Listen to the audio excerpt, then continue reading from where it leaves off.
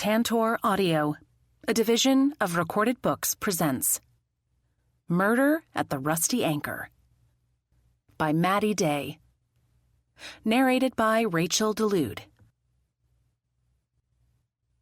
Chapter 1.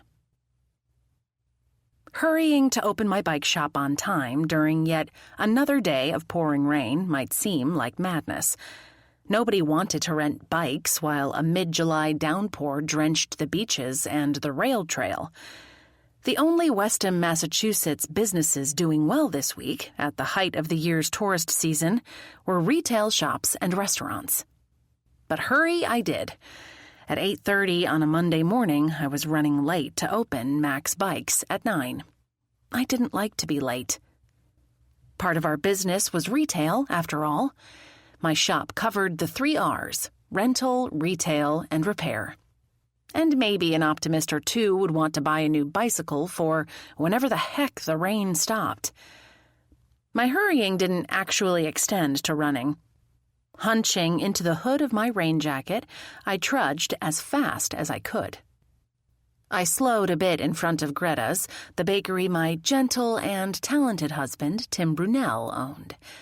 The aroma of fresh baked bread and brioche lured me into being even later, but I resisted and kept going. The door of the Rusty Anchor pub in the same block flew open and nearly hit me in the face.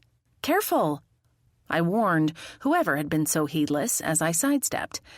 Yvonne Flora, the pub's head cook and manager, burst out. She cast wild looks left and right. "Yvonne?" I asked. "What's the matter?" "Mac, you have to help me." Her normally pale face was now ashen. Her brows pulled together and her mouth turned down at the corners. Her eyes looked haunted. She grabbed my hand and tugged. "Wait," I began. "Are you okay?" "No, not at all, Mac. There's a—" Her hand flew to her mouth. She swallowed and dropped her hand. "Just come with me, please."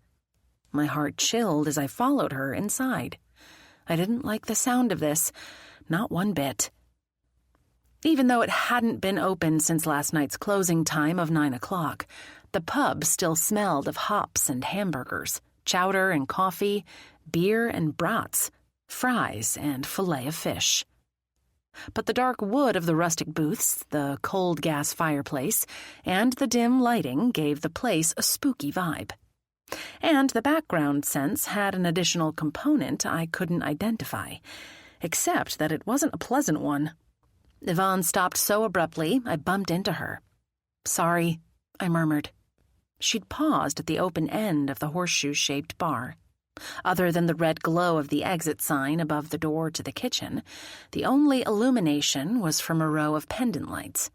They shone onto the lower workspace on the other side of the bar's shiny maple surface, its gleaming layers of finish impermeable to spilled drinks or careless customers.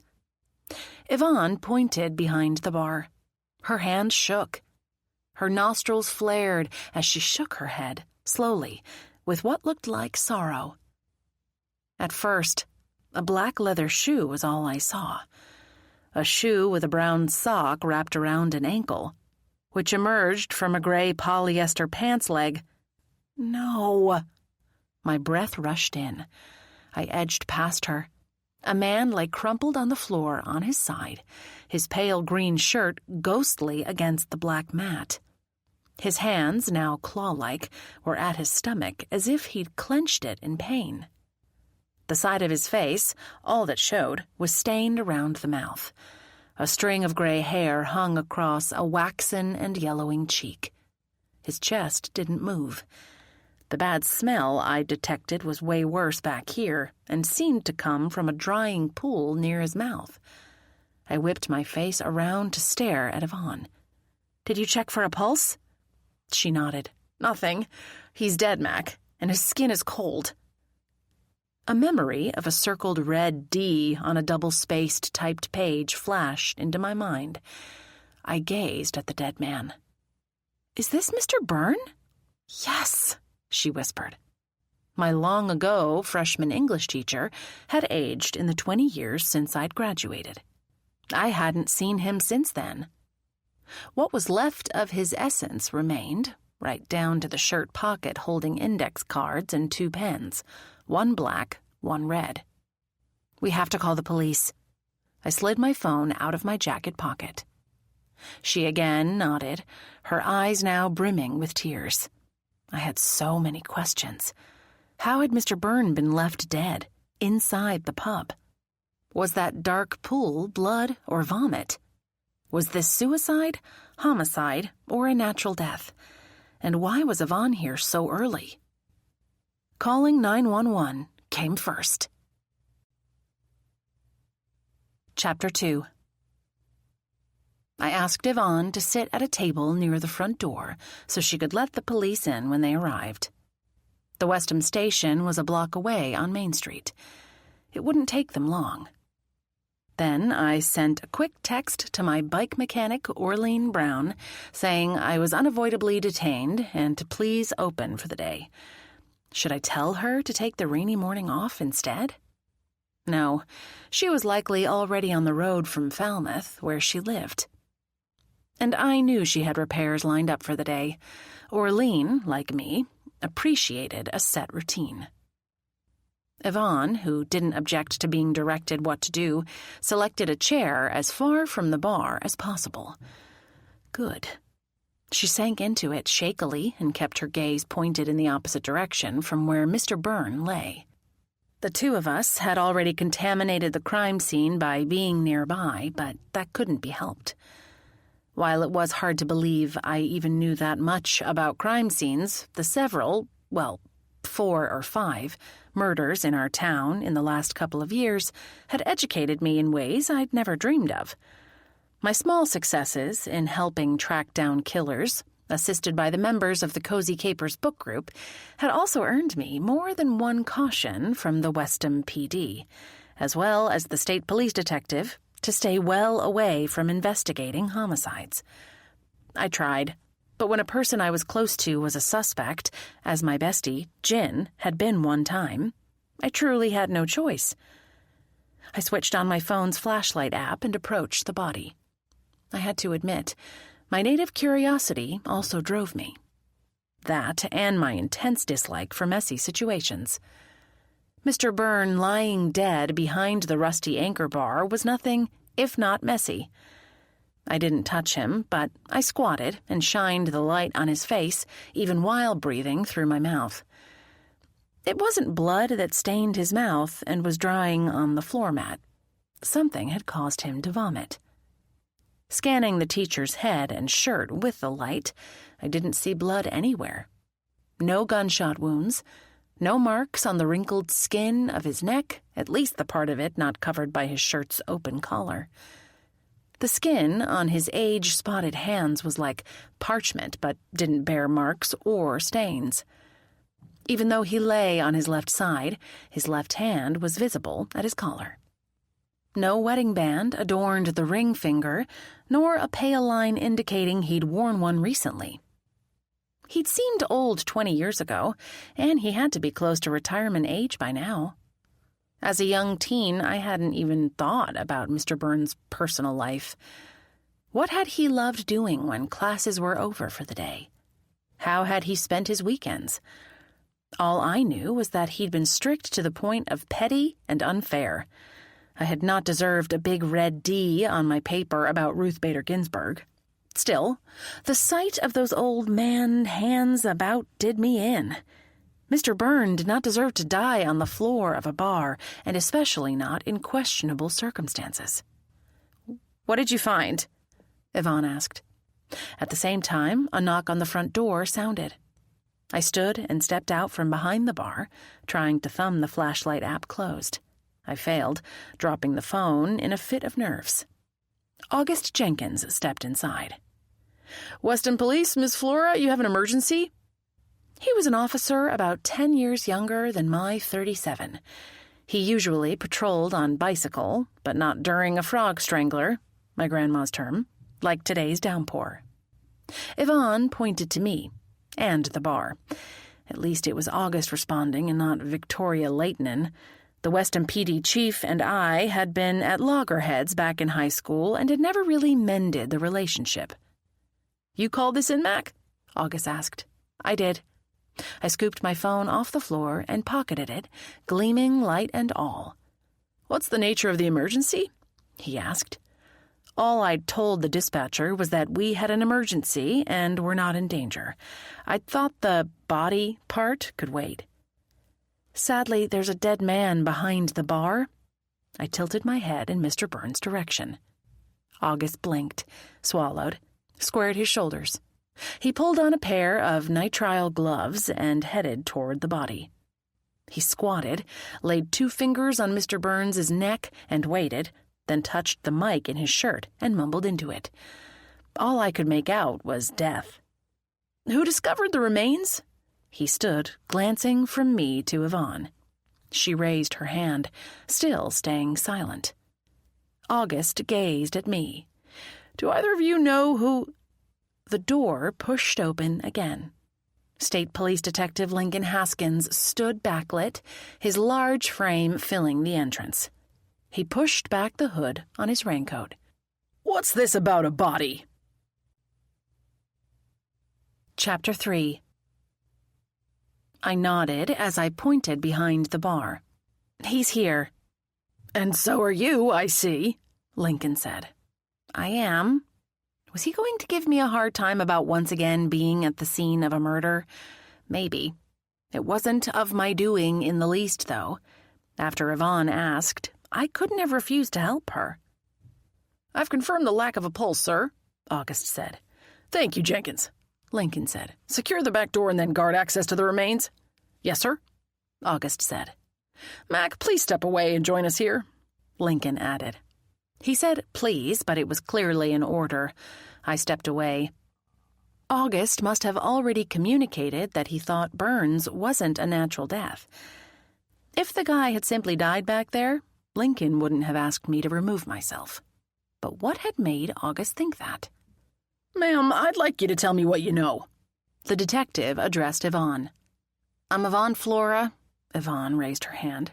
"I found Mr. Byrne. I rushed outside and found Mac passing by on her way to work. I asked for her help." I nodded my confirmation. "Thank you, Miss Flora," he said. "I'm Lincoln Haskins, a detective sergeant with the state police. I believe we met last March. Can you verify her account, Mac?" 100%, I said.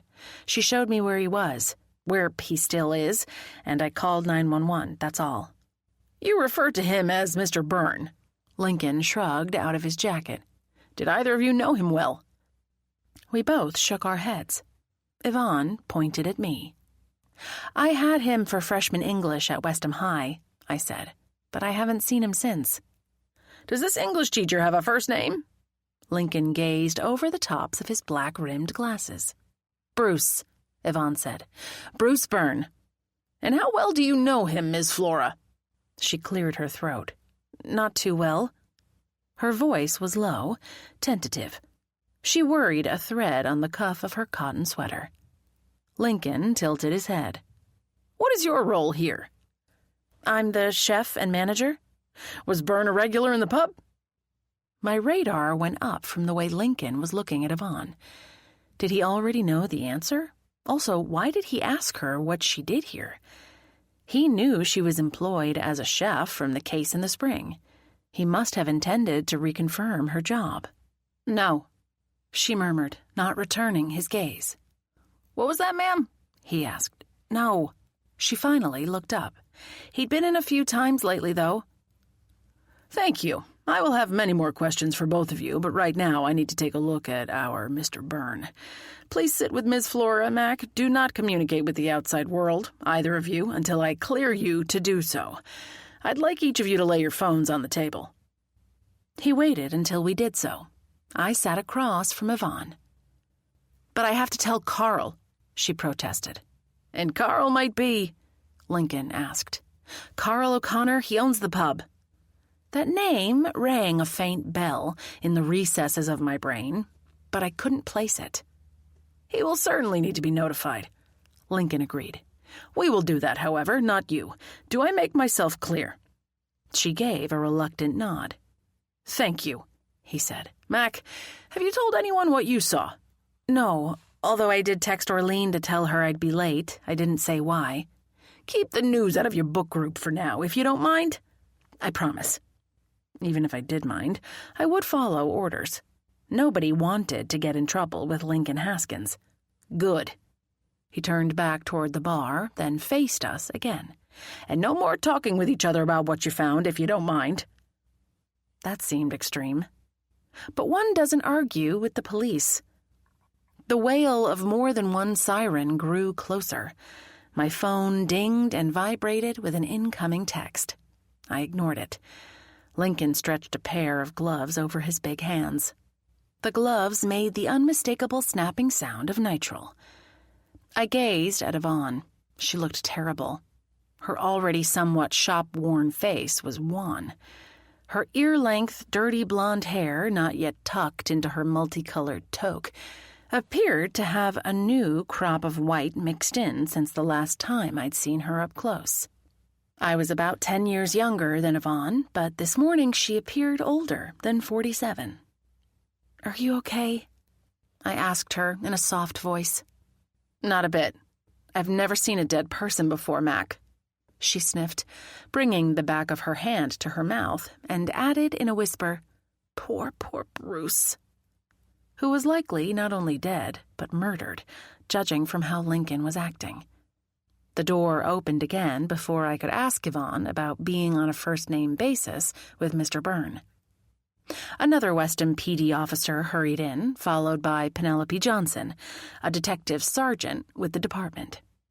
I'd met the detective last winter for the first time. I later discovered she lived down the street from Tim's place. The Blacksmith Shop Road cottage was now also mine, ever since our wedding on New Year's Eve.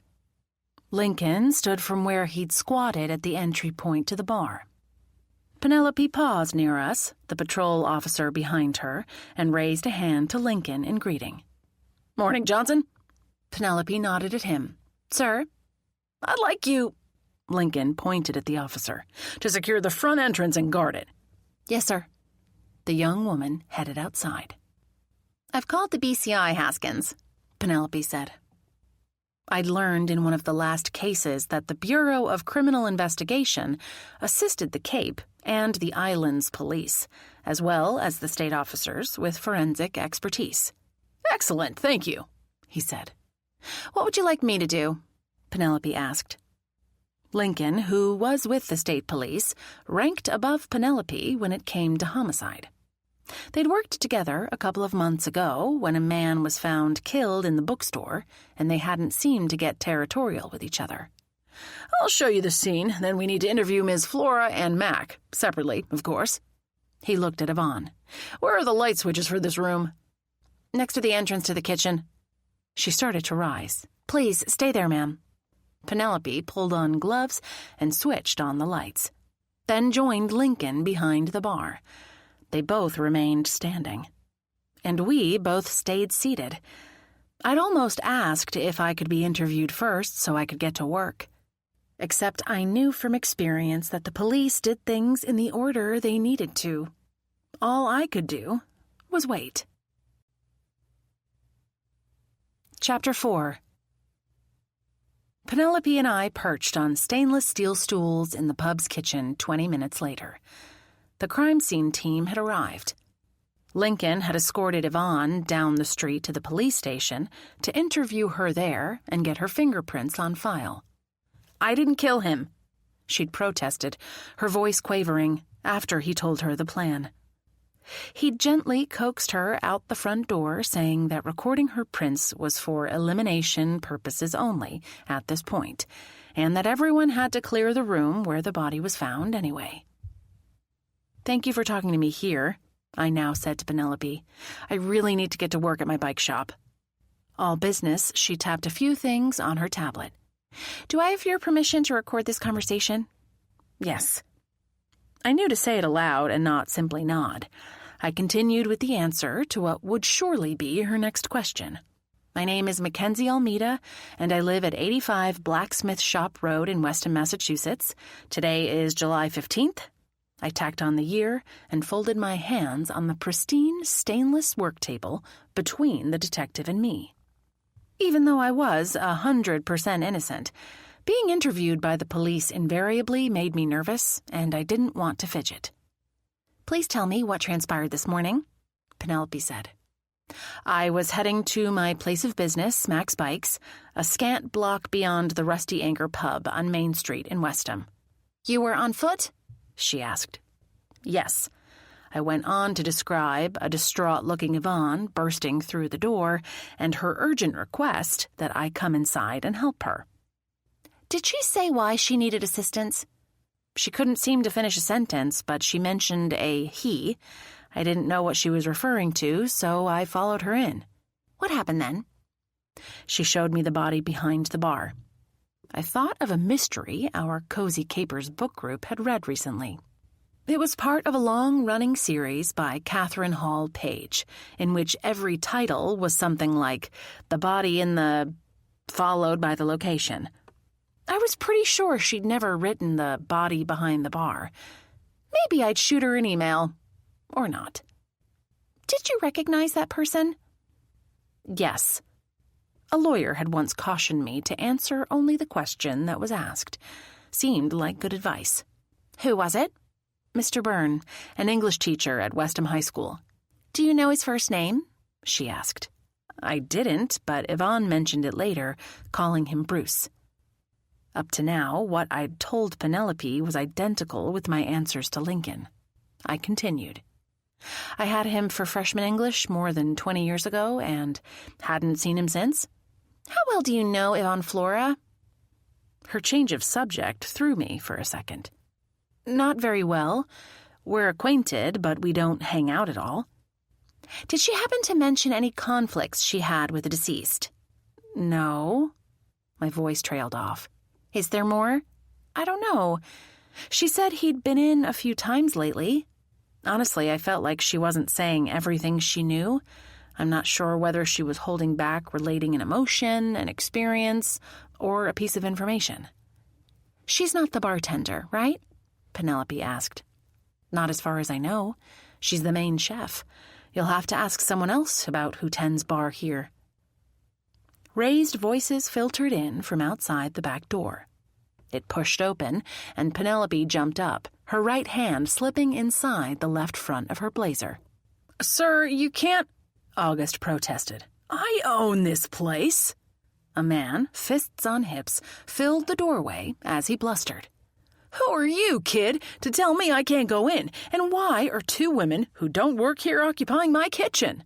He glared down at me. I pointed to Penelope and kept my mouth shut. I'd never seen the dude before, but if he owned the pub, he must be the Carl Yvonne had mentioned. Somewhere around 50, he looked both fit and well-groomed. Under an open, knee-length raincoat, he wore an ironed, pale blue, square-cut shirt over linen slacks and no socks in his boat shoes. The dark shade of his carefully tousled hair might have had an assist from a box of dye. He was one of the lucky middle-aged men who'd retained what must be his original hairline. Penelope slipped her left hand into her pocket and flashed her badge at the man. "Detective Sergeant Brown of the Weston Police Department. What is your name, please?" "Police?" He blinked blue eyes in a tanned face. "What are you doing here?" "I'd like you to answer me, sir." Penelope's steely tone made it clear he had no choice. "Yes, ma'am." He gave a little smirk. "My name is Carl O'Connor and always has been." He looked good, but his voice didn't match. It had a reedy quality that grated on my nerves. A little bell again rang in my brain, as if he was familiar, except hearing him didn't make the name or the face any clearer in my memory. "I'm afraid your restaurant is currently an active crime scene," Penelope said. "It's a what now?" He headed for the swinging door into the pub proper. "Sir, stop where you are." Penelope stepped in front of the door. "You can't go in there." "Says who?" She crossed her arms and spread her feet wider than shoulder width. "The Weston Police Department, along with the Barnstable County District Attorney and the Massachusetts State Police. That good enough for you?" I guess it's going to have to be. Penelope made a rolling gesture with her hand. Ma'am, he added, narrowing his eyes as if thinking. Forgive me if I spoke out of turn, ma'am. His tone had changed to heavy cream, emphasis on the heavy, which matched the insincere smile he now wore. It was the shock of hearing that my beloved pub has had a crime committed in it. Had he also layered on a touch of a southern accent? No. Might I inquire as to what sort of crime, detective? He added. Not at this time. She gestured at the stool she'd vacated. Mac, I think we're done. You're free to leave. I stood. Thank you. You know where to find me. Likewise, Penelope said. I slid past O'Connor. He showed no interest in who I was. Instead, he'd whipped out a phone. I decided not to introduce myself. Maybe another time. We were fellow Weston business owners, although I'd never seen him at a Chamber of Commerce event, or any place for that matter, as far as I remembered. Maybe he'd seemed familiar because he reminded me of another person. Who, I couldn't say. As I headed outside, I heard Penelope continuing to take charge of the situation. I need you to stop what you're doing and lay your phone on the table, sir. Yes, now.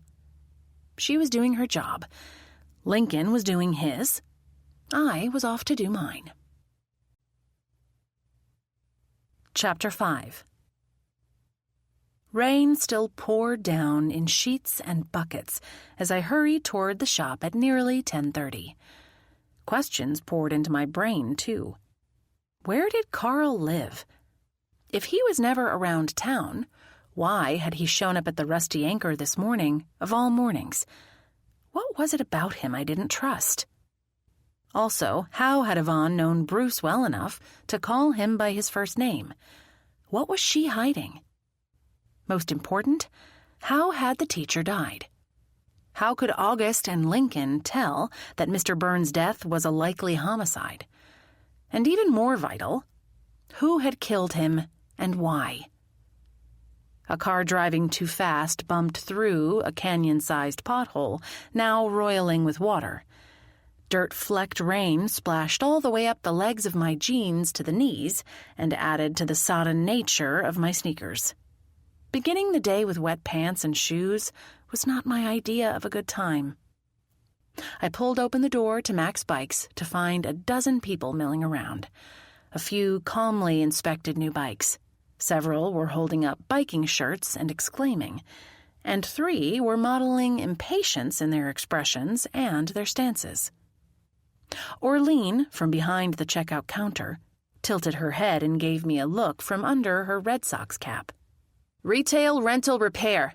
She ticked our 3 offerings off on her fingers. Everybody wants all of them. I'm here now, thank you, Orlean.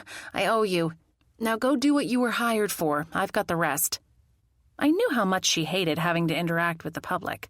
Her strength was being an expert in the intricate workings of bicycle mechanisms. It definitely wasn't interpersonal communications. She turned without a word. I stripped off my raincoat and threw it over the back of the stool behind the cash register. I mustered my best small business owner's welcoming smile. Who's first?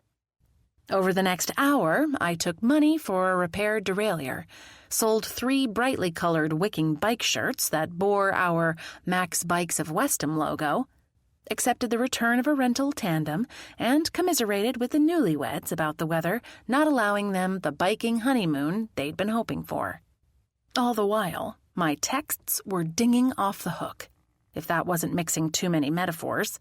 The cozy capers, my occasional partners in amateur crime-solving, must have gotten wind of the body behind the bar. I didn't have a single minute to read and respond. And the customers kept coming.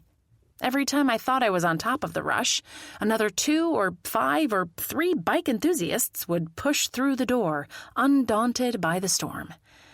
By 12:30, I was starving, but I told Orlean to take her lunch first. She grabbed her lunch bag and headed outside. Had the rain stopped? Now that I thought about it, customers in the last half hour hadn't come in drenched and dripping. The numbers dwindled until only one person browsed the retail shelves.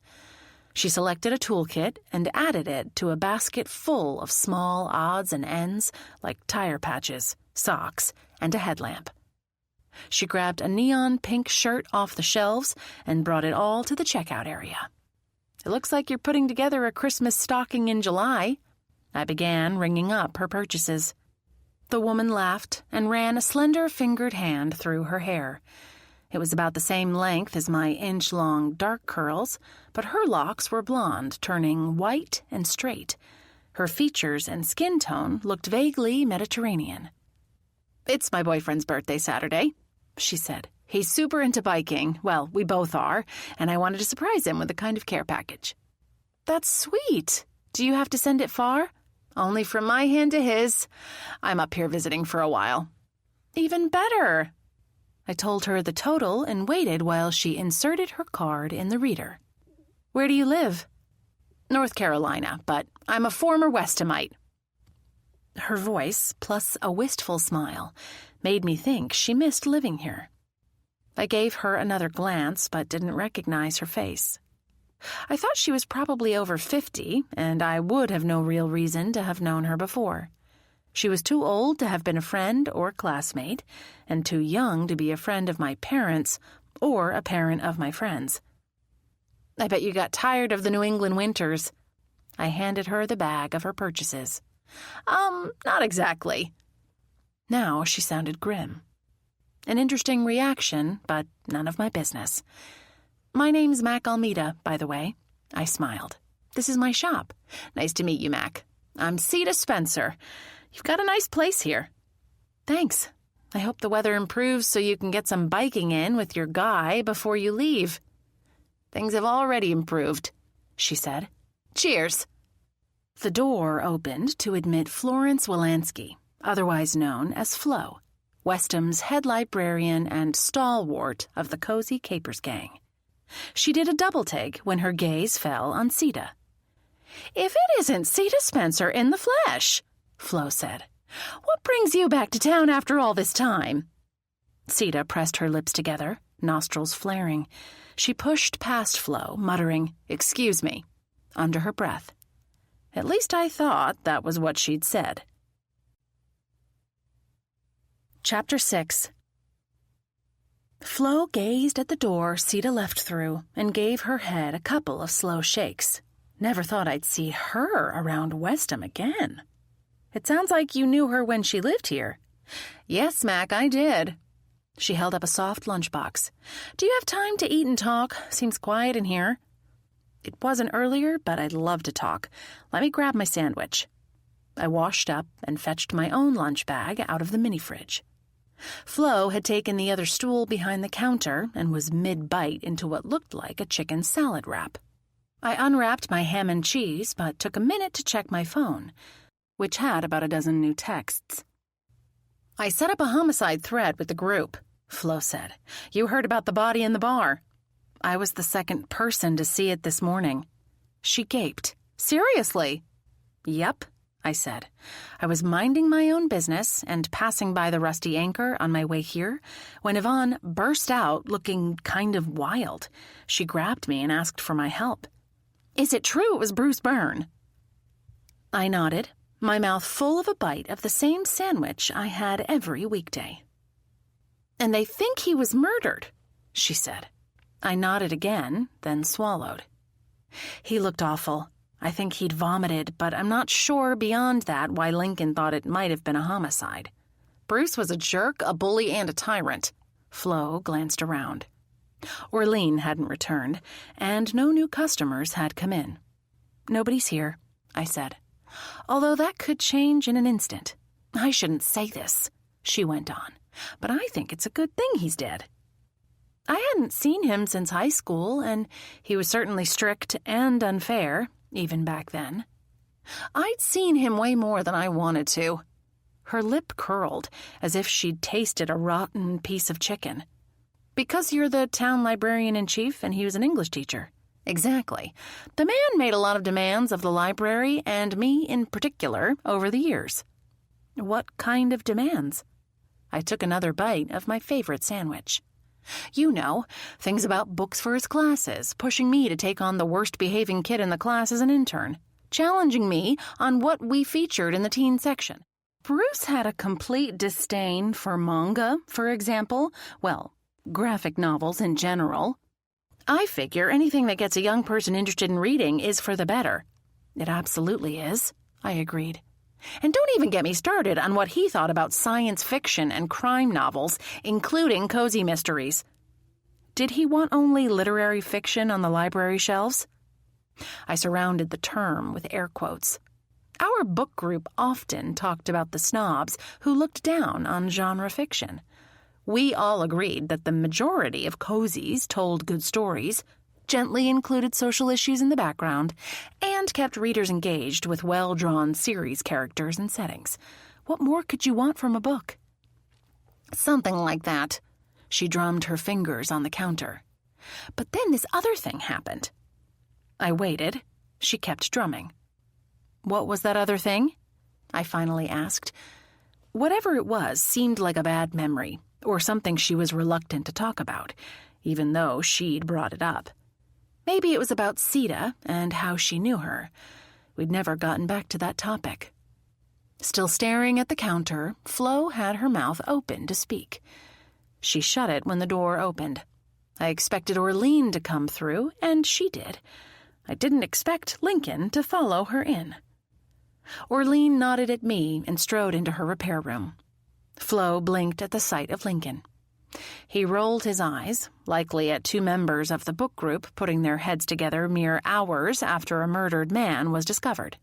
"Come in, Lincoln," I smiled at him and popped in the last bite of my sandwich. Flo did likewise, minus the smile. Under the counter, her knee set to jiggling. "Why?" "Ladies," he said. "Has the rain stopped?" I asked, more to fill the air and let Flo's reaction subside than because I needed to know. "About an hour ago." He flipped open his palms, possibly to demonstrate that he stood there wearing no jacket over his signature Hawaiian shirt, which was dry, as was the thick dark hair grazing his shirt's collar. "At least for now." Flo stuffed her wrapper into her lunchbox and stood. "Catch you later, Mac," she murmured. "What can I help you with, Lincoln?" I asked. "I was actually looking for Ms. Wolanski." He moved in the way of the door, fixing his gaze on Flo. "You weren't at the library, and I had a feeling I could find you here. Could we have a word in private, please?" "I really need to get back to work." She lifted her chin. "And I really need to speak with you. It can be here or down at the station." Flo's shoulders slumped. "If I have to—" "You can use my office if you want," I said. "You know where it is, Lincoln." "Thank you, Mac. Ma'am?" He gestured for Flo to precede him toward the back of the shop. She set her bag back on the counter. She also knew where the office was. I watched them disappear into the tiny space that barely fit a desk and two chairs, plus a small safe. At least it had a door that closed. This interview could be about Flo's dealings with the exceedingly difficult Bruce Byrne. Or something different. Chapter 7. By 1:30, Lincoln and Flo had both left. She'd emerged from the office looking unhappy. She said only to read the text thread before she hurried off to the library down the street. Lincoln had thanked me and ambled away. What had transpired during their meeting was anybody's guess. The afternoon so far in Mac's Bikes wasn't crazy busy with customers. My brother Derek, who usually worked here at least half of the day, was away until Thursday with his daughter, Koki, and Nalinda Lavoie, his girlfriend of a few months. I'd sent them off with my blessing, saying I could bring in one of our occasional part-timers if I needed to. With 4 days of rain and counting, Orlean and I had so far been able to handle the business. I'd opened Mac's Bikes 3 years ago after returning to my hometown. I had a Harvard degree and an MBA under my belt, plus 5 years working in Boston finance, a 2-year stint in the Peace Corps in Thailand, and a couple of failed relationships. I'd missed my family and Westham, and my prudent money management had enabled me to buy and renovate the building and to equip my shop. Bicycling had been a favorite pastime. Over the years, I'd learned to repair and maintain cycles. A bad knee kept me from biking or running these days, but I'd retained my skills with the tools and parts needed to keep a bicycle in tip-top running condition. If Orlean ever had to be away, I knew how to do the mechanical side of the business, and I certainly was able to talk about it and navigate ordering parts and equipment. The shop was popular with locals and tourists alike. The business's bottom line had been in great shape for most of the time I'd owned it, even in the off-seasons like winter. I'd have thought the rain moving out would have brought in a flood of customers. So far, today wasn't at all normal. I grabbed the opportunity to check the Cozy Capers text thread. It was mostly full of shock, question marks, and suggestions that we should meet soon. We should. I added a message. We can meet at my house tonight. 7? I hit send, and then cringed a little. I should have checked with Tim first. He was so easygoing. I doubted he would have a problem with the group taking over the living room, but I'd better ask him. His text came back almost immediately. The house is yours, sweetheart. Dinner at 6? Thank you. XXOO. He really was the best. I didn't cook at all. When it was my night to put dinner on the table, the meal invariably involved takeout containers or pizza boxes. I always assembled my own cold breakfast and lunch. I could put together a couple of offerings to take to parties, such as avocado deviled eggs. Beyond that, I'd never learned to cook and didn't have the desire to, nor the need, especially ever since Tim and I had joyfully joined our lives. That man could bake bread and delicacies to make you drool, and he was also a talent in the dinner department. I had totally lucked out in love. I peeked in at Orlean. She was tightening the brake cable on a women's Sora, a sweet alloy road bike. Without glancing up, she said, "Heard about the death at the Rusty Anchor. You were there." I was. Westham was such a small town. The mouse at town hall had probably heard too. "You okay?" "I am, thanks. I wish I knew more, but it's early for that." "Yeah," she straightened. "Be careful. Byrne made a lot of enemies." I wrinkled my nose. "You knew him?" "After a fashion." I waited. The taciturn mechanic didn't add anything. "Where did you know him from?" I asked. "You don't live in Westham." "I volunteer at the school, tutor reading." She shook her head. "Think of it, high school kids who can barely read. Messes them up big time. I try to help."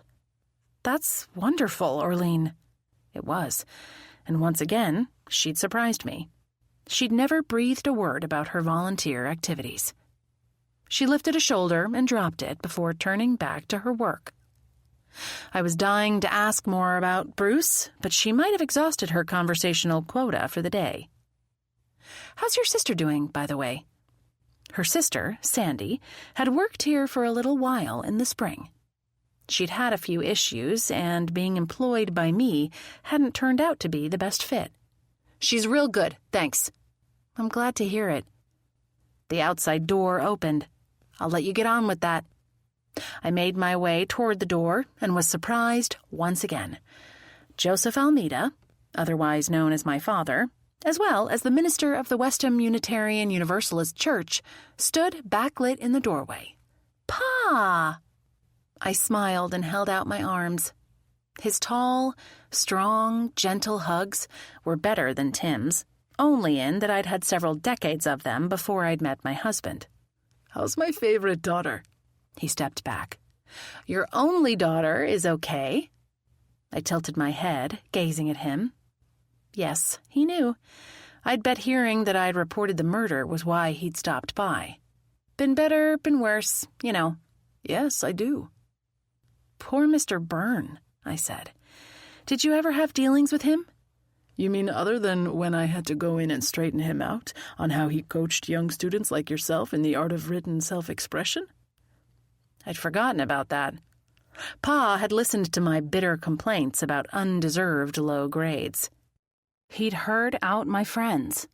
He'd reviewed the writing in question, and he'd arranged a conference with Mr. Byrne.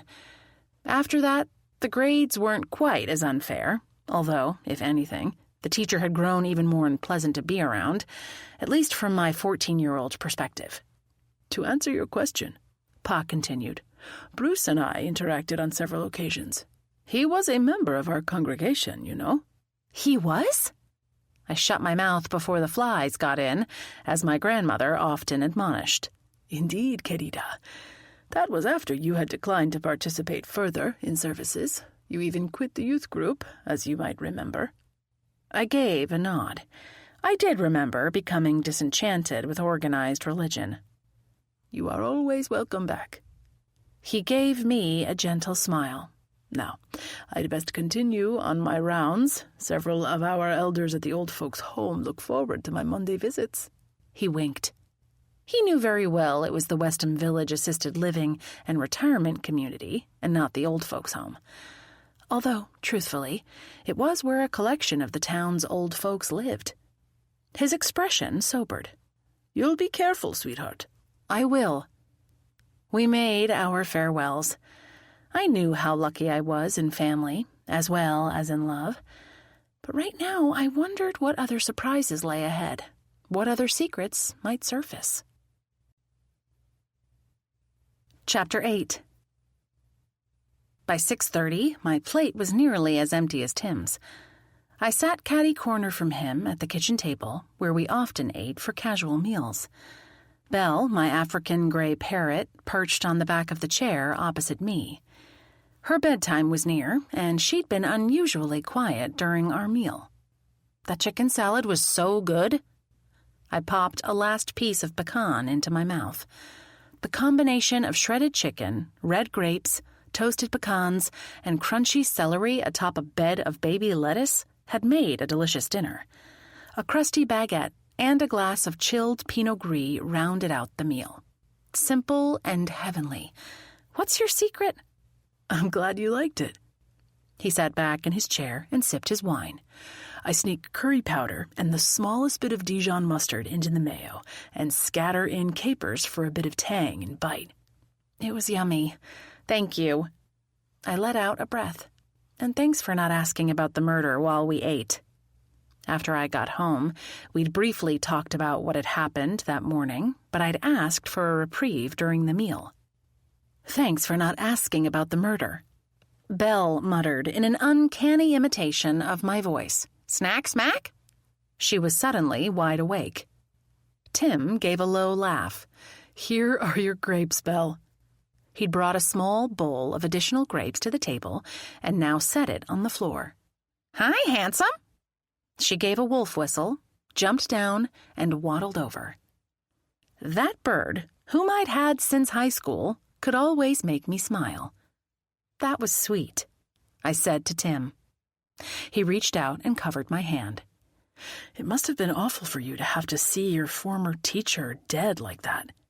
It's never any fun to encounter a homicide victim, which, unfortunately, I too often had in the last several years.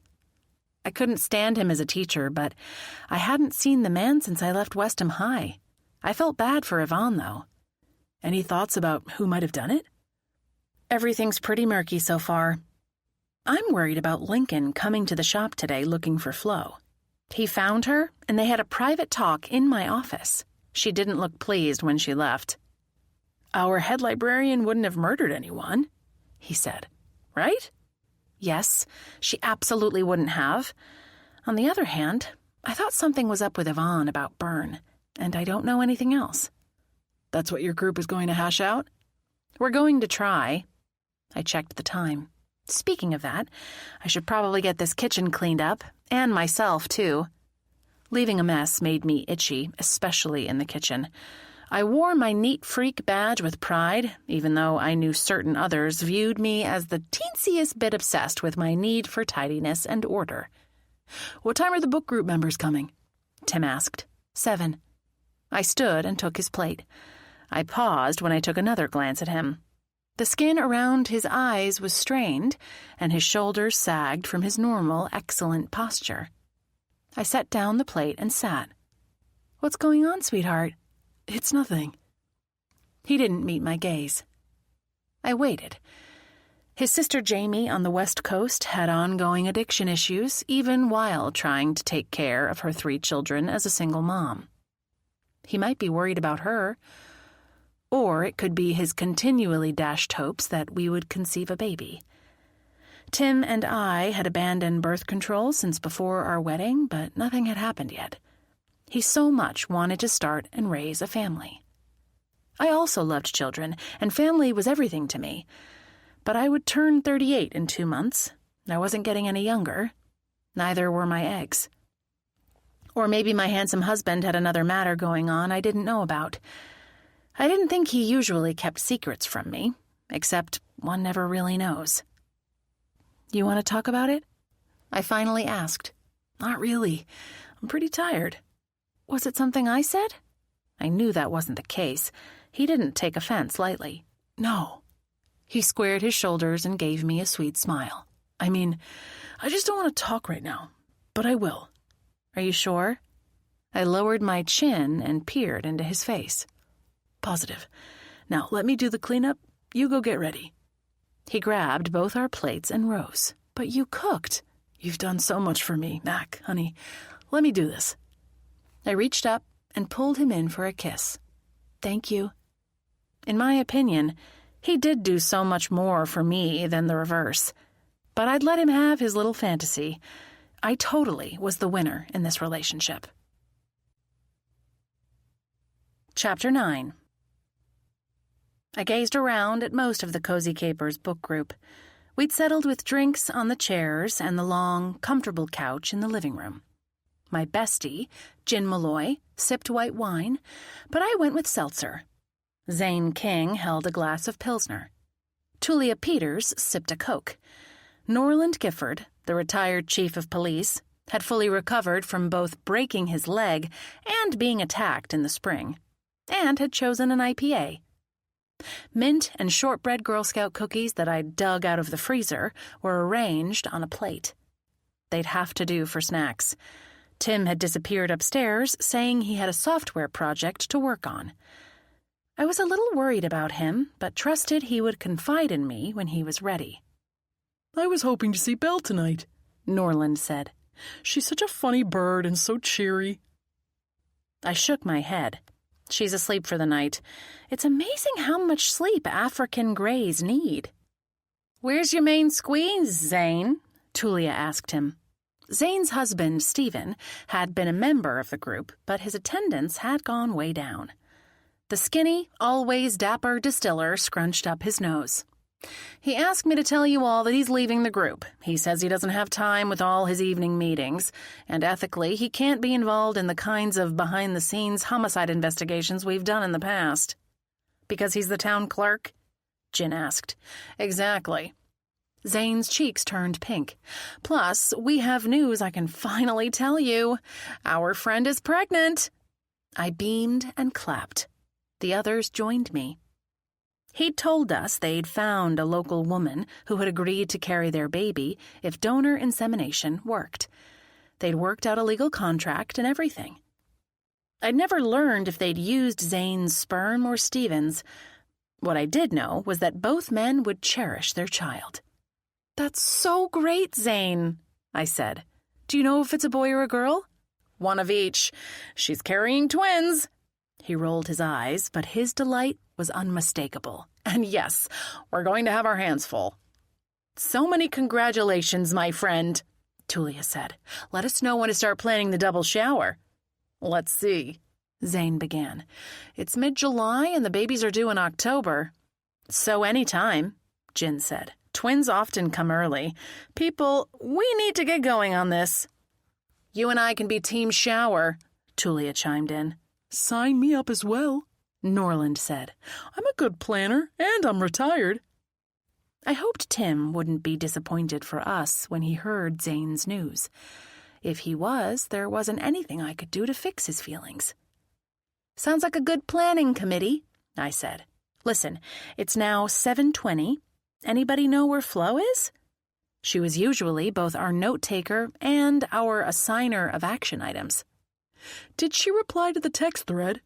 Norland asked. I mean, after you suggested meeting at your place, Mac? She did. Jen checked her phone, and she said she'd be here. Maybe we should start without her, Zane said. We could. I drew out the words. Norland cleared his throat.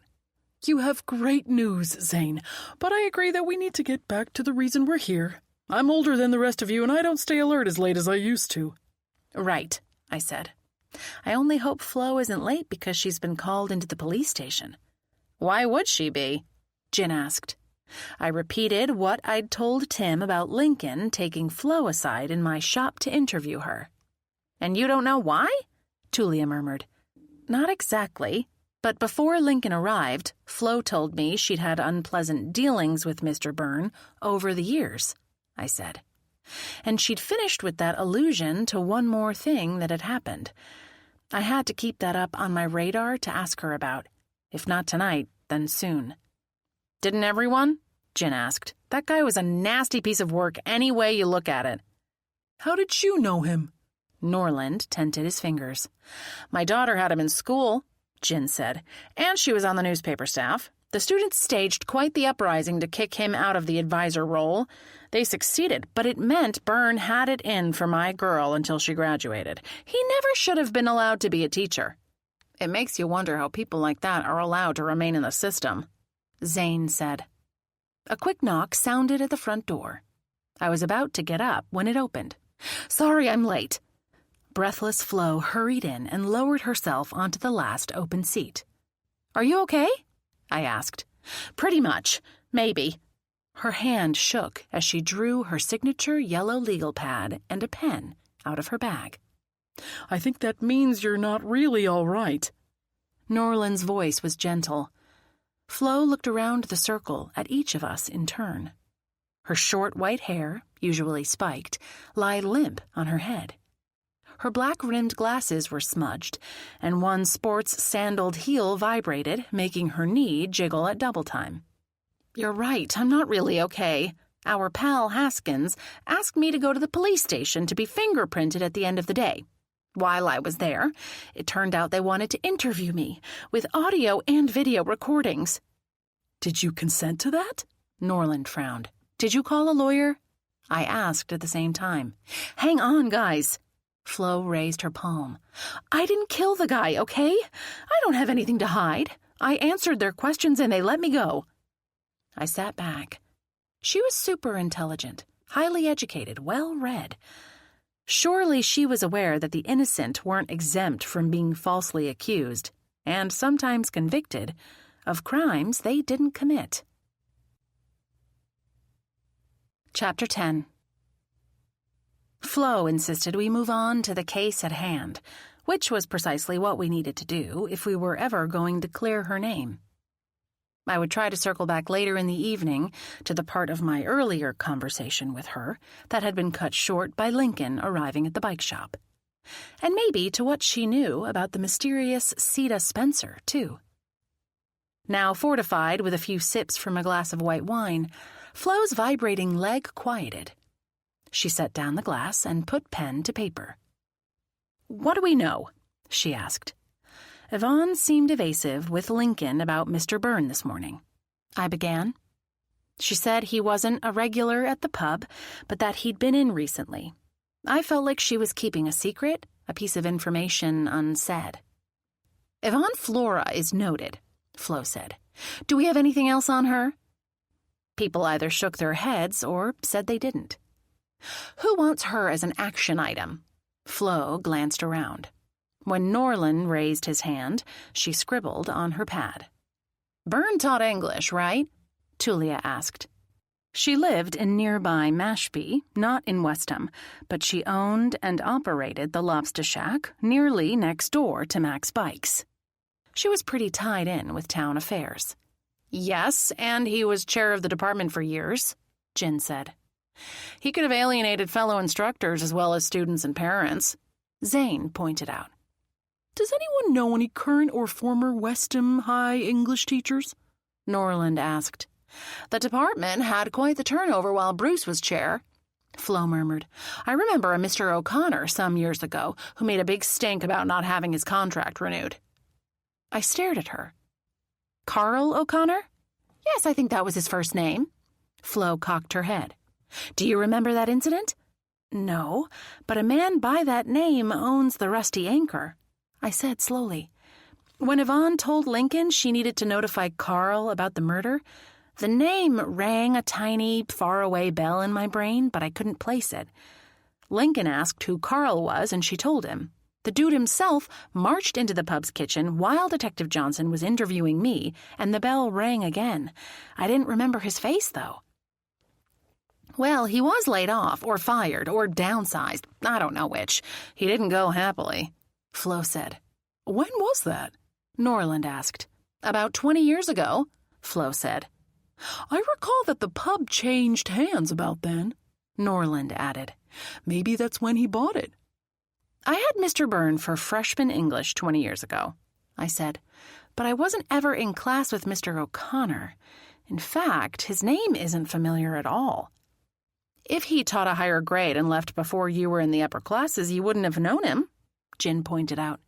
True, but I might have heard or seen his name and forgot because it wasn't important to teenage me, I said.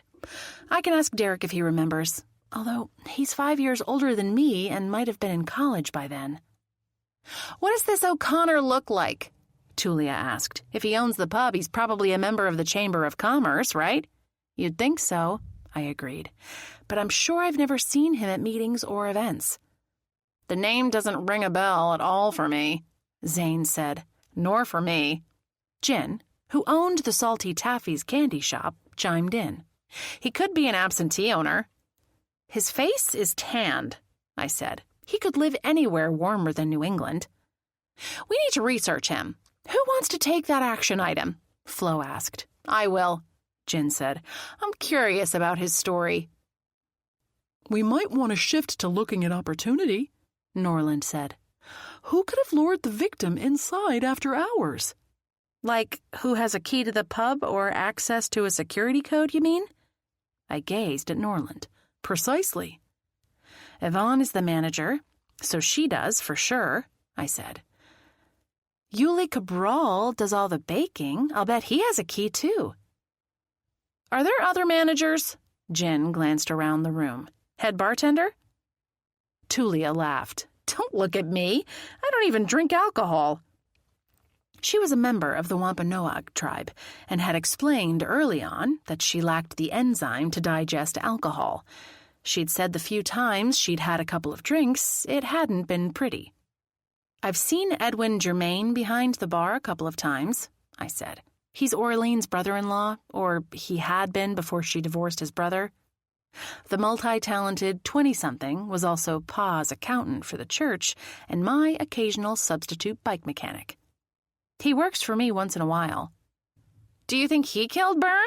Flo asked. What? I gave my head a hard shake. No, definitely not, but he might know something. Edwin Germain is your action item then, Mac, Flo said. Who wants to check out Yuli? Zane raised his hand. I can. This is for Mac or Norland. Tulia leaned forward. Do we know how Byrne died? That seems like it would be important in terms of who could do it, right? I mean, for certain murder methods, the killer has to be taller than the victim, or strong, or whatever. I haven't heard a word, Norland said. I grimaced. And I don't know except by exclusion. I didn't see blood, or a gunshot wound, or evidence of choking. What I really don't know is why Lincoln seemed to think Mr. Byrne had died from a homicide and not a heart attack or stroke or any other kind of natural death. How old was he? Zane asked. Mid to late 60s, Flo said. He'd either recently retired or was going to next year. Health conditions? Norland asked. I got nothing. Flo poised her pen on the pad. But I can take him on as an action item. I'm friendly with the school academic admin. She'll tell me if he was ill at all. I gazed at Flo. That Sita woman you saw in my shop today. You seemed surprised to see her. I think you said something about her being back in town, which happens to coincide with the murder. Would she have any connection with Mr. Byrne? Flo pulled her mouth to the side. Maybe. She taught for a year or two and then left town. Did she teach English? I don't know. Flo shrugged. I don't have an assignment yet, Tulia said. I'll give her a stab. Her last name is Spencer, and she told me she lives in North Carolina. I offered. But aren't you too busy with your business, Tulia? The Lobster Shack is the most popular fast food place in town. Wait, I don't mean fast food like a big chain, but... I didn't want her to think I was lumping her in with the ubiquitous burger and fries joints. No worries, Mac, Tulia said. I knew what you meant. We offer takeout and people love it, but you might have noticed the weather lately. Customers have been pretty scarce this past week, mid-July notwithstanding. Our conversation turned to low sales and the weather. Flo, the only one present besides Norland who didn't own a Main Street establishment, drummed her fingers on the legal pad. It seemed she was keeping a past experience with Sita to herself. Did it matter? I had no idea. Chapter 11. As the Cozy Capers mobilized to leave at around 9 o'clock, I issued what was now our standard reminder. Remember to do your research online as much as you can. If you ask questions in person, come up with a cover story and be discreet. Lincoln's not going to like it if we're obvious in our investigating. He never likes it, Jin said.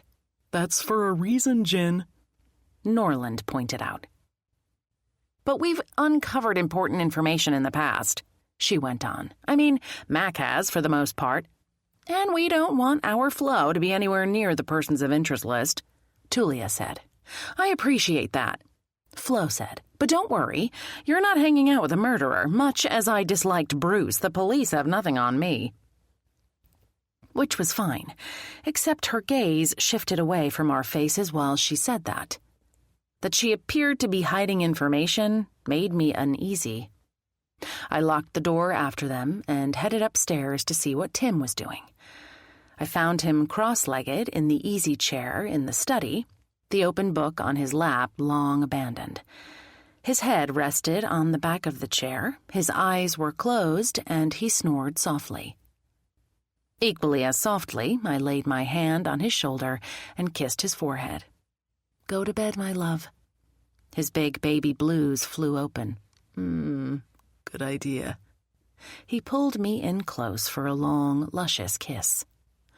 I love you, Mac. Sweet dreams. He got up at 3 a.m. every day to go bake bread. He needed his sleep and kept earlier hours than I did most evenings. We made it work. He followed me downstairs, shutting the bedroom door behind him. I was about to pour a little of my favorite scotch. I thought better of it and instead put water on for a cup of herbal tea as I cleaned up the glasses and napkins from the gathering. I popped the last minty chocolate cookie into my mouth and sank onto the couch with tablet and tea, putting my feet up on the coffee table. Before I mounted a search into Edwin and his bartending, I sat with my thoughts for a moment. Zane and Stephen were going to be parents of twins. That would be a huge change in their lives. Having a baby was big for anyone, but 2 at once? Wow. I wondered if Tim and I would need to go the adoption route. Was I unconsciously negatively influencing my fertility because I was afraid of the messy process of pregnancy and childbirth? I hoped not. I didn't even know if that kind of mental direction was possible.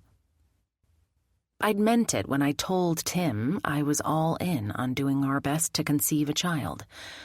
I'd deal with the mess of it all when it happened. And no, I scolded myself, I wasn't going to use the if word. After I sipped my drink, I set down the glass and brought the tablet to life. I opened a text file and tapped in what we knew. It was fine for Flo to use her yellow legal pad, but she took it with her when she left. This way, I'd have a reminder of what we'd learned, hardly anything, and what remained. Sita Spencer had taught something at the high school for a few years and now lived in North Carolina. Carl O'Connor had had his teaching contract terminated and had been upset about it. Both Yvonne and Flo were hiding something. Yuli likely had a key or the door code to the pub, and Edwin probably did too. We didn't know where Carl lived, but Jin was going to find out. We also didn't know how Byrne had died. Had anyone taken that as an action item? I didn't think so. I'd see what I could discover next time I spoke with Penelope or Lincoln, which I was sure would happen. Was that all we had so far? Probably. I hadn't learned about Flo's one more thing, but I hadn't asked either. I took a minute to check the weather forecast. Oh, I said aloud. The rain was moving out. Tomorrow was slated to be sunny with a high of 80. Max Bikes was going to be busy. Right now seemed like a perfect time to call Edwin Germain and see if he was free to sub in for Derek. But because nobody made cold calls anymore, I texted him first. "Hey, Edwin, Mac here. Got a minute for a quick phone call?" He certainly wouldn't be bartending at the pub tonight. As a crime scene, it would be locked and barricaded until the team finished with it. In reply to my message, the cell rang. We greeted each other. "What's up?" he asked. "My brother is away for another couple of days, and the rain's going away too. I wondered if you could help me out with a few hours in the bike shop?" "Doing repair and maintenance?" "Probably not. Orlean is working, unless she needs a break. But you also trained on the rental and retail side, right?" "Yep." "That's where you'd be the biggest help." I crossed my fingers he would agree. It got super hectic when we had only one person on the floor, whether it was me or someone else. My grandma helped out from time to time, but she had a busy schedule with all her activities, and I hated to ask her unless it was a bit of an emergency. "Sure, I can do that. I'm part of the fabled gig economy, you know, and I pick up all kinds of part-time work. Haven't started driving a rideshare yet, but you never know. Want me to come in tomorrow?" Phew. Yes, fabulous. Let's see, can you be there by 10? With any luck, we'd have a minute to talk about the rusty anchor before the shop got busy. "You got it. Hey, Mac?" "Yes?"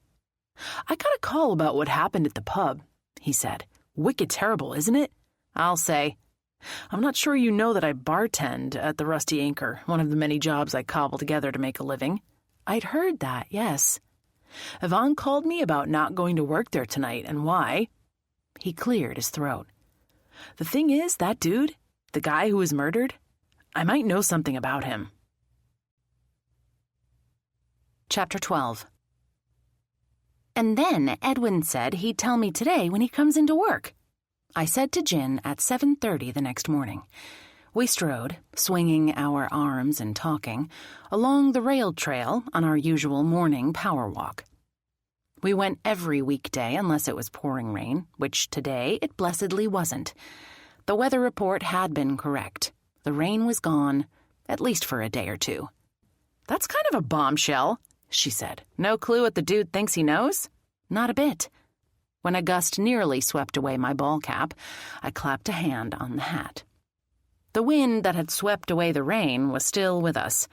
The official temperature might get to 80 today, but it wouldn't feel that warm, not with such a strong breeze. "Hey, I know the murderer took over last night's discussion, but have you made any progress with A Very Woodsy Murder, the actual book for the group?" It was the Cozy Caper's choice for this week. "No, and I've never read anything by Ellen Byron so far. I'm looking forward to it, but we might have to postpone talking about the book for a week." Agreed. "Exciting news about Zane and Steven, isn't it?" Jin asked. "I know. 2 for the price of 1. She glanced at me. "How does hearing they're going to be parents make you feel?" She knew about our so far fruitless efforts to conceive. "I'm fine. I don't think Tim knows yet. We didn't get a chance to talk last night or this morning. He's the one who might be crushed. He's such a teddy bear, isn't he?" I nodded. With a big heart to match. We'll figure it out. We strode in silence for a few minutes. I pumped my arms to get my heart rate up. Jin and I were near each other's height and could match our steps like we were sisters. I mused for a moment on what my childhood would have been like with a sister in the family, along with a half-brother. Would we girls have been closer than I was with Derek? Or maybe we'd have fought more. It was a moot point, but interesting to imagine. I wasn't sure if I'd ever asked my mother why she and Pa hadn't had more children. Today we headed north instead of south.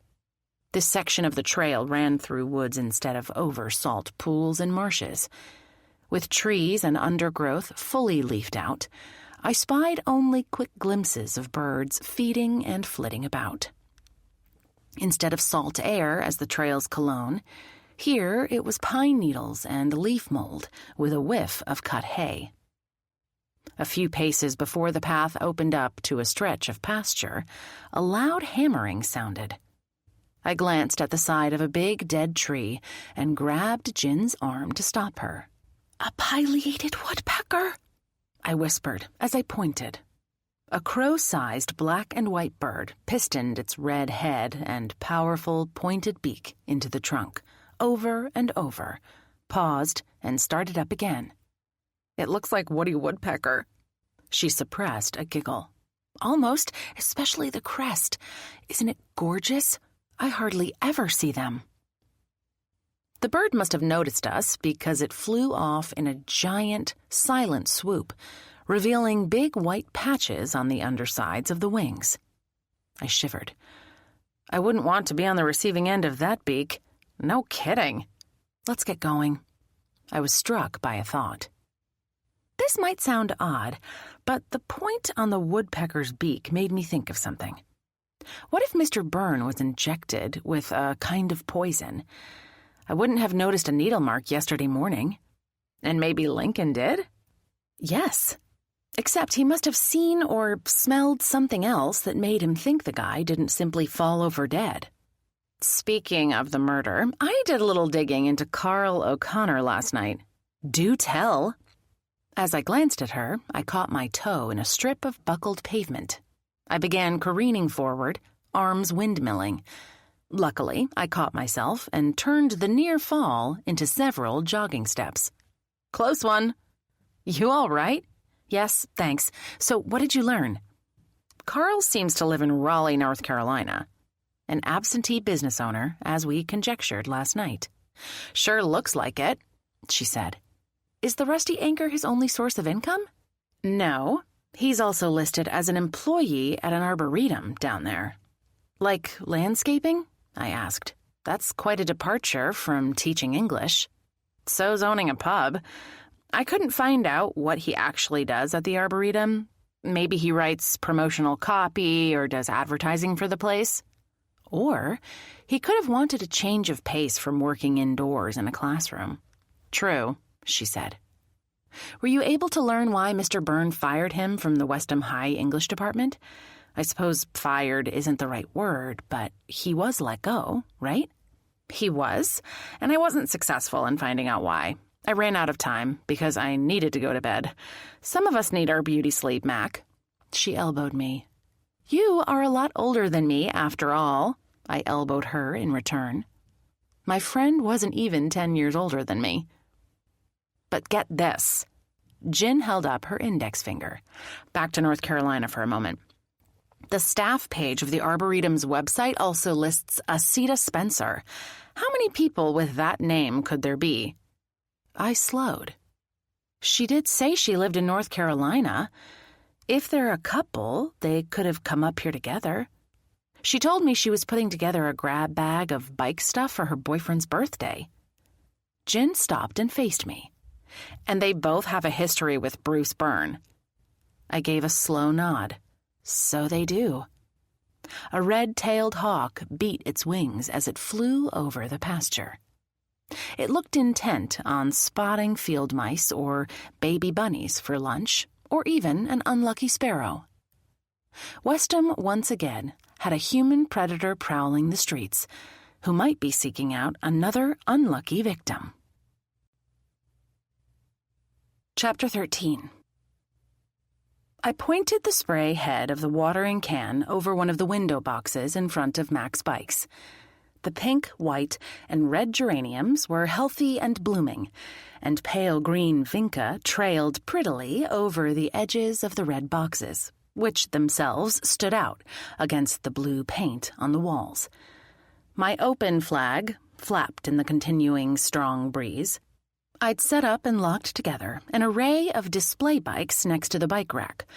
Watering was the last item on my opening checklist, at least during the warmer months, a list I followed faithfully. But it was now after 9 o'clock. Where was Orlean? She was never late and rarely absent. I'd checked my texts. My mechanic hadn't written or called. At least I had Edwin coming in an hour or so. Between us, we could probably handle the business of the day. Still, I hoped Orlean was all right. I watered the last box and headed inside, propping open the door, as I did on nice days like this one, and gave one more glance up and down Main Street for signs of my taciturn employee.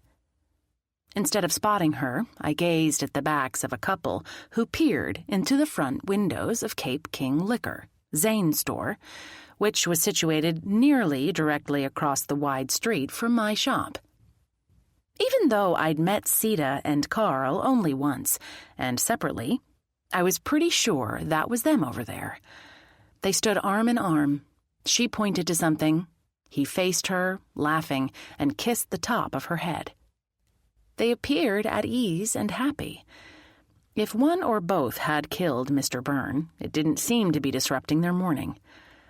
Also, I had to stop calling him that, except it was hard to think of him as Bruce. I'd never even heard his first name while I was a student. What ninth grader does? I stepped all the way inside my shop. I didn't want the couple to turn and spot me at this moment. Maybe I should have called out to them, see if I could have engaged one or both in conversation. I might be able to learn something. Nah, I wasn't prepared with questions and didn't feel like engaging in the investigation with people who might be killers. Instead, I straightened a few folded shirts, checked the list of rentals due in by 4 that afternoon, noticed the supply of helmets was running low, and jotted down a note to order more. I was about to wade into the sheaf of repair slips when a text dinged on my phone. I glanced at Orlean's name and groaned. This wasn't going to be good. Sorry. Wicked bad stomach flu or food poisoning. See you tomorrow. The poor thing. Stomach upsets were the worst. I wrote back. Don't worry about work. Focus on getting better. Maybe I should dive into the first bike waiting for a tune-up or getting a flat tire fixed. I decided to leave that kind of work for Edwin. I knew he preferred it to retail, and once I got my hands greasy, I wouldn't be able to easily ring up sales or help our rental customers. 2 fit-looking women came in and approached me where I'd settled on a stool behind the counter. Our tandem is due back today, one began, her blue eyes brilliant in a tanned face. But we wondered if we could extend the rental through Sunday, the taller one said. The first woman tucked her arm through the others. With the rain gone, we've splurged and extended our condo rental. I don't blame you, I smiled. Let me check the rental book. I'd left it on the counter and now scanned the list. That should be fine. We have one reserved for this afternoon, but we have several. What was the name? The petite one gave me a hyphenated last name. At the same time, she pointed at the book with her left hand, which bore an etched gold band. That's us. Thank you, I said. Enjoy the rest of your week. The taller of the two glanced around and lowered her voice. What's up with the police tape blocking the door to the pub? We tried to go there for dinner last night. I'd seen the yellow tape on my strolling commute to work an hour ago, a sad reminder of the tragedy I'd witnessed inside. Unfortunately, a man was found dead in the Rusty Anchor yesterday, I said. I believe the police are still investigating. Do you know what happened? The short one asked with eyes wide. No, but he was apparently in his late 60s. I didn't mind a little redirection if it would help Westham's reputation as a safe tourist destination, which it was. Mostly. It's what happens when you get old. The tall one gave her head a slow shake. That's why we try to stay active and healthy. Thinking Bruce had had a heart attack or a stroke seemed to satisfy the couple. Upper 60s wasn't really that old these days, but I didn't push back.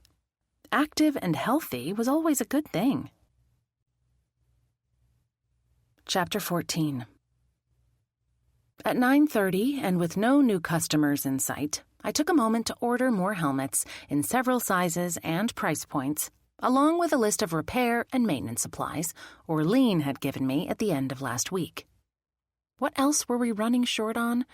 I perused the retail shelves. In addition to the branded biking shirts, I also stocked several T-shirts with fun slogans. Cyclists do it while touring. Cyclopath and proud. And bike riders do it on the road.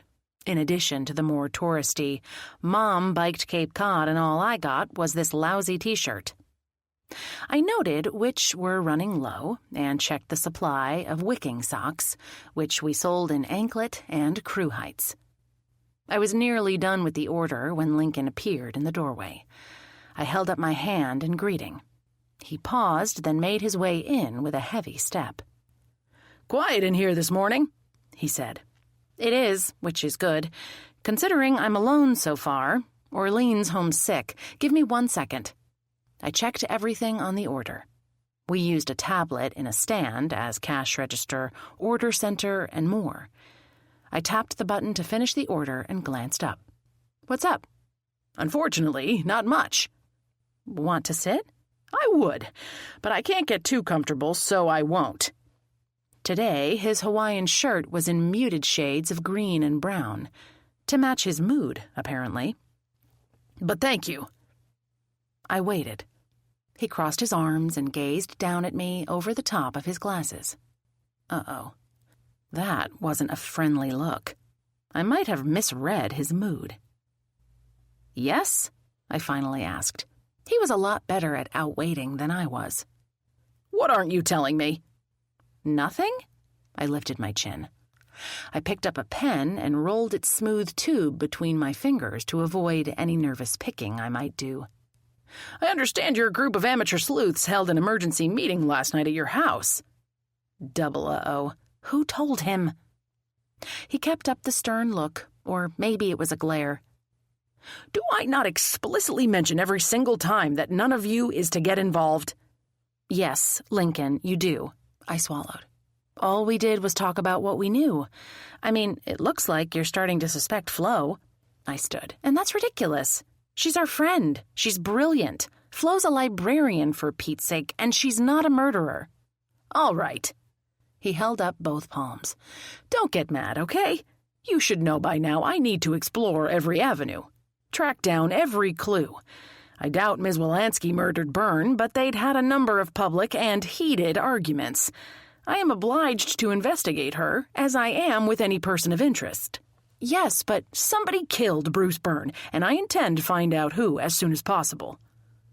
At a noise from the open doorway, I turned my head. "Mac, Edwin's voice trailed off. His fingers unclasped the clip of his bike helmet under his chin. He let his hands drop, his expression as dark as his black T-shirt. Lincoln stepped toward him. "Edwin Germain, I believe. I've been looking for you." "What? Why would Lincoln be looking for Edwin? This case was getting messier by the minute." "Here I am." Edwin removed his helmet, revealing dark curly hair under a stretchy bandana. He folded heavily tattooed arms across his chest, letting the helmet dangle from one hand. "I haven't received any communication from you, as far as I know." "You work as an occasional bartender at the Rusty Anchor." Lincoln kept his tone mild. "You had an adversarial relationship with Bruce Byrne during your years at Westham High School. I'm sure you've heard of his recent death." "I have," Edwin said in a quiet voice. "It's very sad." "I'd like to speak with you about the victim," Lincoln added. "In private." The detective's tone was challenging, but he hadn't tacked on a please or an if you don't mind. With all due respect, sir, I'm also an occasional employee of Max. Edwin's green eyes matched his head covering and were unwavering in their gaze. And I'm here to begin my shift today. You can ask me your questions while I work, or you can ask them later. Thank you for arriving on time to help out, Edwin. I was about to tell Lincoln he could have a few minutes to speak with Edwin, but I changed my mind. Edwin had stuck up for himself, and rightly so. Lincoln glanced at me over the top of his glasses, one of his favorite looks. It wasn't one of mine. I'm alone in the shop, I shrugged. The sun's out, and I need him as my mechanic for the day. To prove my point, 2 customers strolled in, then 3 more, followed by another. Welcome to Max Bikes, I told them. We'll be right with you. Very well. Lincoln handed Edwin his card. I'd like you to contact me at your earliest convenience, Mr. Germain, that is, today. Edwin straightened his shoulders. I will. He turned and headed for the repair area. Talk to you later, Mac, Lincoln murmured. Please, no digging. Do you see a shovel? He shook his head and left. I winced a little. I wasn't usually snarky. What had gotten into me? I, too, gave my head a shake. How can I help you? I asked the nearest customer. Chapter 15. An hour later, I had rented 5 bikes in several sizes to a family, sold our largest helmet and a pair of size 13 bike shoes to a man with a gentle smile who towered over me, and signed off on the sale of 2 hybrid bikes to a woman and a man who said they were newlyweds and wanted to start a habit of exercising together. My shop's bottom line was going to be firmly in the black if this kept up, not that it wasn't already. After the last customer in the shop left, I thought I might ask Edwin if he had any idea why Lincoln wanted to talk with him. Had Byrne been rude to him in the pub? Lincoln had used the word adversarial when he spoke of Edwin's time at the high school. What was that about? I also wanted to know what Edwin meant last night on the phone, saying he knew something about the teacher. Before I could inquire, my grandma bustled in. Diminutive physically, but large in personality and heart, today Reba Almeida had foregone her hot pink tracksuit for red capris and a rainbow-striped top that matched her signature slouchy beret. Cushiony sandals supported her arthritic feet, with scarlet-colored toenails peeking out. She toted a white paper bag that looked a lot like it held pastries from Tim's bakery. Abo-ree, I held out my arms. I haven't seen you since, Sunday. My grandma had been a lifelong Bostonian until she retired and moved to Westham, but her husband, Alcindo, Pa's father, had been born in Cape Verde. Reba had embraced the culture and loved that I used the Criollo word for grandmother as part of her name. Thought I'd better check up on my grandbaby, given what happened yesterday. She was nothing if not tuned in to the events of the town. Are you all right? I am. I assumed she'd already knew I'd been the person to call in the homicide. It was a shock to see Mr. Byrne like that, but don't worry about me. How are you? Never better. I caught a whiff emanating from the bag she'd brought. Even though I'd eaten breakfast a mere 2 hours ago, my stomach grumbled. The bag smelled that good. Reba laughed, a cascade of tiny bells. Yes, I brought pastries, baked by your handsome husband, naturally. You're the best. Is Orlean here? No, she's homesick, but Edwin Germain came in as a substitute. You've met him, right? Yes, your father introduced us once at the parsonage. Reba bustled over to the repair area. I brought you a pastry, young man, when you have a minute. I heard him thank her and say he'd be there in a second. I was mid-bite into a delectable cheese Danish when she returned and came in close. I have a tidbit to tell you, quick, while we're alone, she murmured. Please. I knew Bruce, may his soul rest in peace. My eyebrows flew up. You did? How? I surely did. After I moved down here from Boston, I used to socialize with a group of retired and current English teachers. And he was in the group? I asked. Yes. She glanced around before going on. The poor man had suffered greatly, there's no doubt, but he never figured out how not to also inflict grief on others. How had he suffered? The second part was absolutely correct, but I wondered what she meant by the first part. His wife and both children perished in an automobile accident. It was a great tragedy.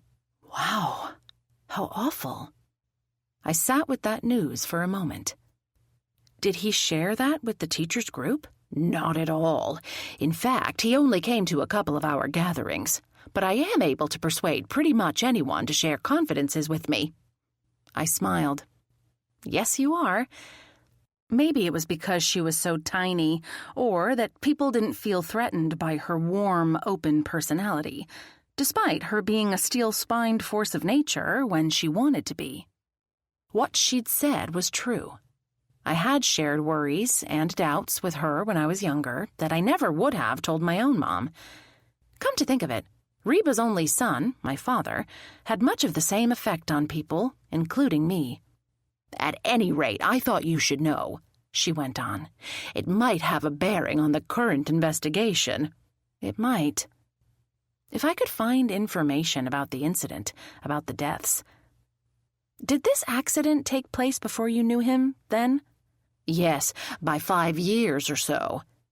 His immediate family is gone, but do you know if he had any other relatives in the area?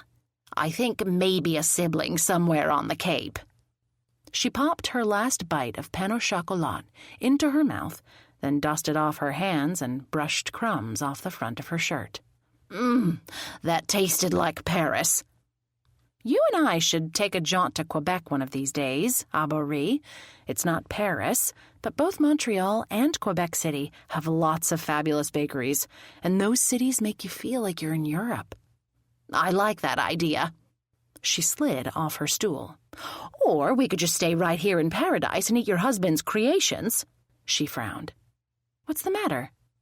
When I was at the bakery counter waiting, Tim had brought out a tray of baguettes hot from the oven.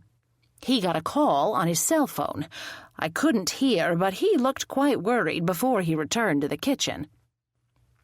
Thanks for telling me, I murmured as the door opened to admit 3 young men with the thighs of serious cyclists under their shorts. I'll give him a call. We said goodbye, and my grandma left. I greeted the customers, swept the crumbs off the counter into the wastebasket, and set Edwin's pastry aside. But mostly, I was thinking about how Tim had been bothered by something last night. We hadn't had a chance to talk about it later, between the book group meeting and his early hours. We would tonight, for sure. Chapter 16. Edwin waited until the bicycling enthusiast guys had made their purchases and clomped out before he washed his hands and came for his pastry. It was nearly 11 by now. I'd texted a quick message to Tim. Love you. I didn't want to call him at work, especially not to ask about something emotional or difficult. I only hoped he would open up to me this evening about whatever was going on. You don't mind that I pushed back when the detective dude wanted to corner me earlier, do you? Edwin bit into his pastry. Of course not. You would have known if I'd taken his side. I kept my gaze on the door in case more customers came in. But you'll contact him after work, yes? I keep my word, Mac. I told him I would, and I will. He savored another bite of Danish.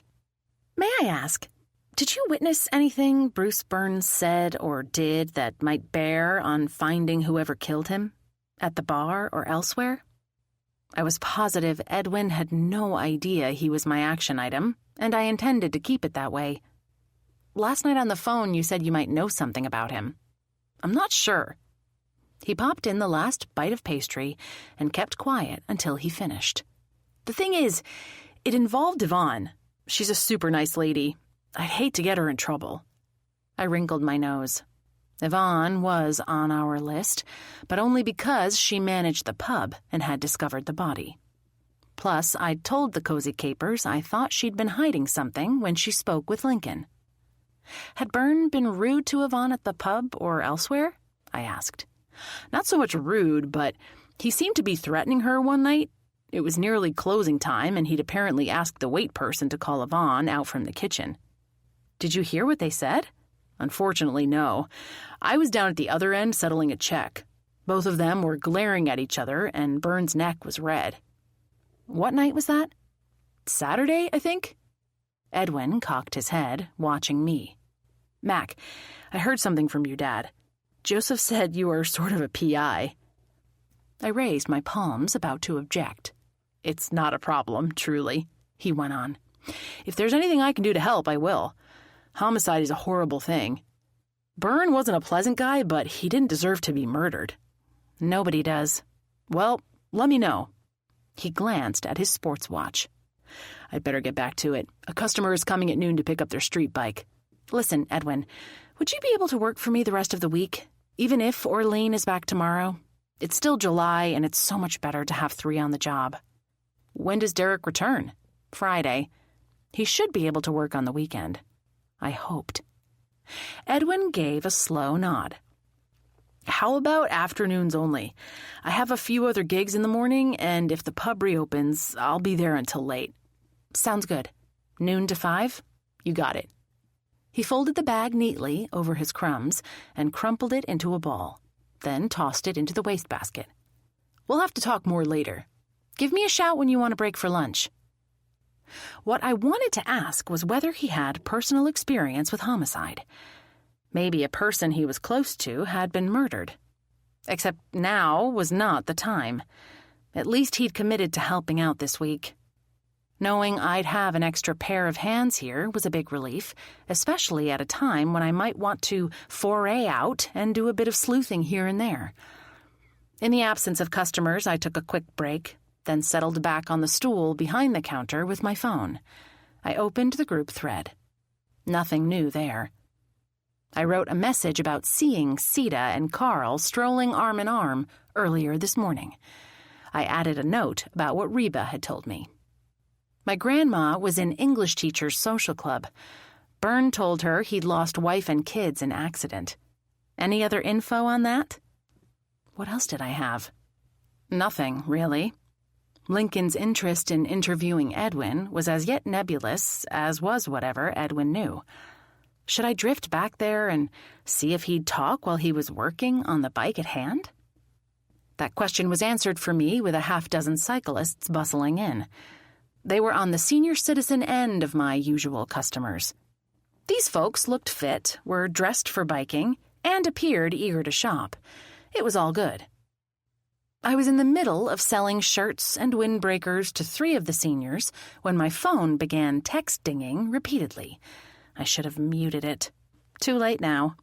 Instead, I smiled at the customer and ignored the incoming messages. Is the Shining Sea Trail mostly out in the open from here? A man asked.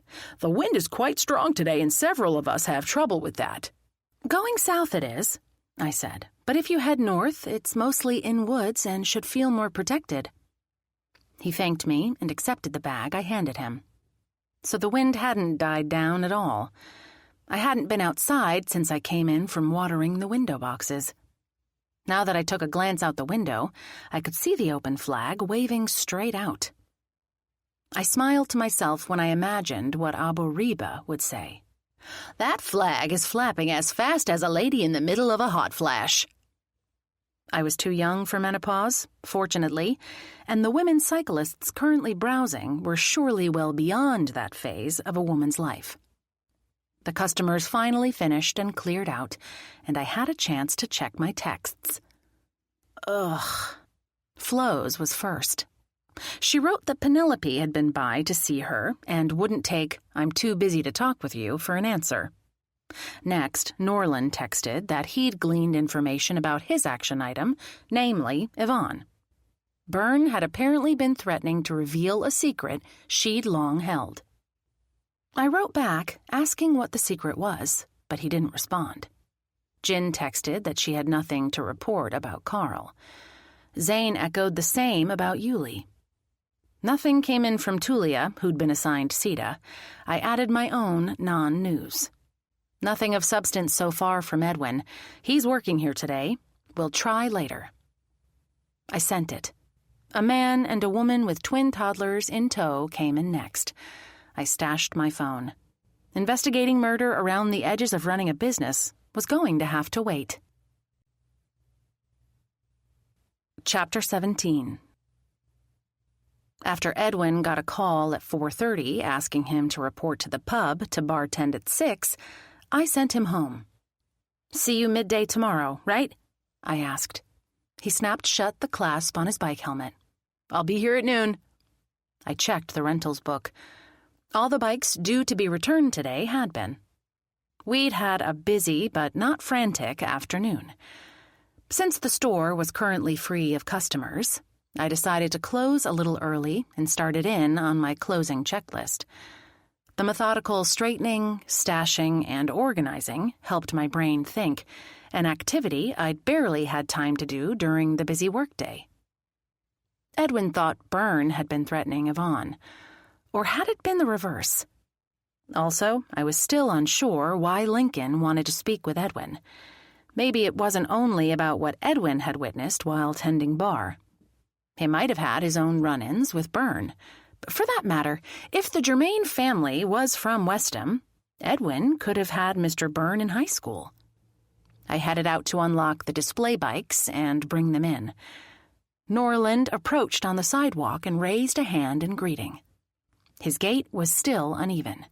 He'd broken his leg in March while horsing around with his grandkids, and he'd said it was taking a long time to heal. "Can I help?" he asked. "Sure, thanks. Will you grab that flag for me?" He lifted the open flag's pole out of the holder and followed me and 2 bikes inside, furling the flag unasked. "Let me get those last 2 bikes for you," he said. "I have a topic I want to pick your brain about." After everything was done except locking the door after me, I said, "Do you want to sit in here or walk and talk?" "You're probably eager to get home. I'll stroll along with you for a bit." "Perfect." I shrugged into my backpack and slug on my EpiPen bag. With my body's extreme allergy to insect stings, I never went outside without the life-saving device. "What's up?" I asked once we were on the sidewalk. "You might remember I volunteered to look into Yvonne Flora," he began. "Yes?" "She seems to have had a connection with Byrne's wife. I'm still looking into it." "Before the wife died in an accident. Interesting. You saw my text about that, right?" "Yes." "Edwin Germain is working for me this week," I went on. "He said Yvonne and Byrne were having it out at the bar on Saturday night. He thought Byrne was threatening Yvonne, but that she was super irate too." "He didn't hear the details?" "No." I stepped around a dad bending over a stroller to speak with a toddler. "I wonder if Byrne had anything to do with the accident. Maybe he staged it." I shuddered and lowered my voice, which would mean he'd killed his own children. "I hope that wasn't the case. Listen, I was thinking of going by the library, see if Flo is free," Norland said. "Want to come along?" "I do. She should be able to talk. It's 5 o'clock. I slowed as we came to the rusty anchor. The yellow police tape was gone, and the lights were on inside. The smell of fried food wafted out. Edwin said the pub was cleared to reopen. "I heard that." A shrub with pointy needles and small red berries that looked like little cups grew in a large wooden planter on one side of the door, with a matching one on the other side. Both plants appeared recently pruned, which they'd have to be so the branches didn't brush against passers-by. I went on. It's hard to believe it was only yesterday that Yvonne grabbed me as I passed the pub to ask for my help. He tapped his chin. "She must be in there cooking." "Do you want to go talk to her?" "No, but let's see if we can find Flo. Byrne himself was her action item." And with a librarian's search abilities being her superpower, she might have found something useful. I smiled. Flo was nothing if not a superhero at the computer. "I like the way you think." As we resumed walking, I took another glance at him. Ever since the death of his wife a few years ago, his shirts had grown increasingly faded, with bare edges on the collars.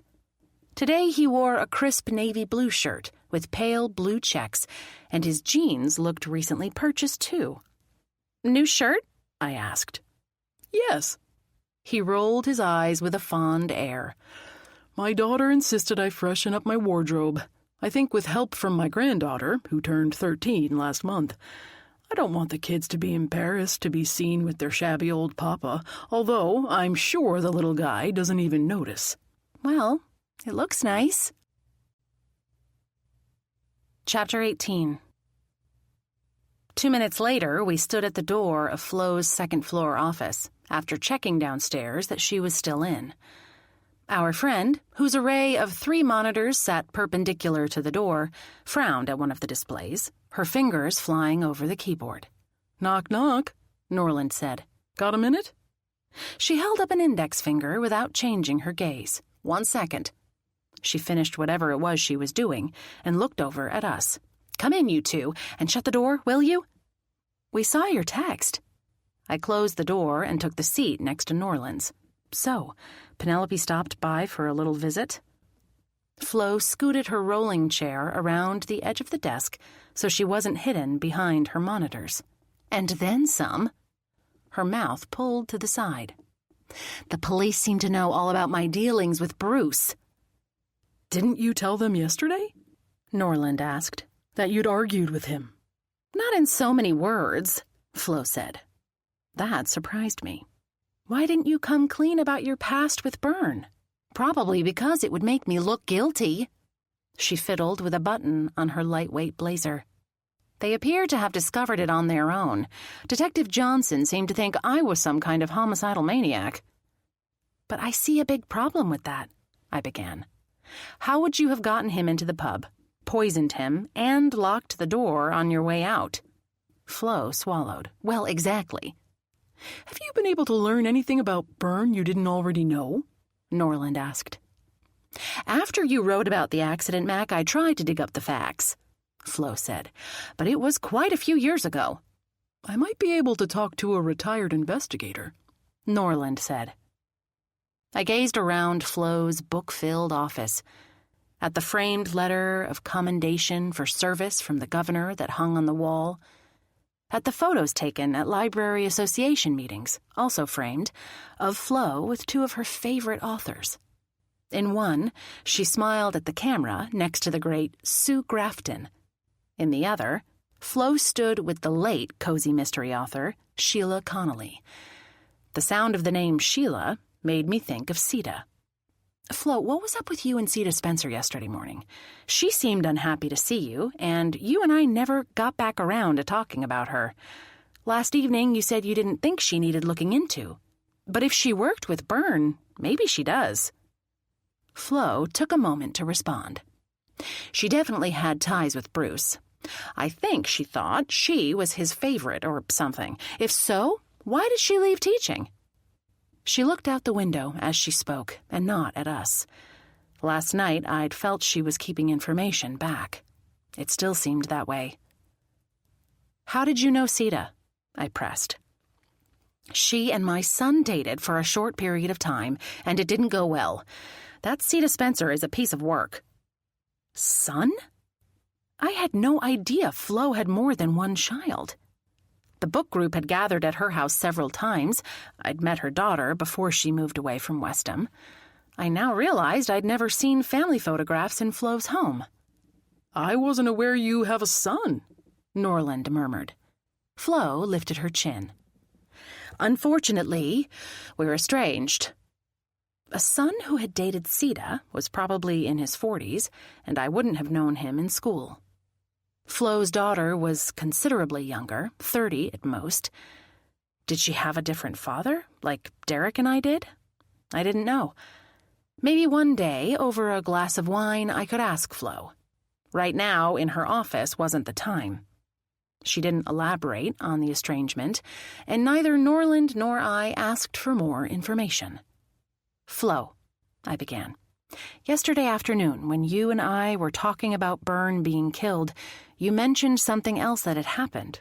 With him She glanced at the corner of the room. She let out a noisy breath. "Yes, but I don't want to talk about it right now, if you don't mind." "Okay." I drew out the word. "But soon, at least if you think it pertains to the case." She bobbed her head but didn't meet my gaze. Norland and I sat without speaking for a moment. "We'll have to wait for Tulia to report in about Sita," Norland finally said. "We have so many loose ends." "We do," I said. "Right now, I need to get home." Despite wanting to get to the bottom of it with Flo, I was eager to sit down with Tim and find out what had been troubling him last night. Flo's desk phone rang. "And I'm late for a meeting. Stay in touch, both of you." "We will," Norland said. All the ends were loose, and we had a lot of them. Chapter 19. Out for a run, back by 6:30 with dinner. Tim's note sat on our kitchen table. I should volunteer to make dinner tomorrow. Surely I could come up with a meal other than takeout. I bet I could pull off a simple pad thai. I'd learned to make it in the Peace Corps in Thailand. How hard could it be to remember how, a half-dozen years later? After I chatted with Belle for a few minutes and fed her, I poured a glass of seltzer and took it out back to my tiny house. Its cedar shingles were silvering nicely. The window boxes were planted with flowers in yellow and orange. A flagstone path led to the little abode from the cottage, and another from the tiny house to the gate in the fence leading to the street. I'd had the house built to my specifications after I came back to Westham. Belle and I had happily lived in it on the land I owned behind my shop. All tiny houses are built on trailers, and before our wedding, Tim and I had moved the tiny house here and hooked it up to electricity and water. It had always had a super clean composting toilet. I kept the shower and sinks stocked with organic and eco-friendly soap and detergent, and the wastewater from the shower and sink went into a tank for watering the garden. These days, the house was rarely slept in, though, unless we had guests from out of town. That was about to change. The wind was now blowing in dark rain clouds, so I hurried to unlock the door and step inside. Tiny houses are like boats. Space is at a premium, and this one had all kinds of built-in storage nooks and drawers, which was perfect for a slightly obsessed neat freak like myself. As Abba Reba liked to say, a place for everything and everything in its place. The house also had a sleeping loft with a wide clear-story window and a fully equipped, if miniature, kitchen. I'd even included a small, attached porch with 2 blue Adirondack chairs. Tim and I had decided to make a bit of money off the house and rent it out as vacation housing through Labor Day. High-season market rates on Cape Cod were, well, high. We would easily make enough to pay a service to come in and clean between guests, plus a lot more.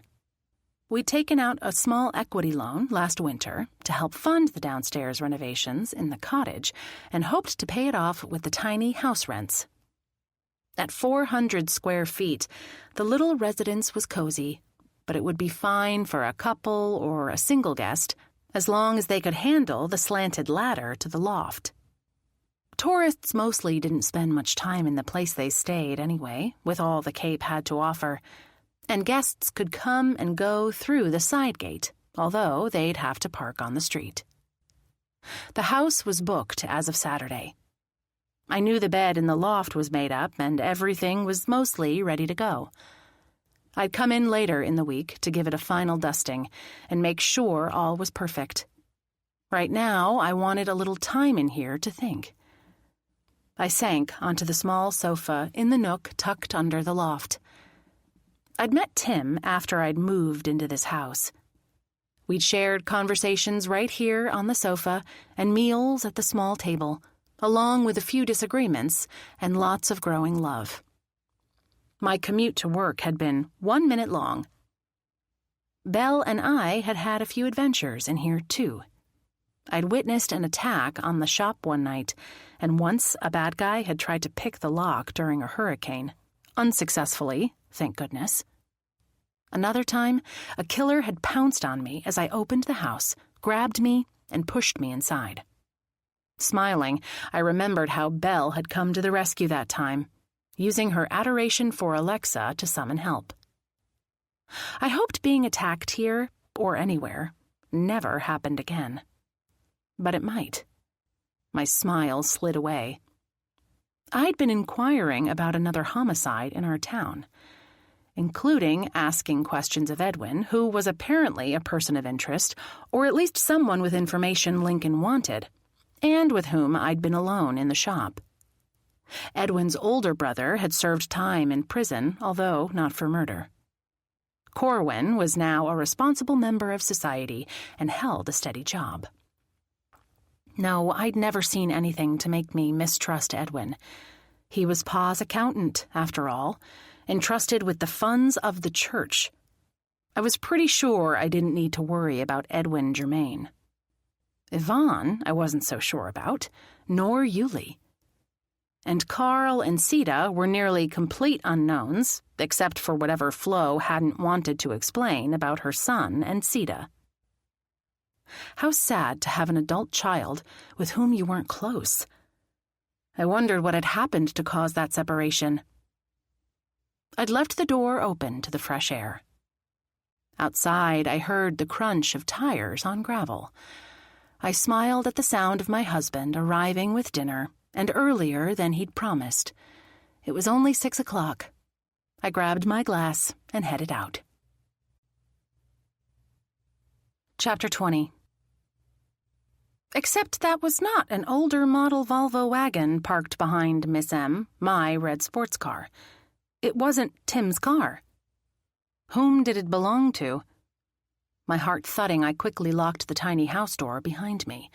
I wouldn't let anyone trap me inside ever again. I stared at the sleek black sedan. Had I ever seen it before? I didn't think so. It didn't belong to a friend or even an acquaintance. Should I make a break for the back door to the cottage and lock myself in? I gave my head a shake. I was a competent adult woman in my own yard. It was daylight, albeit a bit dim from the storm clouds overhead. My phone was in my pocket, wasn't it? I felt for it in all the pockets. Uh-oh. I'd come out here without that emergency lifeline. But the other matters stood. I swallowed and wiped sweaty palms on my pants. Rain spattered on my head and I shivered. I still wore the light windbreaker I'd walked home in over my white tee and skinny jeans, but the temperature had dropped. Bare feet inside my plastic garden clogs didn't help. Neither did a touch of fear. No, I willed myself not to be afraid. I strode toward the gate, head up, shoulders back. The driver's side door opened. "Hey, Mac," Penelope said. "Got a minute?"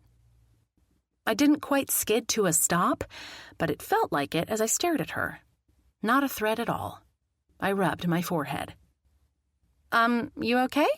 she asked. The breath I let out was a noisy one. "Yes. If this isn't a good time, we can talk later." Tim wasn't home yet. I could spare a few minutes. "It's fine, until my dinner arrives. Want to come in?" "Okay, thanks." "Could you please move your car to the street first? You're in the spot where Tim parks." "Of course," she said. "Come in the front door. I'll open it for you." I went through the back door to shed my wet clogs and jacket. I slipped on a house sweater and slippers in time to greet Penelope at the front door. Belle, eager for attention, followed me. I sat on the sofa with Belle on the arm. The detective perched in an armchair. "What's up?" I asked.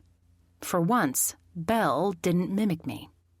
I stroked her smooth, feathered head to keep her calm.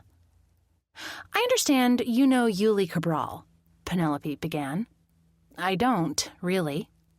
She waited in silence. I continued, "I've met him a couple of times, but that's it." "Did you ever see him interact with Bruce Byrne?" I thought back. "No, I don't believe so."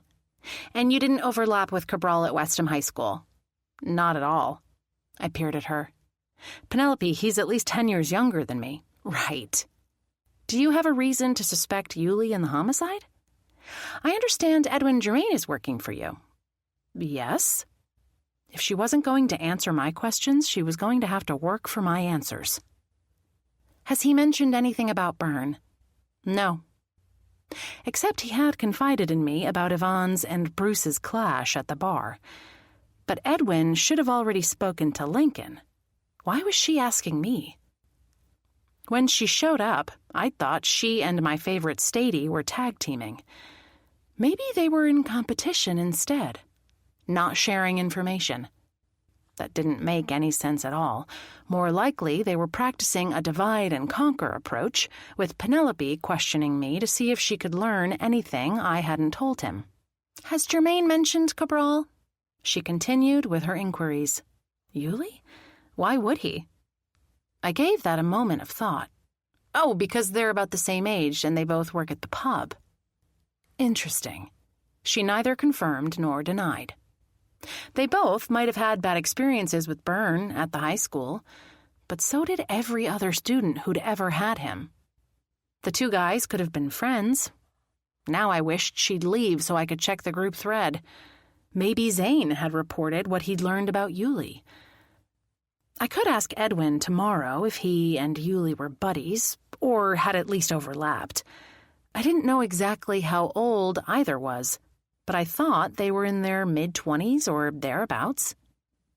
As if she'd read my thoughts, Penelope asked, Has your book group uncovered anything of interest? Not that I know of. I always report back to Lincoln, if any of us happens to learn something. I held up a palm.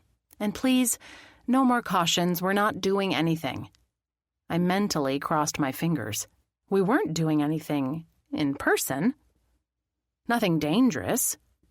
We did have our action items, and Detective Sergeant Penelope Johnson didn't need to know about that. The door swung open. Tim, cheeks flushed from his run, moseyed in, holding 2 fragrant paper bags. Sorry, am I interrupting? He glanced from Penelope to me. Hey, handsome, Belle said in my voice, then gave her wolf whistle and switched to Tim's. Am I interrupting? Penelope snorted. It's fine, I stood. We were finishing up. I was all done talking with her on a one-way street, with me offering information and her returning none. I didn't really care if she was finished with me. Hello, Detective, he said. I'll put these in the kitchen, Mac. He disappeared through the door. Penelope rose. Thank you for your time, Mac. We'll be in touch. Chapter 21. Between bites of Westum's Yoshinoya sushi, the best on Cape Cod, I glanced at Tim. He'd grabbed a quick shower and wore a long-sleeved Greta's Grains tee and soft, loose drawstring pants. His shoulder-length, dark blonde hair, now damp, was tied back at the nape of his neck. As always, but especially when he was showered and relaxed like this, my mind went straight to thoughts of getting those clothes off him and working on baby-making. But he wasn't talking much and was smiling even less. Right now wasn't the time to close the bedroom door behind us. At least Belle was quiet. I'd put her to bed while Tim was in the shower. This is delicious, I said. Thank you. I know you like sushi, hon. I do. I lifted my wine glass and took a sip. I'm going to cook dinner tomorrow. That got a smile out of him, finally. Seriously? Yes. I only hoped the meal would be edible. You shouldn't have to be responsible for all the home-cooked dinners. You know I don't mind doing it, but I look forward to savoring your creation. Should I ask what it will be? No. If the pad thai didn't turn out, I might have to resort to an omelet and frozen tater tots. Or a tater tot hot dish, a casserole I'd heard was popular in parts of the Midwest. Tater tots were delicious and indestructible in my book. I savored my last piece of soft, perfectly fresh tuna on tangy rice, backlit by a smear of sinus-clearing wasabi. Sushi was the perfect food in my book. I wished I knew how to make a dinner like this one. Don't forget to save room for dessert. He gestured toward the kitchen counter. "What is it?" I'd seen the upside-down aluminum roasting pan, but hadn't had a chance to check out why it was there. Go see. I lifted off the pan to reveal a work of art. A flat, rectangular pastry, bigger than a sheet of printer paper, was covered with concentric rows of summer fruits on a whitish base. Blueberries marched around the outside, with a circle of sliced peaches next to them. The center was made up of red raspberries. A tinted glaze covered it all. "I call it the Ode to Summer Fruit Tart." Tim smiled. "It's a work of art," I said. "And you went ahead and whipped it up this afternoon?" It's easy. You bake a big, flat shortbread cookie. Cover it with softened cream cheese and top with fresh fruit covered with melted currant jelly. Easy for you, maybe. You wouldn't even want to see what a mash I would have made of it. You could learn if you wanted to, hon, but I'm happy to be the baker in the family." Tim sipped his beer as his expression turned somber. He lifted the last bite of seaweed salad with his chopsticks. "What's up, love?" I asked in my gentlest voice. "Something was bothering you last evening, but we didn't get a chance to talk about it. You still seem to be chewing over a concern, a worry." He popped in a piece of cucumber roll and finished it. He tucked a strand of hair behind his ear and rubbed his neck. He didn't meet my gaze. "Tim." I tried to lean into his line of vision. "If you don't want to talk about it, that's okay, but I wish you would." His breath out was a noisy one. "Remember earlier in the year when the father of Jamie's 2 oldest kids wanted to take over primary custody of them?" I nodded. "He succeeded. They're going to live with him as of Friday. My poor sister is beside herself." "That's so sad," I said. "Is he a decent guy?" "He seems to be. I've met him. And Jamie has visitation rights. She can have the kids every other weekend, but they've always lived with her. They're upset, too, as you can imagine." His big blue eyes filled. "As they rightly should be. I'm so sorry." I covered his hand with mine. "I wish we could have adopted them or become their foster parents." I sat back. Take on the care of 2 children in elementary school? That was one way to get a family going, but not one I'd expected. "I realize it wouldn't solve anything," he said. "They'd still be apart from their mommy. I've asked her to move out here and have a fresh start away from her usual bad influences, but she won't. She says she's lived in Seattle a long time and expects to die there." That gave me a chill. Jamie had tried to end her life last year. I hoped she didn't have plans to attempt it again. "At least she still has the little one," I said, "Ella." Her full name was Daniela, but Jamie had always shortened it to Ella. I hadn't met any of the children, or Jamie herself, for that matter. "Yes." His face went darker still. Did he have more bad news from the West Coast? My heart broke for him, mostly because I knew his was breaking even worse. My phone vibrated with a call.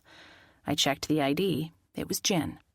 She might be canceling on power walking with me tomorrow, but I didn't have to answer now. She'd text me if that was the case. I glanced up. "Go ahead and get that," Tim said. "I don't need to. It's Jen. I can talk to her later." "Go ahead. See what she wants. I'm going to make an early night of it." He stood and picked up his plate.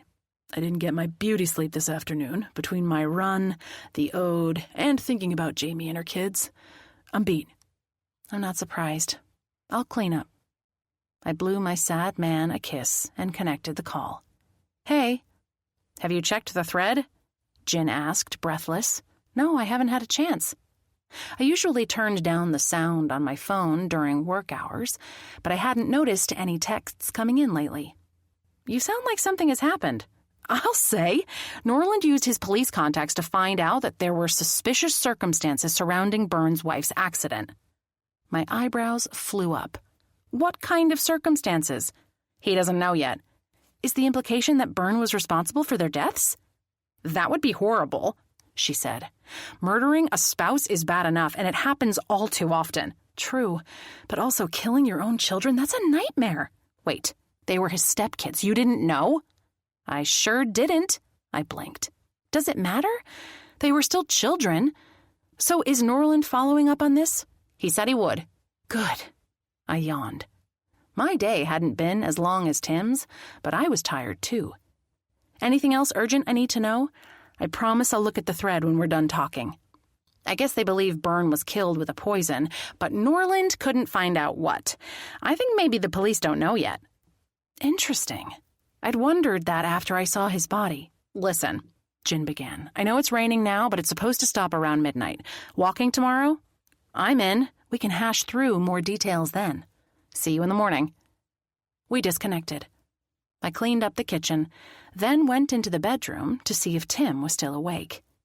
He wasn't, so I gave his slumbering cheek a gentle kiss and closed the door softly behind me. I made a cup of tea and made sure all the doors to the outside were locked. I'd formerly felt safe in Westham. Now, not so much. Especially with an unsolved homicide looming. Chapter 22. Feet up on the coffee table, I left my tablet cold and inactive on my lap for the moment. I sipped the single malt and thought about families. Tim was healthy, responsible, and a productive member of society, not to mention a caring, gentle, talented man. His parents, while divorced, were interesting people and led similarly healthy and productive lives. His only sibling hardly seemed related, except physically. She had the same big blue eyes as Tim, the same full lips and dark blonde hair, and stood 5'10", tall for a woman. There was no question they were birth siblings. But at 31, she'd only ever worked retail or in fast food restaurants, and she had been fired from all of those jobs. She drank and used drugs, didn't exercise, and had a bad habit of hooking up with men without using contraception, partners who had no intention of staying with her. She got by, barely, with a housing subsidy, welfare, food banks, and the occasional gig job. Tim had said he was grateful that at least she didn't smoke cigarettes, which would be terrible for the health of the children, even though the drugs were much worse. Tim and their mom and dad had each tried to help her find her way to a healthier life, without noticeable success. Back in my Boston finance days, I'd had a friend whom Tim reminded me of. He was tall, good-looking, sweet and smart, with the difference being that he was gay. A mutual woman friend who was single asked him if he had any brothers. He looked at her and asked if she wanted the brother in prison or the one with schizophrenia. Families could be funny that way. In mine, Derek and I were half-siblings. Mom had been married before, but Derek's father had died when he was only a year old. After she married Pa, he'd adopted Derek and raised him like his own. Derek was great, and we had a good relationship. I knew we both had lucked out in the parent department, but I was sure Tim's parents had also given both him and Jamie a good upbringing. A framed picture of Jamie and her children from last year sat on the bookshelf across the room. The two older kids, a boy and a girl about 9 and 7, were as pale-skinned and light-haired as their mom. Little 2-year-old Ella was mixed race and beautiful, with soft dark curls and big brown eyes. I wondered what explained Jamie's issues. Did she have a genetic predisposition to dysfunction or mental illness? So far, her children hadn't shown any evidence of serious problems. I shook my head. I doubted I'd ever know about any of it. It was time to shift gears. After I tapped the tablet into life, I scrolled through the group's messages. I read Norland's description of his discovery and added a reply. When or how do you think they'll find out what poison it was? I added another message. Penelope came by asking questions R.E. Edwin and Yuli. Were they friends in high school? Are they now? Also, Edwin reported conflict between Yvonne and Byrne. I sent that and waited. Jin reported in, saying that her daughter had gone to school with both Yuli and Edwin. Jin would ask her about them. Tulia wrote that Sita seemed to be staying in an Airbnb in Falmouth. She was driving a rented gray SUV. A new message dinged in from Flo. Can't find anything suspicious re Byrne's accident from my end. Byrne was Librarian Flo's action item, but she didn't have access to the police databases that Norland apparently still did. Either that, or he was hitting up friends in the force for information. Tulia added a note. Don't worry, I didn't tail Sita. She and Carl came into Lobster Shack. We chatted. I spied SUV they got into with their takeout. I tapped out a response. Glad you're staying safe, Tulia. If Carl and Sita are a couple, they must be staying there together, yes? Interesting that Zane hadn't reported anything about Yuli. Maybe he was busy, or maybe he hadn't been able to dig up information relating to the murder or to Yuli's past encounters with everyone's least favorite English teacher. Except somebody must have loved him. I wondered who grieved for Bruce Byrne this week. Maybe he had siblings in the area. He might have cousins here or elsewhere, nieces and nephews. Family would be the ones to hold a funeral. Reba had said she thought he had a sibling in the area. Pa might know.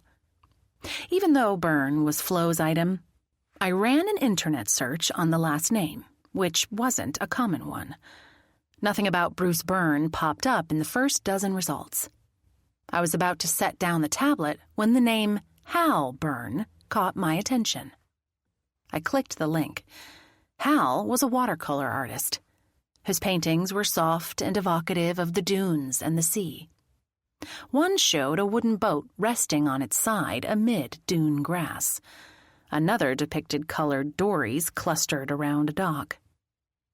I found a photograph that showed a gray-haired man with half glasses.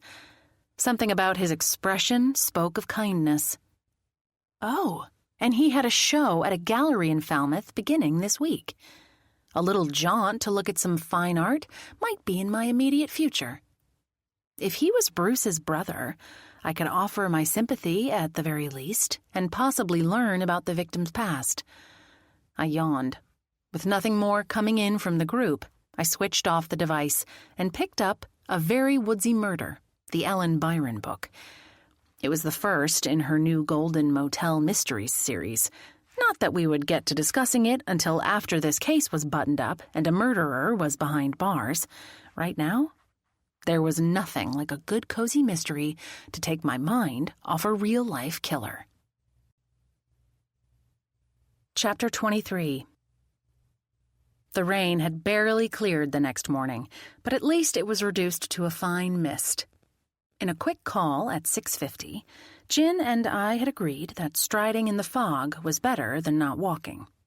It's only water, right? I'd asked. Right, and it's not cold. Let's do it. Now we strode along on our return trip amid poison ivy leaves dripping moisture beyond the verge of the paved path. Whoever pruned back or mowed the greenery at the edges of the trail did a good job. They didn't seem to apply pesticides or a blowtorch, which was good, although I wouldn't want to come in contact with the water on those poison ivy leaves or the toxic leaves themselves. So far, we'd hashed through everything we knew about the homicide case and the persons of interest in it. Nothing had changed from last night's group text thread. I can't believe we don't know more by now, I lamented. We are amateurs, you know. I'll say. I swiped moisture off my forehead. Glad I'd put in my contacts before I'd set out. I gather you didn't hear back from your daughter. I did hear from her. Jin slowed and smacked her forehead. I forgot to tell you. And Lucy reminded me that her yearbooks are still in her room. She has them from all 4 years she was at Westham High. So, did she go to school with Yuli or Edwin? She sure did. They all graduated the same year. Seriously? Yes. Her brows came together, making her look worried. I waited for her to say more as we approached a gradual curve in the path. Around the bend, a tandem came toward us on the other side of the yellow line in the middle, with two women pushing hard on the pedals and riding fast. This was not a casual morning ride. I took a second look and raised my hand in a wave. If I wasn't mistaken, that was Yvonne in the front, riding with her partner behind. Jin grabbed my elbow. "Is that Yvonne?" she whispered. "Yes." I kept my voice to a murmur. "Which means they haven't detained her for anything." The extra-long bike slowed and braked. Yvonne put her right foot down. The woman on the back frowned but also set her foot on the pavement. Neither wore a helmet, and the short blonde hair of the one in back was windblown. "Morning, you guys," Yvonne said to us. "Have you recovered from your shock of Monday morning, Yvonne?" I asked. "That was pretty bad." "It was," Yvonne said. "What's worse is the police thinking I was involved with the murder." "They do?" Jin asked. Yvonne gave her a suspicious look. "Who are you?" "Jin Malloy. I own Salty Taffies. I think we've met before." "Oh, yeah, sorry. This business has me all off kilter." "How's the Rusty Anchor owner taking it?" I asked. "Carl?" Yvonne gave a snort. "He's all pumped up as usual. Says any press is good press, which is ridiculous. Who wants to eat in a restaurant where a dead body was left behind the bar?" "No kidding." "Has business been slow?" I asked. "I'll say." Her partner tapped Yvonne on the shoulder. Yvonne twisted in her seat. The woman spoke in sign language. Yvonne signed back. To us, Yvonne said, "Sorry, we have to get a move on." Both women put feet on pedals and began to move. "Take care," I called after them. "Looks like her partner is deaf," Jin said after they were underway. "It does. I hadn't known." I kept gazing down the path the way they'd gone. I think American Sign Language is fascinating.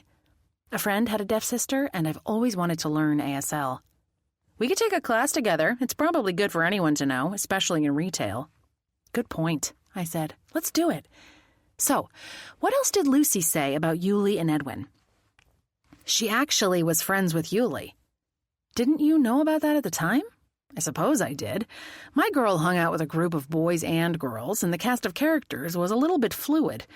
I might not have been aware that Yuli had rotated into it." "Did she have good memories of him?" I asked. "Or bad?" "Mostly good, I think. But she did mention that the year they had Mr. Byrne, he and Yuli were forever getting into it." "Like, into fights with each other?" "Well, disagreements," Jin said. "Not between the two of them, but with their teacher. Yuli's smart, and he challenged Mr. Byrne constantly. Yuli got detention more than once for his lip." "I guess it's ever thus. What about Edwin? Did Lucy know him well?" "She was about to tell me when something came up and she had to get off the call. I'll try to get back to her soon. Maybe you and I could sit down and have a look at the yearbooks before too long," I suggested. "Good idea." We moved on, both literally and figuratively. I confided Tim's concerns about Jamie to Jin. She'd always been a good sounding board and a compassionate listener. As my wedding attendant, she'd heard all about Jamie reversing her decision to bring the kids to the ceremony. Their absence had crushed Tim and his big, soft heart. We didn't solve anything, but unburdening always felt good. And by the time we were finished, the mist had lifted and the sun was trying to peek out. Chapter 24. "Hey, Mom." I smiled at Astra Mackenzie, otherwise known as my mother, when she breezed into my currently empty shop at around 10. She'd never taken Pa's last name, or her first husband's for that matter, and she'd given me my first name with a small change in capitalization. A professional astrologer, Mom was both keenly intelligent and a little bit woo-woo. I loved her for all of it. "Good morning, sweetheart." She hurried toward me with her usual flyaway gray-blonde curls, multicolored scarf, and airy effect. "I sensed you needed me to check in with you this morning." I came around the counter and kissed her cheek. "You did?" I gazed into her light green eyes, identical to mine. She smelled of fresh air and the herbal shampoo she used. Yes. She glanced around and lowered her voice. I'm not surprised there was another murder this week. With Saturn so prominent in its transit through Sagittarius, death is common. I nodded and ignored her astrological analysis, as I always did. Your father and I, she went on, we never liked that Bruce as a teacher. May he rest in peace. Pa told me Byrne was a UU. He was, she said. He'd chaired the building and grounds committee for a number of years. I thought he did a good job of stewardship. Too bad he wasn't a good steward of teenagers' education. I would have to agree. Say, do you know, I saw a woman around town I used to know. She and I were in the garden club together. That's nice. She has an unusual name, Sita. Doesn't that conjure images of South Asia? Sita Spencer? My senses went on high alert. That's her. She moved away, I don't know where, and I hadn't laid eyes on her until yesterday. Did you speak with her? I didn't get a chance, Mom said. She and a man were climbing into a car in front of the lobster shack. After Sita and Carl had bought takeout lunch from Tulia. I gazed at my mother. We still didn't have any customers in the store. Mom, can I ask you a question? Always, darling. Why didn't you and Pa have any more children after me? I realized recently I've never asked you. A shadow passed over her face. I should say we were so happy with you, we didn't want any more babies. But we had planned on a bigger family. I will say, this might be hard for you to hear. I can handle it, I murmured. Well, it never happened. We mostly didn't conceive, but the few times we did, the pregnancy ended in a miscarriage. I don't remember that at all. You were a toddler. You wouldn't have. And they were all in the first trimester. She shrugged. That's life, right? Yes, it was. In my case, I hadn't even reached the conception stage. Don't get me wrong, Mom went on. We were deliriously happy to have you, and we were grateful you and Derek bonded so well. But I'm sorry to share that story, now that you're going through your own journey. I reached out and hugged her. It's fine, and important for me to know. Although I thought I might not tell Tim right away. Hearing about my parents' infertility could dishearten him about our own baby-making prospects. Now then, are you all right? Mom shook off her feelings and focused on me, as she did. I mean, after finding poor Bruce. I am, I said. Thanks for thinking about me. I always think about you, darling. She peered at me.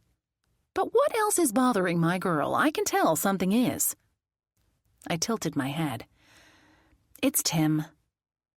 I filled her in on the situation with Jamie's older kids. I think there's more, but he hasn't let me know what it is. He's a good man, but Jamie has to lead her own life, wherever it lands her. Absolutely. Her expression brightened. I wondered what I came in here for, besides to see how you were, but I just remembered your father and I are having a party. That's great. When? Why, Saturday, of course. It's our 40th anniversary. This Saturday? My voice rose.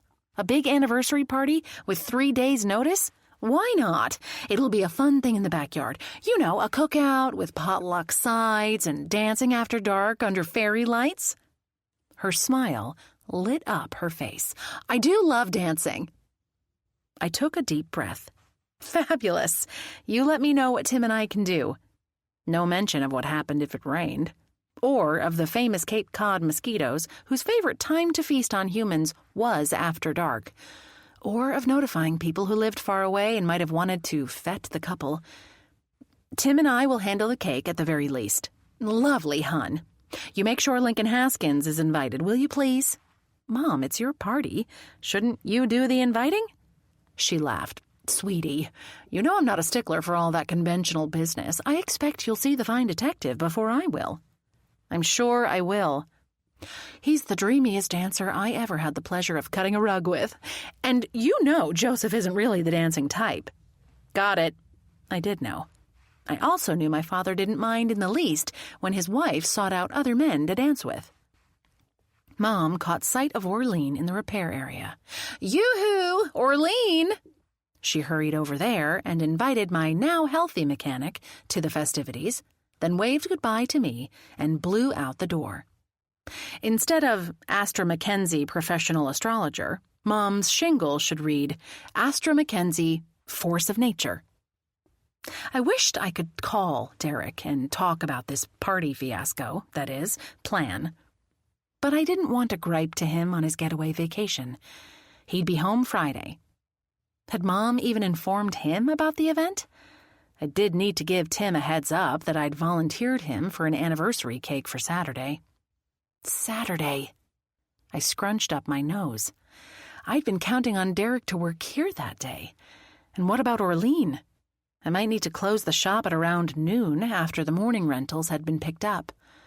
We could check the book and call anybody with a pickup or return on Saturday and make other arrangements.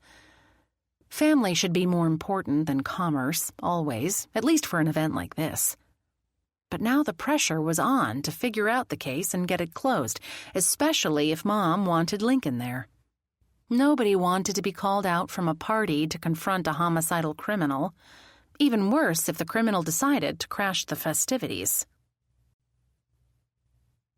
Chapter 25.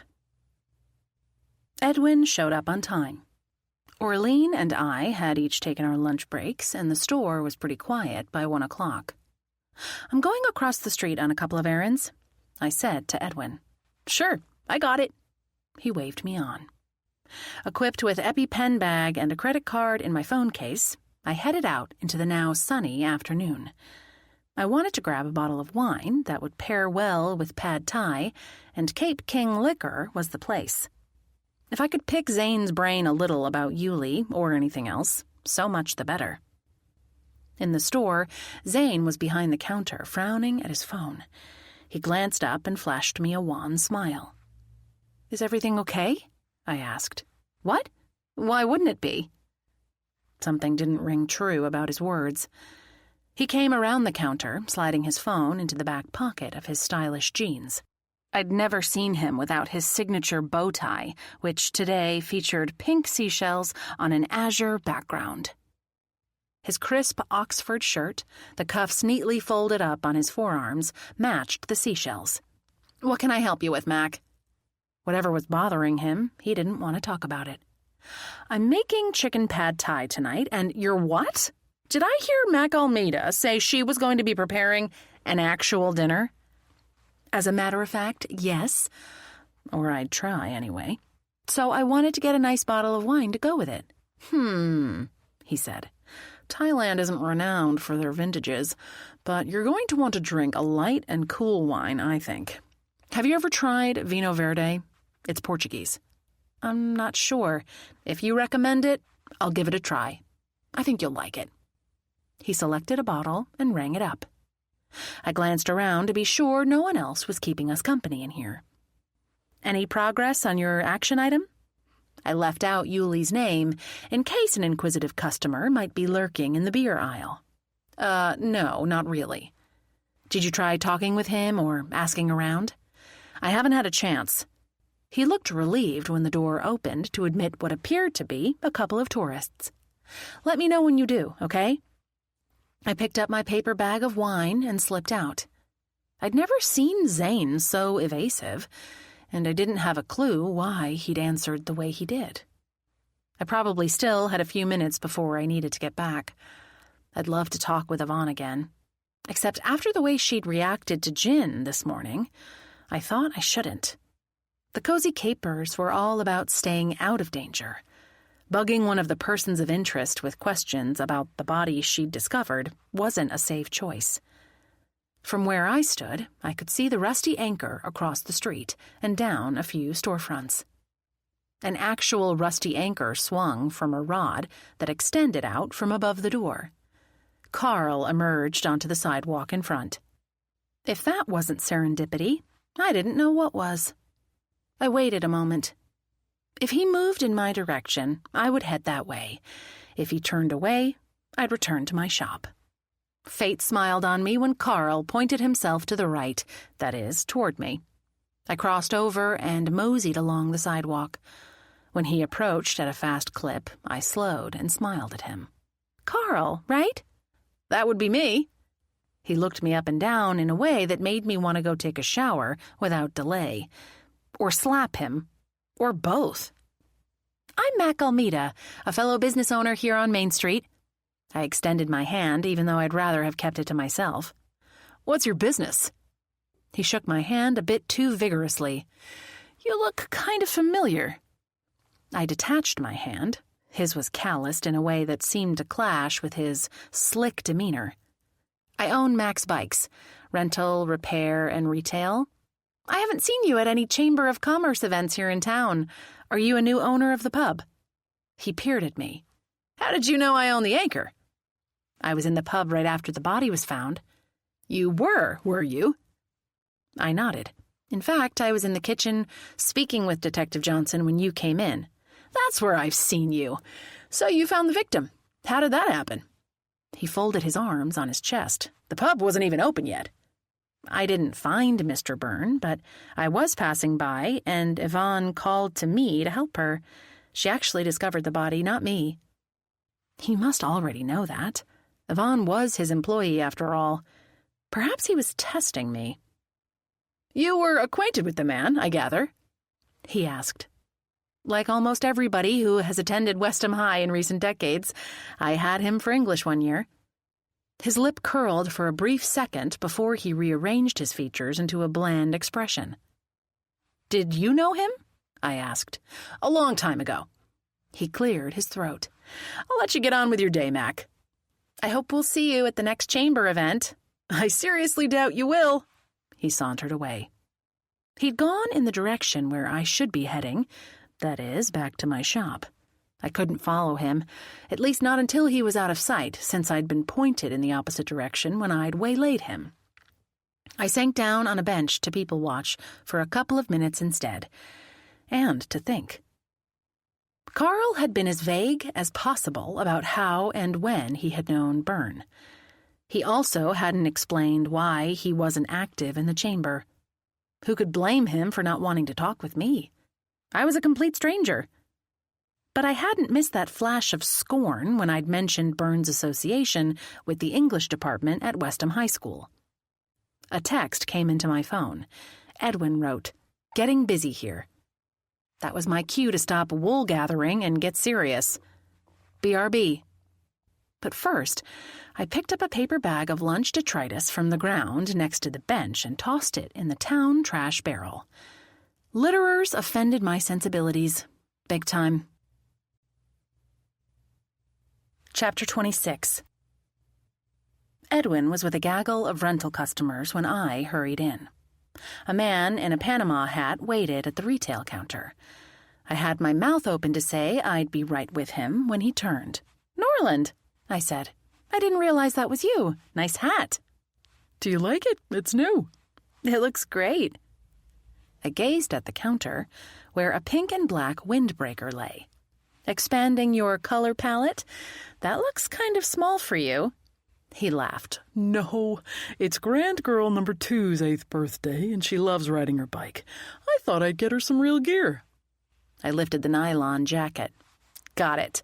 Child's medium. Anything else today?" "No, that'll be it for her." He leaned closer and lowered his voice. "Any news on your end?" He tilted his head toward Edwin. I busied myself with the purchase as I murmured, "Not yet, but I hope to get a chance to dig a little before we close today. You?" "Nothing more than what I mentioned about the link between Yvonne and Byrne's wife." "Where did you hear about that?" "From an acquaintance in the WPD," he said. "But they didn't say what kind of link it was?" "No. I kind of wonder if it was a relationship, though." "A romantic relationship?" I asked. "Yes." Other customers approached. Norland lifted his bag and thanked me. I busied myself with the customers, but part of my mind stayed glued to this supposed link Norland mentioned. In the spring, Yvonne had made no secret about being gay. Maybe Byrne was as abrasive a husband as he'd been a teacher. His wife could have tired of him and turned to Yvonne for love. He might have discovered their affair and tampered with his wife's car so the brakes or steering failed. That was all still speculation, though. Norland hadn't texted his idea about the romantic relationship to the group. Had Jin texted yet what her daughter had said about Edwin and Yuli?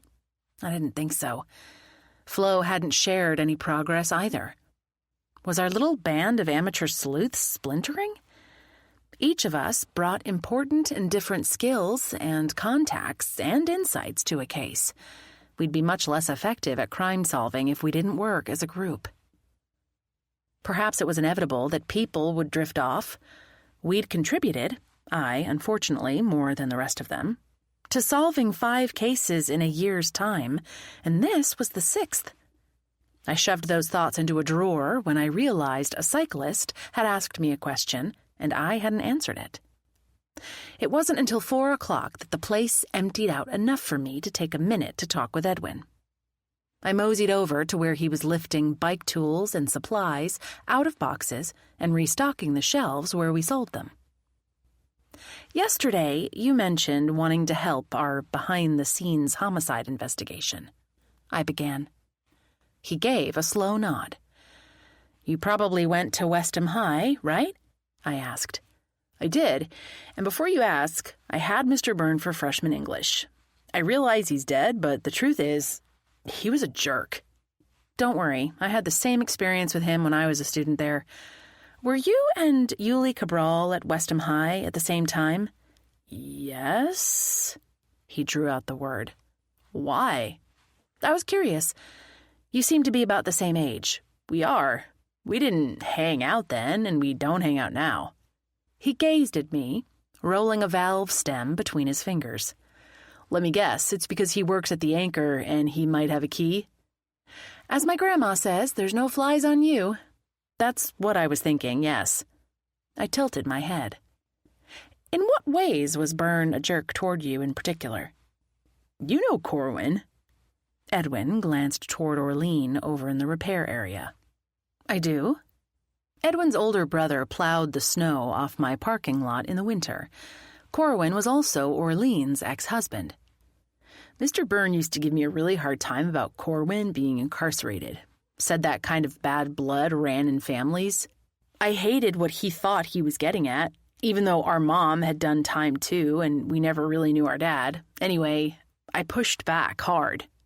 He gave a low laugh. I spent a lot of time in the vice principal's office that year. Did he say those things in front of the other students? The teacher had been worse than I'd thought. He implied them, and he sure said them to my face after class let out. He'd call me up to his desk under the pretense of talking about work I'd done. There was nothing he liked better than to hint about the secrets people held. How he could let the wrong people know. So, your classmates didn't know about Corwin. Mac, I didn't give a flying fluffernutter if they knew. I didn't keep it a secret. What did Byrne say he wanted in exchange for his silence? I asked. I have no idea. I never stuck around long enough to hear. He pressed his lips together. Corwin got out and turned his life around.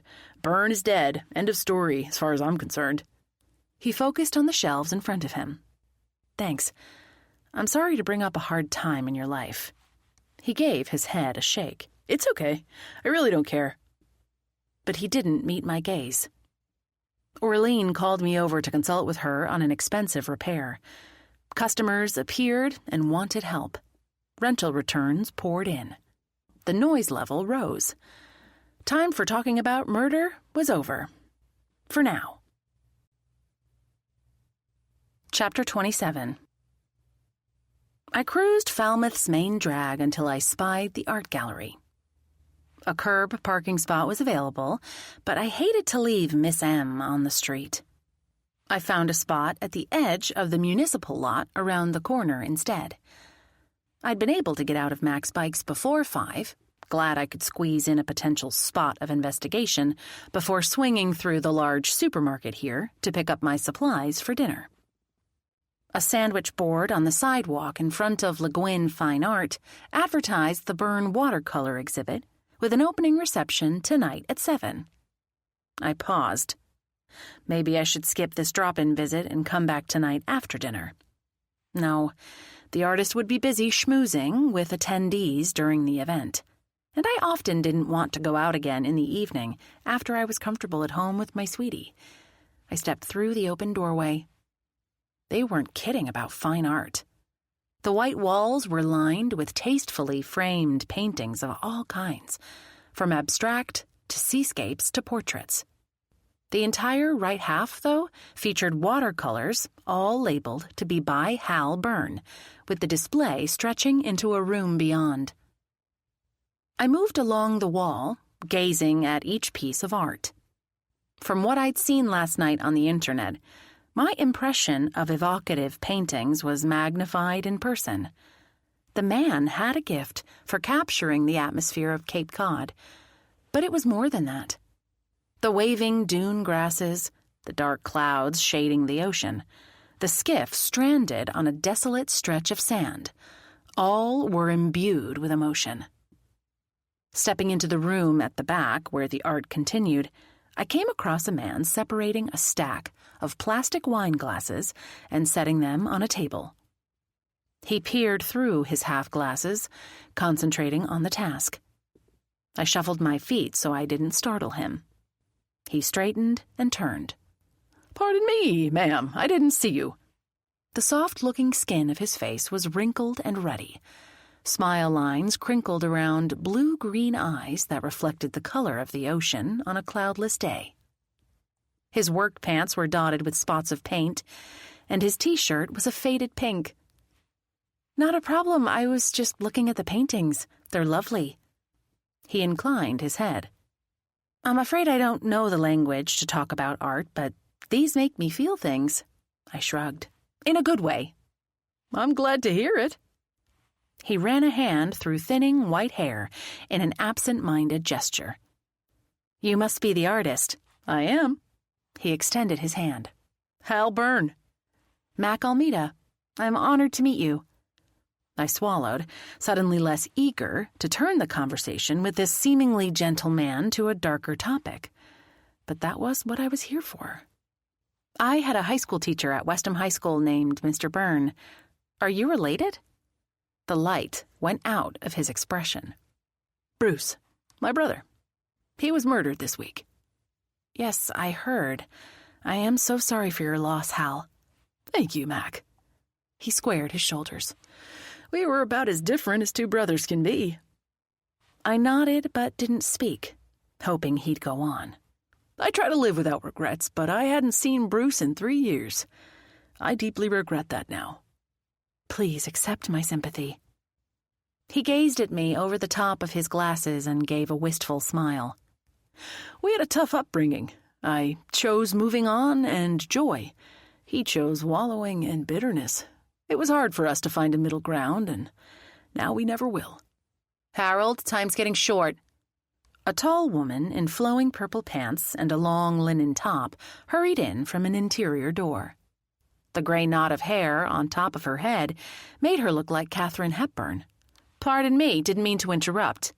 "That's all right, darling," Hal said. "Mac, this is Malvina Le Guin, owner of this fine gallery and my sainted wife. Mal, meet Mac Almeida. She knew Bruce." Malvina blinked behind half glasses that matched her husband's. "Happy to meet you, ma'am," I said. "And you too, Hal. I need to run. I'm sure you have a lot to do to get ready for your reception." "Like someone changing his clothes, for example." Malvina pointed at the paint-spattered pants. He gave her a sheepish smile. "I'll be back, with a closer eye to buying a painting," I added. "Thank you," Hal said. "I appreciate that." I moved to go, but turned back. "May I ask, are you planning a service of any kind for Bruce?" Hal shook his head and flipped his palms open. "Who would come? All he had left were enemies." Chapter 28. 5:45 found me racing through the over-air-conditioned aisles at the supermarket. This large grocery store was the only place I could pick up rice noodles, fish sauce, bean sprouts, and the other ingredients I needed to put together my planned Thai dinner. The little Westham market didn't make a practice of stocking what they considered exotic foods. While I was in town, I had also wanted to cruise by where Sita was staying. That thought was now out the window since I'd used up any extra time at the gallery. As things were, I'd be lucky to get dinner on the table before 7. Before I left the shop, I'd shot a quick text to Tim saying I was running late but would be home before long, ready to cook. Murphy's Law being what it is, I naturally landed the slowest cashier in the longest line, the one with trainee on his name badge. Every piece of produce, every item he couldn't find the price on, slowed him more and more. He was taking forever, laboriously scanning the endless array of groceries of the person in front of me, whose carriage had towered with everything from cabbage to chips, hamburger helper to hummus, pork chops to popsicles. I finally had room to unload my purchases onto the moving belt behind one of the divider sticks. I stared at my items and cursed under my breath. I'd forgotten the rotisserie chicken. I couldn't exactly make chicken pad thai without chicken, and no way was I bringing home a piece of raw meat. Even the thought of all that bacteria made me shudder. I turned. 3 carts and their people had lined up behind me. "Excuse me." I squeezed past the cart directly behind me. "Sorry, I'll be right back." "Better hurry," the shopper warned in a dire tone. "The kid is almost done." With any luck, the beginner would also fumble with the card transaction or cash payment. I hurried, speed-walking toward the deli, sliding past slow-strolling customers and dodging heavy carriages coming straight at me. I reached the freestanding stainless steel contraption where the rotisserie chickens always were. But instead of holding fat, glistening tan, spit-roasted chickens smelling so good you wanted to rip off the plastic film and bite into a drumstick on the spot, the shelf under the orange warming lights was empty. No! How could they be out of chickens? It was dinner time. Was I going to have to substitute tofu in my dish? I liked the bland soy protein, which was only a vehicle for other flavors, but Tim had confessed he didn't care for it. And anyway, on the rare occasions when I cooked, I needed to follow a recipe. My brain simply worked that way. No kitchen improv for me.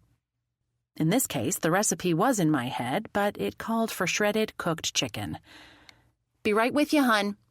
A hair-netted woman who spoke from an aisle away wore the green jacket of all employees.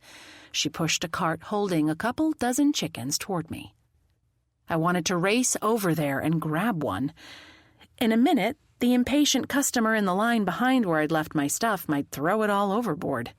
But I waited until the deli woman arrived, then I selected a package containing one juicy and fragrant bird. "Careful, they're pretty hot," Hairnet cautioned. This one sure was. I used both hands to hold the roasted chicken package by its edges. "Mac, right?" A woman's voice asked from next to me. I whipped my head around and blinked.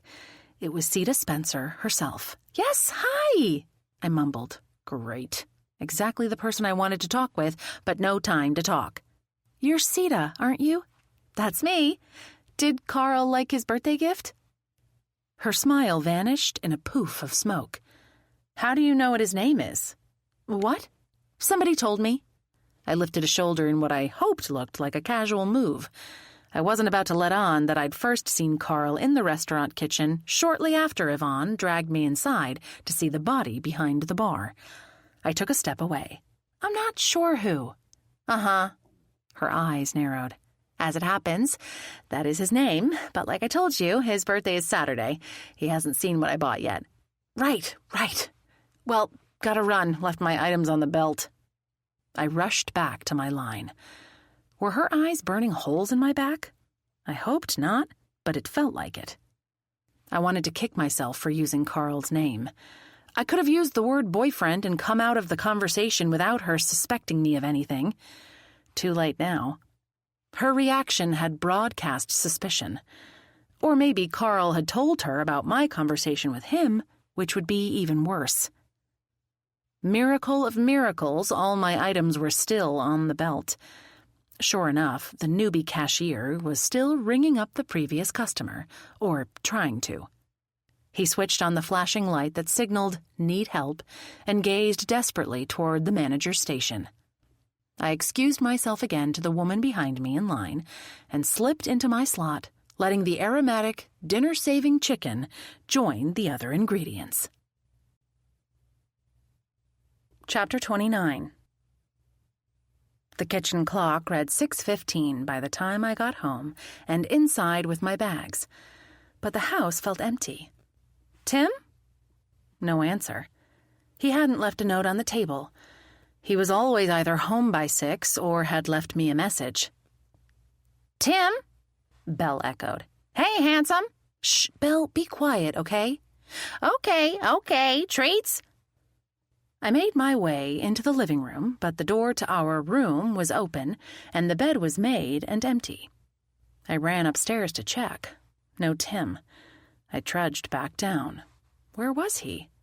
Oh, I pulled out my phone. Sure enough, he'd left a text. I hadn't glanced at the phone since before I'd left my shop, and it was on vibrate. Sorry, rain check on dinner. OT baking tonight for big event tomorrow. Isaac out sick. Be home late. Love you. XXOO. I studied the message. OT must be overtime, even though he was the owner. Too bad his assistant baker, Isaac, was ill. Should I go over and offer to help?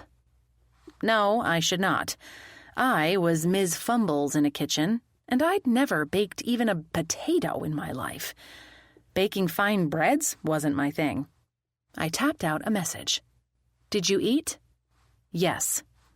Okay, see you when you get here. Love you, Oodles. That news changed my evening entirely. I'd cook tomorrow instead. Not spending the evening with Tim meant one more day of not fully knowing what was bothering him, which was disappointing. Tomorrow, I'd coax it out of him if I could. Selfishly relieved not to have to prepare dinner and face all that could go wrong with such a plan, I stashed all the cold groceries in the fridge, swapping out an open and mostly full bottle of Chardonnay. I left the chicken on the counter. A thigh and a drumstick with a thick slab of Tim's bread sounded like a perfectly good solo dinner, and it would still leave plenty of meat for tomorrow's meal.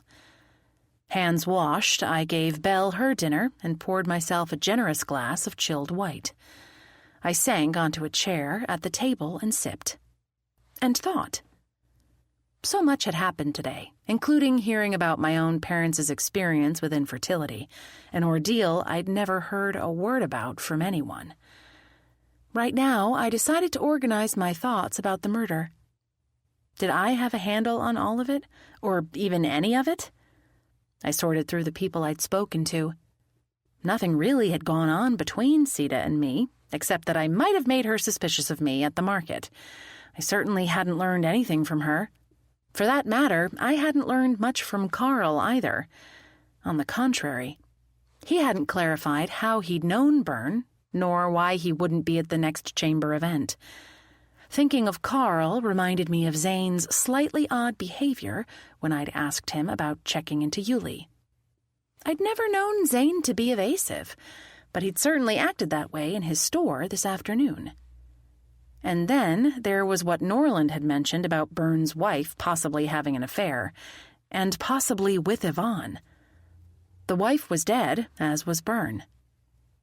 Did it matter, after all this time, if he'd tampered with his wife's car and caused the crash? It did if Yvonne had been waiting for her chance to exact her revenge. But I couldn't question Yvonne. That wasn't destined to go well. I thought back to what Edwin had told me about pushing back against Byrne. My eyes widened. Jin had said nearly the same thing about Yuli, that he'd challenged the teacher and spent plenty of time in detention. Edwin had gotten in trouble for a different matter and had repeatedly landed in the vice principal's office, but the behavior was the same. Yet Jin's daughter had been friends with Yuli, but apparently not with both of them. Were the two guys buds or not? No. Edwin had said they hadn't hung out, and he'd made a point of saying they didn't hang out now either. What do you think, Belle?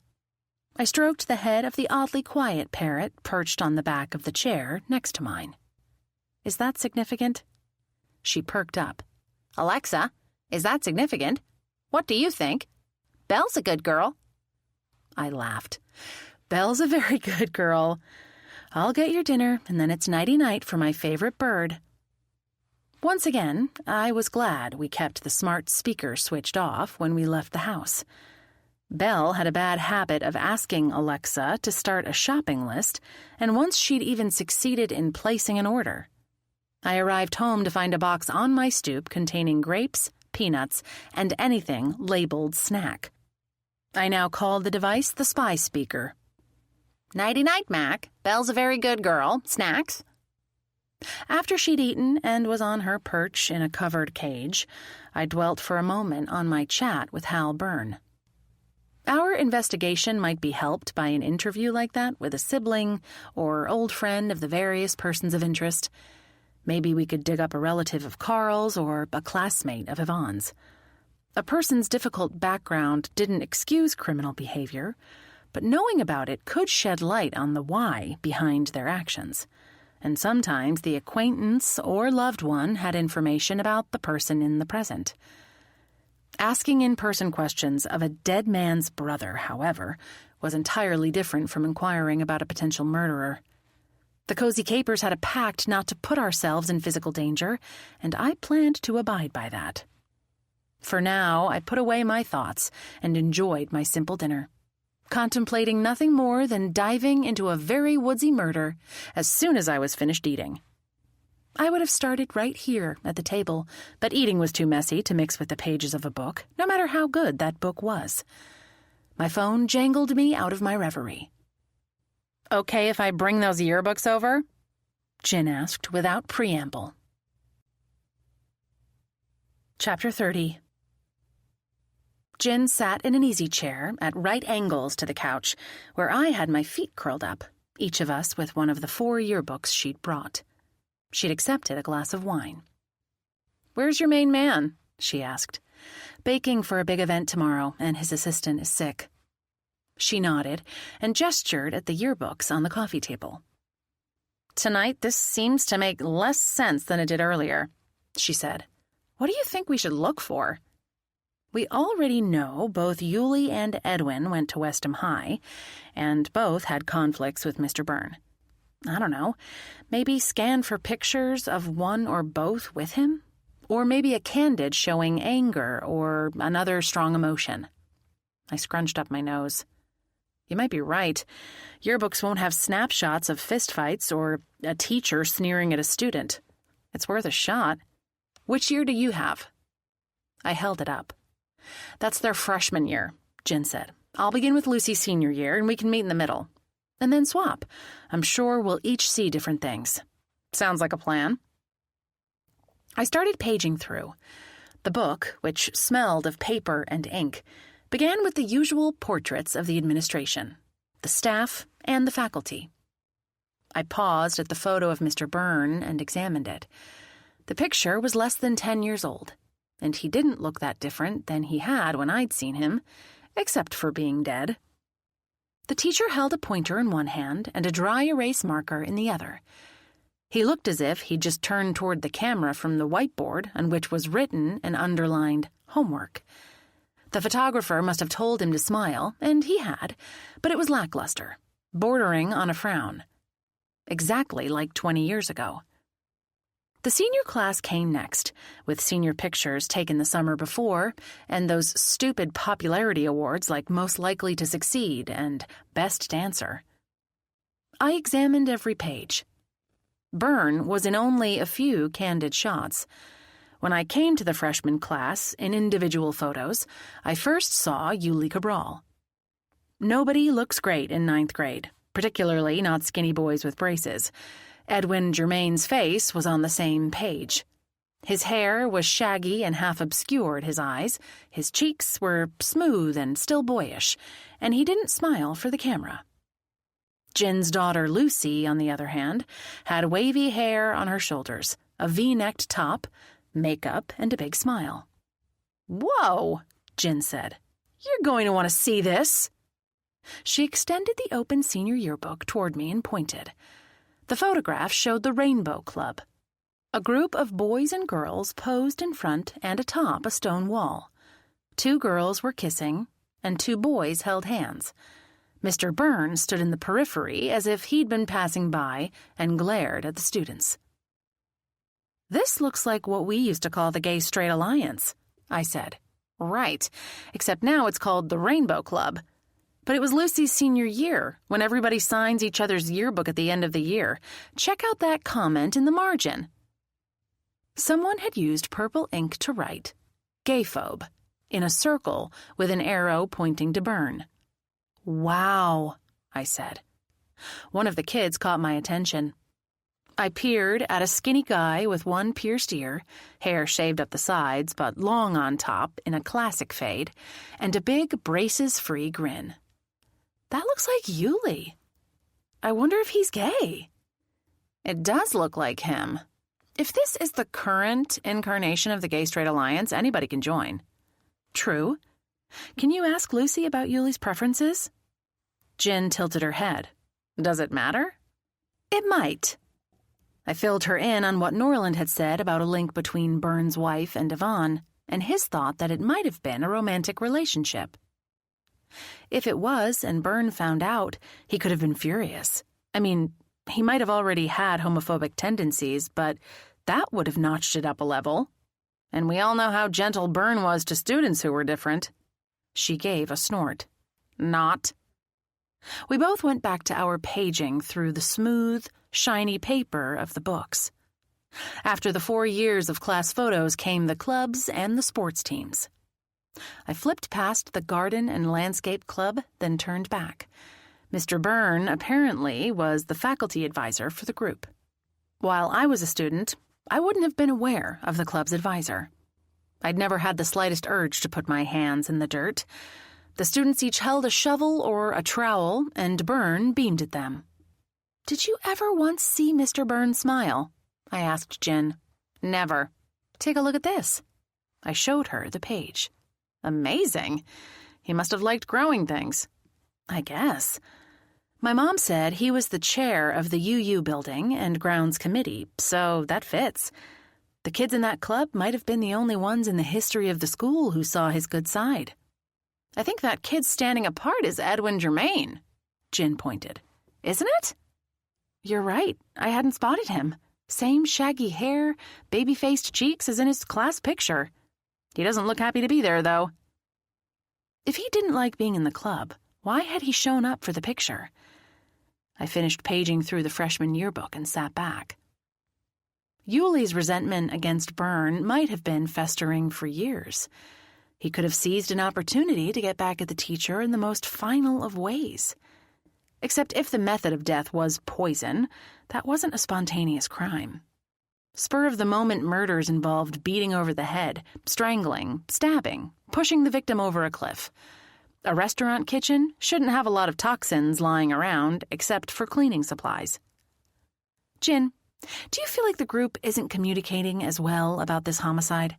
Now that you mention it, yes. On the other hand, it's high season for all of us. Everybody's super busy. True. I took a sip of my wine. Today, I asked Zane if he'd learned anything about Yuli, and he got weird. Weird how? Jen asked. I don't know. Kind of evasive. He wouldn't meet my gaze. But then he had customers and couldn't talk anymore. Also, Flo is usually on top of her action items. I haven't heard a word from her about Byrne. Interesting. She's like the only one who isn't flooded with summer business, too. Exactly. Plus Norland. He at least told me about the thing with Byrne's wife, but I didn't get a chance to ask if he'd turned up anything on Yvonne. Jin raised a hand. I'm supposed to be digging into Carl, but so far I've come up emptier than the calories in a bag of sugar, and it's mostly because I haven't dedicated the time. I hear you.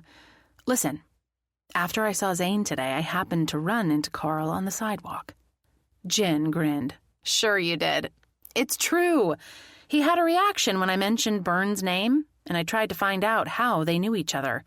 All he would say is that they went way back. And then I mentioned the next chamber gathering. He basically said he wouldn't be there. So noted. You should group text that stuff. I will, I said. Can you add what we saw in the yearbooks? Sure. Speaking of the yearbooks, maybe we should get back to them. I couldn't help yawning. Or not. Jin closed hers. We've picked up a few bits about Bruce. I'm tired, too. She drained her glass and stood. But maybe we should have a group meeting tomorrow night. I groaned out loud. What's that for? She asked. I can't. I was supposed to make dinner for Tim tonight. Whoa. What happened to Never Cook's Mackenzie Almeida? I laughed. I can try, right? But anyway, I postponed my gourmet gala meal until tomorrow because Tim was already gone when I arrived. The Cozy Capers should meet soon and catch up with each other's info in person. I know, but for me it'll have to be Friday. Happy hours somewhere? As long as it's not in the Rusty Anchor. She raised her eyebrows. Plus, you know they can't call it happy hour, right? I know, it's illegal, and we have to call it not happy hour. Same difference. I hoped Tim would be home soon. What I really wanted to do was have a happy few minutes curled up in his arms. He would tell me all his worries, and I could forget about murder for an evening. Chapter 31. I woke up the next morning at 6 with my knee bothering me, as it occasionally did, and texted Jin to cancel our exercise together. Last night she'd left at 8:30, with neither of us having discovered anything else in the yearbooks. Tim had arrived home at 9, thoroughly exhausted. He'd kissed me. I'm going to bed, sweetheart. I stood. I'll come with you. We'd cuddled and spooned, his soft snoring beginning almost immediately. I wasn't tired enough yet, so I switched on the little reading light that clipped onto my book and sank into the mystery until 10. He'd given me a goodbye kiss early this morning, as usual, and headed out to work. I'd become an expert at falling back asleep. Now I stretched in the bed. Would Lincoln and Penelope have a breakthrough in the case today? I hoped so. That way the Cozy Capers could go back to being a book group.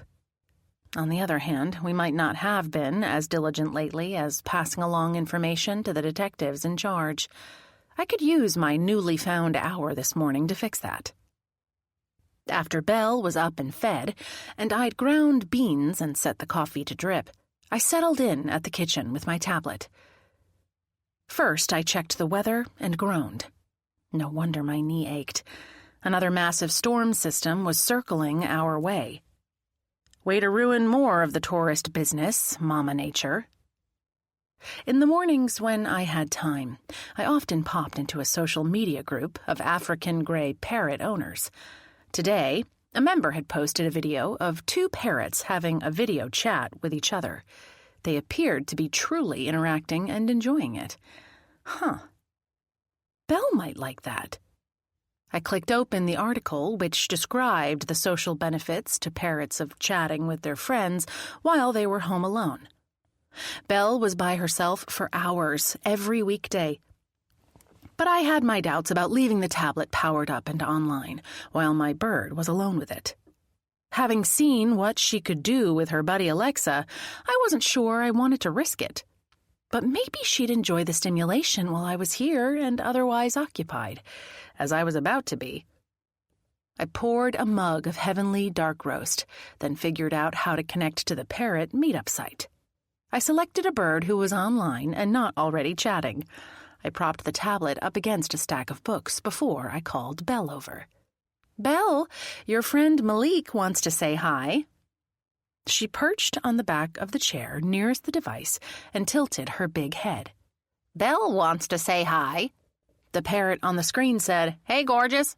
He gave a wolf whistle exactly like the one Belle emitted when she saw Tim. "Malik's a good boy." "Malik's a good boy," she muttered. "Belle's a good girl. Am I interrupting something?"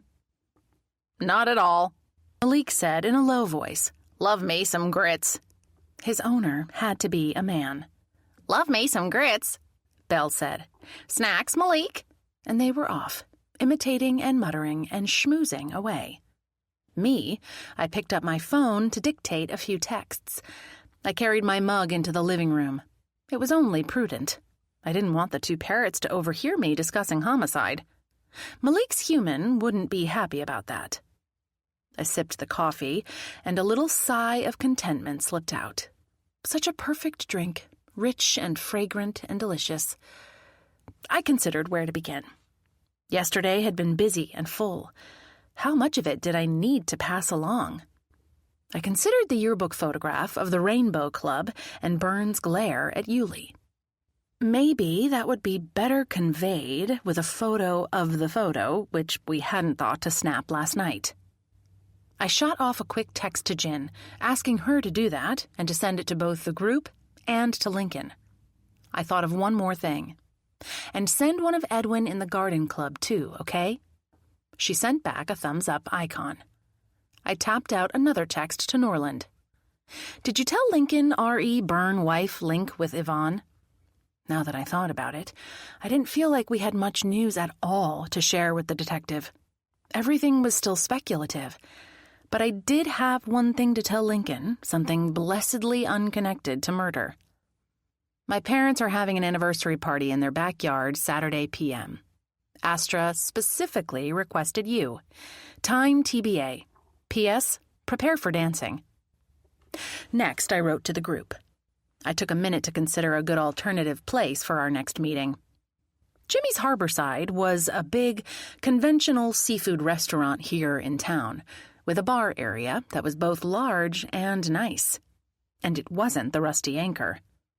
Meet tomorrow, Friday, not happy hour, Jimmy's Harborside Bar. Flo, nothing more on Yvonne? Zane, what about Yulie? Norland, news on Yvonne? I sent the text. A millisecond later, my phone dinged with my own message. Jin wrote right back. Am in for NHH at 5:30 at Jimmy's. Drinks will be full price, but apps are half off till 6. For bars and restaurants to offer discounted drinks at the end of the day was against the law in the Commonwealth. The legislation had been an attempt to reduce drunk driving, but the law was passed well before ride-sharing became a thing. Lawmakers sponsored regular attempts to change the law. So far, a revision had never made it all the way through the legislature and across the governor's desk. I thought about my own action item, Edwin. I realized I did have one more thing to tell the group, but I didn't really want to communicate it to Lincoln. Edwin said Byrne used to give him a hard time about Corwin's incarceration. Threatened to tell the wrong people. Edwin didn't care and pushed back. I asked what Byrne wanted in exchange for silence. Edwin said he didn't know. If I also sent that to Lincoln, he might think it was a motive for murder. A flimsy one from way in the past, but still. Edwin did not strike me as a murderer. I'd been fooled before, though. I added one more text. Might not be important, but I met Byrne's artist brother Hal in Falmouth yesterday. Said he hadn't seen Bruce for several years. I asked R.E. Service. He said nobody would come. Probably true.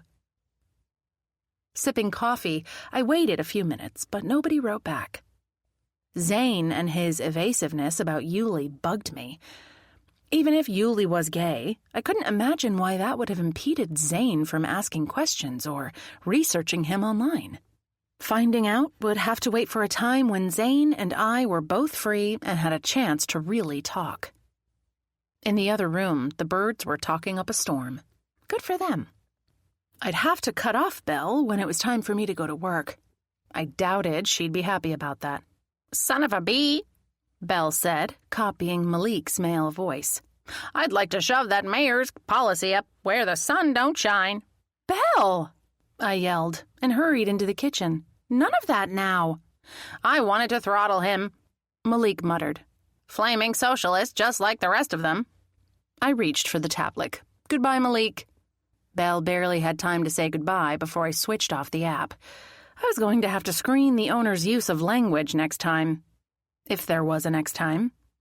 Maybe the site included a place to leave reviews of various birds. I'm sure Malik was a very nice African gray, although I wasn't sure about his human. I was even more sure I didn't want Belle picking up bad language or attitudes. Chapter 32. By 9 o'clock, the open flag in front of Mac's Bikes was flying, or rather, hanging limply. My spirits were doing the same. The cozy capers seemed to be withholding information. Either that, or nobody was trying particularly hard to gather it. I still hadn't had a sit-down with Tim to find out what was bothering him.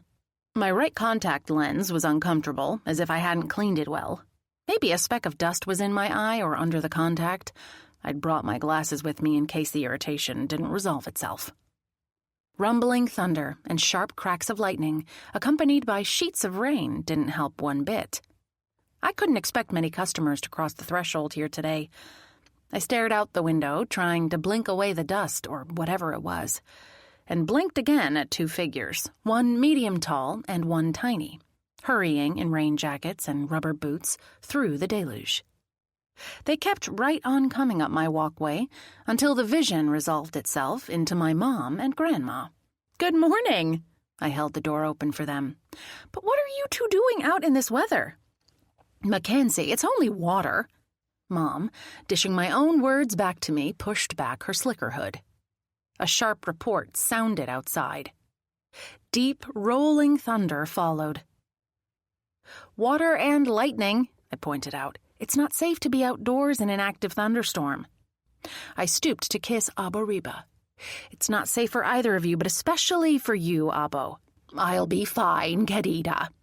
She beamed and shrugged out of her child-sized raincoat in rainbow stripes that matched her slouchy beret. "I've made it through 8 decades of New England weather so far. I'm not scared of it. Now be a dear and hang this up for me, will you, please?" I took her jacket and Mom's and hung them on the set of hooks by the door. "Coffee?" I offered, having brewed a pot as part of my opening checklist. "Yes, please," Astra said. Reba nodded as she drew a pad of paper and a pen out of her extremely large bag. I set 2 full and fragrant mugs on the counter for them and slid onto the stool next to my grandmother. Mom wheeled over our adult tricycle display model and climbed into the seat. "Mac, honey," Mom began, "I might have information about Bruce that maybe you can use while you're wearing your lady PI hat." "I'm all ears," which had perked up nicely with that teaser, along with my mood. "You see, one day I was looking for a tool or something in the basement of the church. Not the nice part of the basement where we hold the free dinners and have the free food market, but the real cellar where the furnace and plumbing and fuse box and that kind of thing are." She meant the circuit breaker box, but I didn't correct her. I waited for more. "Anyway, Bruce was down there moving boxes around. Good heavens, the man looked awful, sweating and pale and panting. I told him to stop what he was doing right that second." "Did he have the flu or something?" Reba asked. "Worse, but not contagious. He and I had a little chat, and it turned out he had a heart condition. He wasn't supposed to be exerting himself physically at all, and here he was, chair of the Building and Grounds Committee. I told him quite firmly he would have to stop doing strenuous chores. We would find a younger and healthier churchgoer to head up the effort." "Excellent advice," Reba said. "I'm surprised Joseph didn't take measures earlier." "I don't think he knew about Bruce's health," Mom said. "You know how most men don't like to talk about such things with each other." "How did Byrne take that?" I asked. Being asked to step back from his volunteer commitment is a big deal for certain people. He'd been in charge, right? He might not have liked being challenged like that, and by a woman. "Yes, but actually, he seemed glad to be relieved of the responsibility," Mom replied. "He stayed on in an advisory role for a period of time, but stepped down from the committee last winter." "When did you discover this about his health?" I folded my hands on the counter.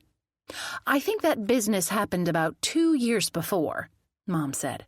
"Now then," Reba cleared her throat, "we're really here for party planning. Astra seems to have forgotten." The words might have sounded harsh, but her tone was kind. The party. I wanted to sink my head into my hands, but I didn't.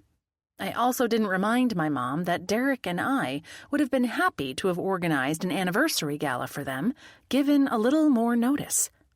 We probably should have jumped on that and let them know, but we hadn't. The actual anniversary wasn't until August 3rd anyway. "Okay," I said, "but Mom, why are you having the celebration now and not in a couple of weeks?" A blush came to her cheeks. "Your father and I are going away for a private celebration, just the two of us, on the actual date." I was not going to think about what that blush meant. No child wants to think about their parents' intimate lives, not at any age, although I was more than glad mine were still happy enough together, and healthy enough, to have that kind of intimacy in their 60s. Plus, I'd expected her to elaborate on the astrology of this Saturday. She usually mentioned what was influencing what and why it was the best date. I didn't mind the omission. Reba tapped the pad of paper. "Let's get to it, shall we? You know, before your shop gets busy." Which was unlikely to happen on a day like today. 15 minutes later, we'd hashed through most of the details, except one big one. "What are you going to do if it's pouring rain like this?" I gestured toward the window. "It won't be," Mom proclaimed. I waited for her to say the stars predicted good weather for Saturday. I couldn't imagine how that would be possible, but she frequently ascribed the behaviors of people and larger institutions to the movements of the stars and planets. Not this time, apparently. "And if it does rain," Mom continued, "we can always set up in the church fellowship hall. It won't be as much fun as outdoors, though. By the way, I invited Lincoln for you," I said. "Excellent, thank you, honey." She stood and bustled off to wash Reba's and her coffee mugs. A minute later, as if he'd heard us talking about him, Lincoln pushed through the door, sliding his raincoat hood back off his head. Chapter 33. "Why, if it isn't the man himself," Reba beamed. Lincoln glanced behind him, then at us. "Who, me?" His eyes smiled behind his glasses. "Looks like I'm interrupting a family meeting." Reba hopped down from the stool. "We're all done. You're coming to the party Saturday." Mom returned from the sink, drying her hands on a paper towel. "I hope you say yes, Lincoln." "I shall do my best, Astra." His smile disappeared. "As you know, though, it depends on my work." "I understand," my mom said. He turned to me. "Speaking of that, Mac, do you have a minute?" "We were about to leave," Reba said. "Sure." I stayed on my stool. Reba and Astra said their goodbyes as they redonned their rain jackets and headed out. "Looks like it's still pouring out there," I murmured as I blinked a few times. My eye had cleared up while I was distracted with talk of the party logistics, a welcome relief. "It is." "Do you want to take your jacket off, Lincoln?" "I suppose I will, if you have time. Could I trouble you for a cup of coffee, please?" He hung his jacket on a hook. "Sure, I should have offered." He declined the offer of a stool, but seemed grateful for the coffee. "Before you ask, our group truly doesn't have much to offer," I said. "I appreciate the initiative you and Jin took to peruse the school's yearbooks. She sent me several photographs this morning." "Good." "Is Edwin Germain here?" Lincoln asked. "No, not until around noon." "Good. I will say he was remarkably tight-lipped with me when I spoke with him." Lincoln took a sip of coffee. "Have you acquired any information about dealings he might have had with the victim?" "A bit." I was going to have to tell him, after all. I repeated nearly verbatim what I'd texted the group. Edwin told me that when he was a student, Byrne used to harass him about Corwin's incarceration and threatened to tell the wrong people. "Who did Byrne mean by that?" Edwin told me he didn't know who these wrong people were, I said. He said he didn't care who knew and refused to cooperate with Mr. Byrne, but he repeatedly got in trouble for it. I asked him what Byrne wanted in exchange for silence. Edwin said he didn't know that either. I don't know any more than what he told me. "Did he say if he and Byrne had had any contact in recent years?" He didn't. I gazed at Lincoln. But they must have. Edwin said he tends bar occasionally at the Rusty Anchor, and apparently Byrne was an evening regular in there. "Okay." "And I told you about him seeing Yvonne and Byrne having a heated disagreement Saturday night. I thought I asked him to tell you." Lincoln didn't react. "Didn't I?" "I don't believe so, no," he said. And he didn't either. I swore softly. "I'm really sorry. I meant to pass that along. I smoothed an imaginary speck of dust off the counter. Germain told you he witnessed that. Yes, although it was at the other end of the bar, and he didn't hear what it was about. He told me Tuesday, I think. Or it might have been yesterday, I said. Speaking of the pub, have you learned how Carl O'Connor knew Byrne? Did they know each other? I'm not sure. Carl asked me, when I happened to run into him on the street, Lincoln, calm down, how I knew Mr. Byrne. I said I'd had him for freshman English. His expression slipped, and he sneered for a second, but then composed himself. So I flipped the question around. He would only say it was a long time ago. Interesting, Lincoln said. Thank you. Now here's a morsel for you, but please don't say where you got it. Byrne died of cardiac arrest, but it seems to have been brought on by a botanical toxin. Oh. What was the poison? It's called taxine. I've never heard of that. But get this, my mom told me minutes before you walked in that Byrne had a heart condition. He had been in charge of the UU building. A couple of years ago, she found him lifting boxes and looked awful. He told her about the condition. Lincoln bobbed his head. We're aware of his heart issues, thank you. I should have known they were on top of Byrne's health. The autopsy would have revealed it. Where does this taxine come from? I was pressing my luck, but he could always refuse to tell me. And if he didn't, that was what an internet search was for. Orlean bustled in, lunch bag in hand. Her hat looked damp, but it wasn't dripping. A half-dozen customers followed her in, bringing the smell of salt air. None of them had a hood up. Good morning, Miss Brown, he said to Orlean. Haskins? Mac? She kept on going into the repair area. I'd better be off. Talk to you soon, Mac. In a murmur, he added, Look it up. He swept out of there faster than a wave receding into the ocean. My fingers itched to look up the toxin. I practiced patience and smiled at my customers instead. Welcome to Mac's Bikes, I said. It looks like the rain might have stopped. Yes, ma'am, one man said, and just in time.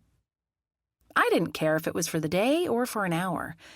If the precipitation going away made a paying cyclist happy, that was all I needed. Chapter 34. That earlier pause in the rain turned out to be temporary. By 10 o'clock, the deluge had returned with a vengeance. But once again, a cool, rainy July day turned out to be surprisingly good for business. I guess people wanted to be ready to get out and bike whenever the sun shone again. Orlean and I kept busy until 11:30, when the shop emptied and stayed empty for so long I stopped keeping track. I perched on a stool and texted the group. Lincoln says poison is taxine. Mom told me Byrne had heart condition. Flo sent a message to me privately not more than 2 minutes later. You free? Am on my way over. I told her to come on ahead. Maybe she'd quickly dug up information about the toxin. One could only hope. Or she could have unearthed information about Byrne. Or both. I headed over to the doorway to the repair area. How's it going? I asked Orlean. She glanced up from the workbench. Good. She focused on the brake assembly in front of her. I considered whether to ask her about Edwin and his conflict with Byrne, but decided against it. If Corwin had already been in prison, Orlean wouldn't have had much contact with his little brother, and she didn't like being interrupted while she worked. Take your lunch any time you want, I said. A single nod was her reply. I expected no more. A few minutes later, I got a lot more out of Flo. As with the first customers this morning, her hood was back and her hair was dry. Did the rain stop again? I asked. It did, and this time it's forecast to stay away. A pretty stiff offshore breeze is blowing the clouds right out to sea. She perched on the stool next to mine. So, what do you have? I reached for a pad of paper and a pen. As you know, Bruce was my action item. I dug up a mention of his cardiac condition, but I hadn't gotten around to letting the group know yet. No, Flo, you hadn't told us. She hadn't told Lincoln either. I kept my mouth shut. The minute you wrote about taxine, she went on, It didn't take long to learn that ingesting the toxin can affect a person with heart issues a lot faster and a lot worse than someone with a healthy ticker. Oh, that's interesting. So one question is whether the killer knew about Byrne's condition. We won't know until the authorities lock up the bad guy, and maybe not even then, Flo said. More's the pity. My next question, where is taxine found? I asked.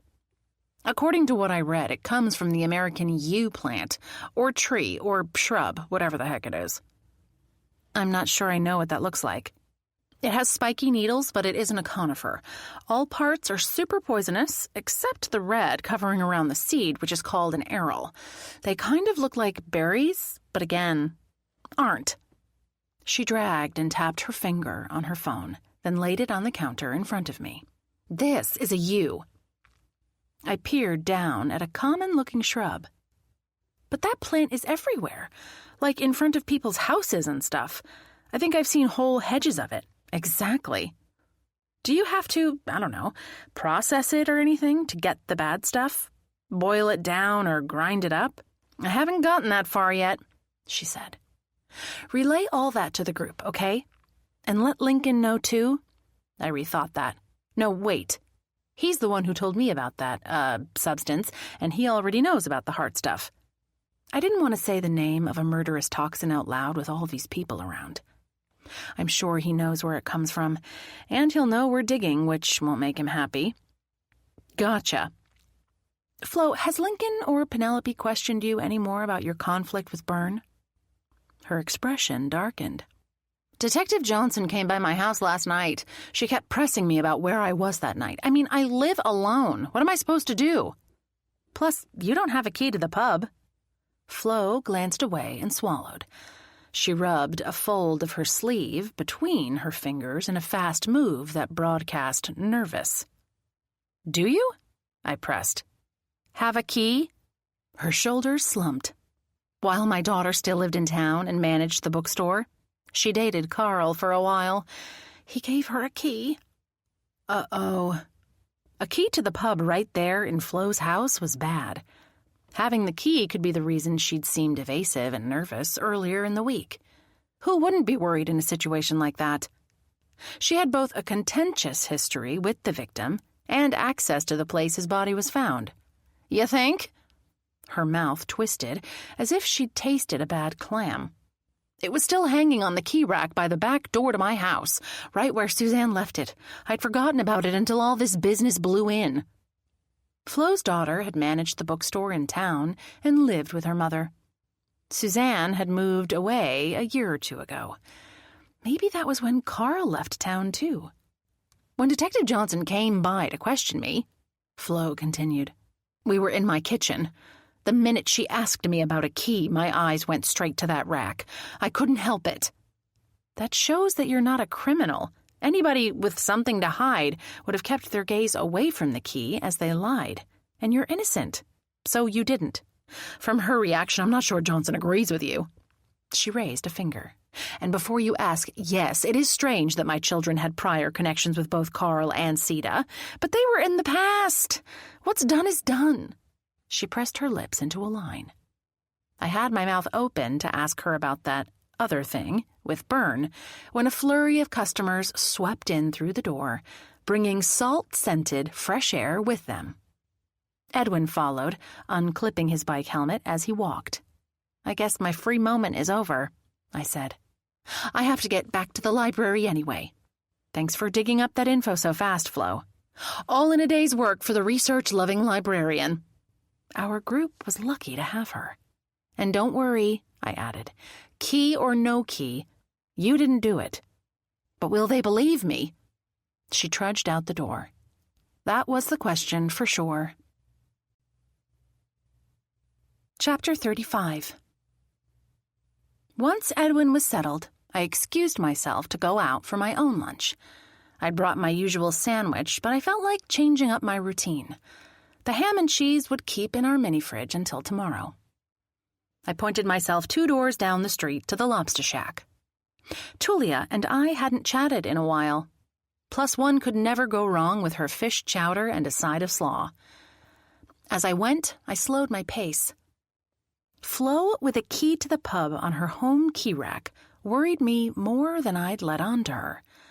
Obviously, she hadn't killed Byrne. But having access to the rusty anchor felt like a game changer. That and her conflict-ridden past with the victim. Conflict that had been quite public, which gave us all the more reason to find the killer, and soon. Inside the lobster shack, I took my place at the back of the line of hungry diners eager to place their takeout orders. Tulia hadn't adopted online ordering. She'd said if people wanted lunch, they could come in and wait for it. She didn't seem to be hurting for business at all as a consequence.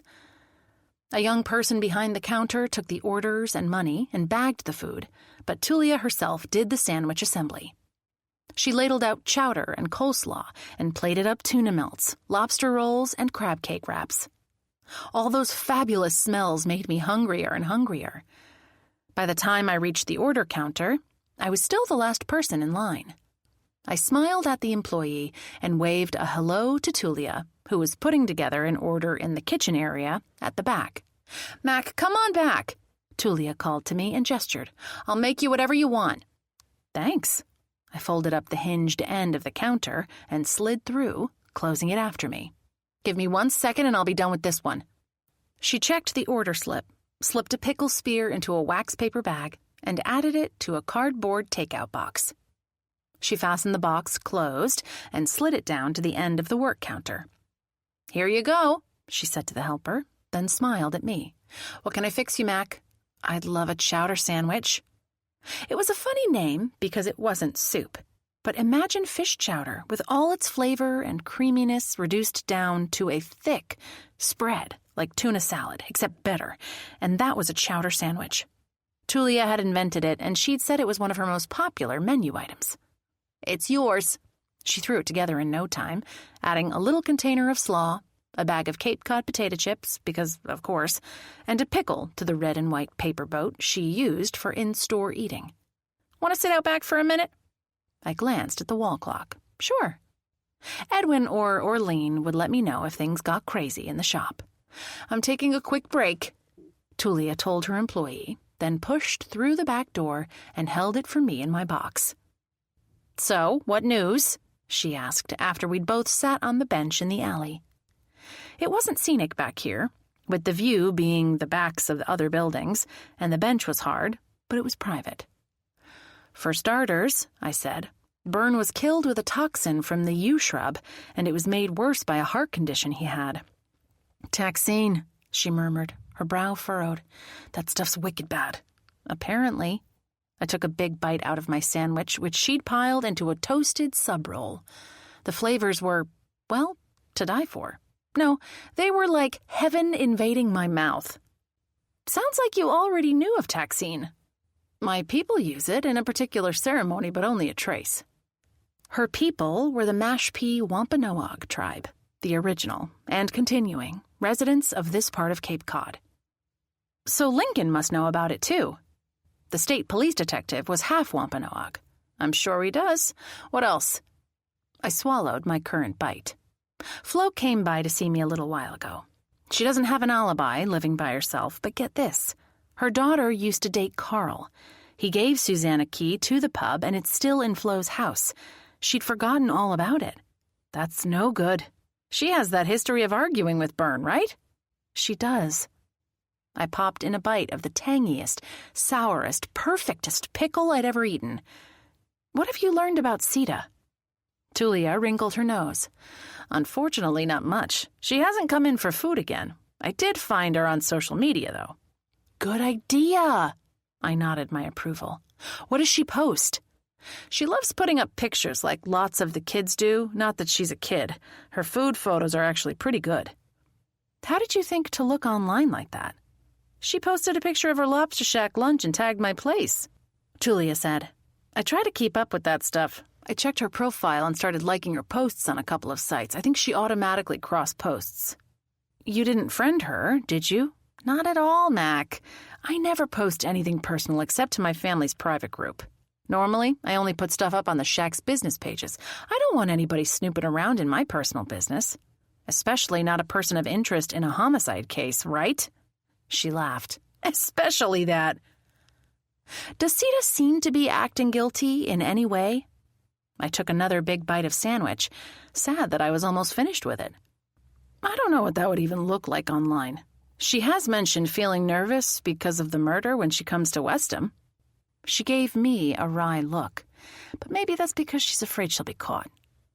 I had my mouth full, so I gave her a thumbs up instead of exposing a half-chewed bite. Nobody needs to see that. Chapter 36. On my way back to Mac's Bikes, I crossed the road to Cape King Liquor. Maybe I could find out why Zane had been evasive with me, but the person working the cash register said he was out for the day. Interesting. His absence could be related to the pending twins. He was usually here, either in the retail section or out back in the distillery. Alternatively, he could have caught a summer cold or be having a bad allergy day. I moved on. I'd seen Tim so little this week, I wanted to stop by his workplace and give him a hug. The rush in his bakery would be over by now. I passed my store on the other side. No cars graced the parking lot. We did get walk-up and bike-up traffic, but it looked quiet to me. I kept going, crossing at the next side street. An alley didn't run behind my shop, but it did in the adjacent blocks, and that was the only access to the bakery's back door. I cut through a passageway between buildings. It was narrow and shielded from the sun, so it was cool and creepy. I shivered, hurrying for the alley itself. Bad things could happen in alleys. Access to stores and businesses was hidden from the general public. People with bad intentions broke into places to rob them and at times harm the owners. The person who murdered the victim Tulia found in her walk-in cooler last year had come in through the alley, and maybe whoever left Bruce Byrne behind the rusty Anchor bar did too. An alley was never a good place to linger even in full daylight. I made my way down the alley and pulled open the screen door to the Greta's Great Grains Bakery. Tim had named it for his mom, who had been the first person to teach him to bake bread. Sure enough, my man was wiping down a counter. His tired face lit up to see me. I said nothing as I wrapped my arms around him and pressed my face into his chest. We stood there for a long moment until Isaac pushed open the swinging door from the front. "We're clean out of baguettes, correct?" the heavily tattooed dude asked, staying in the doorway. "Oh, sorry, guys." The veteran was Tim's assistant baker, but also helped out with sales in the front. "No worries, man." Tim stepped apart but kept hold of my hand. "Yes, no more baguettes or bowls back here." "Thanks. Hey, Mac."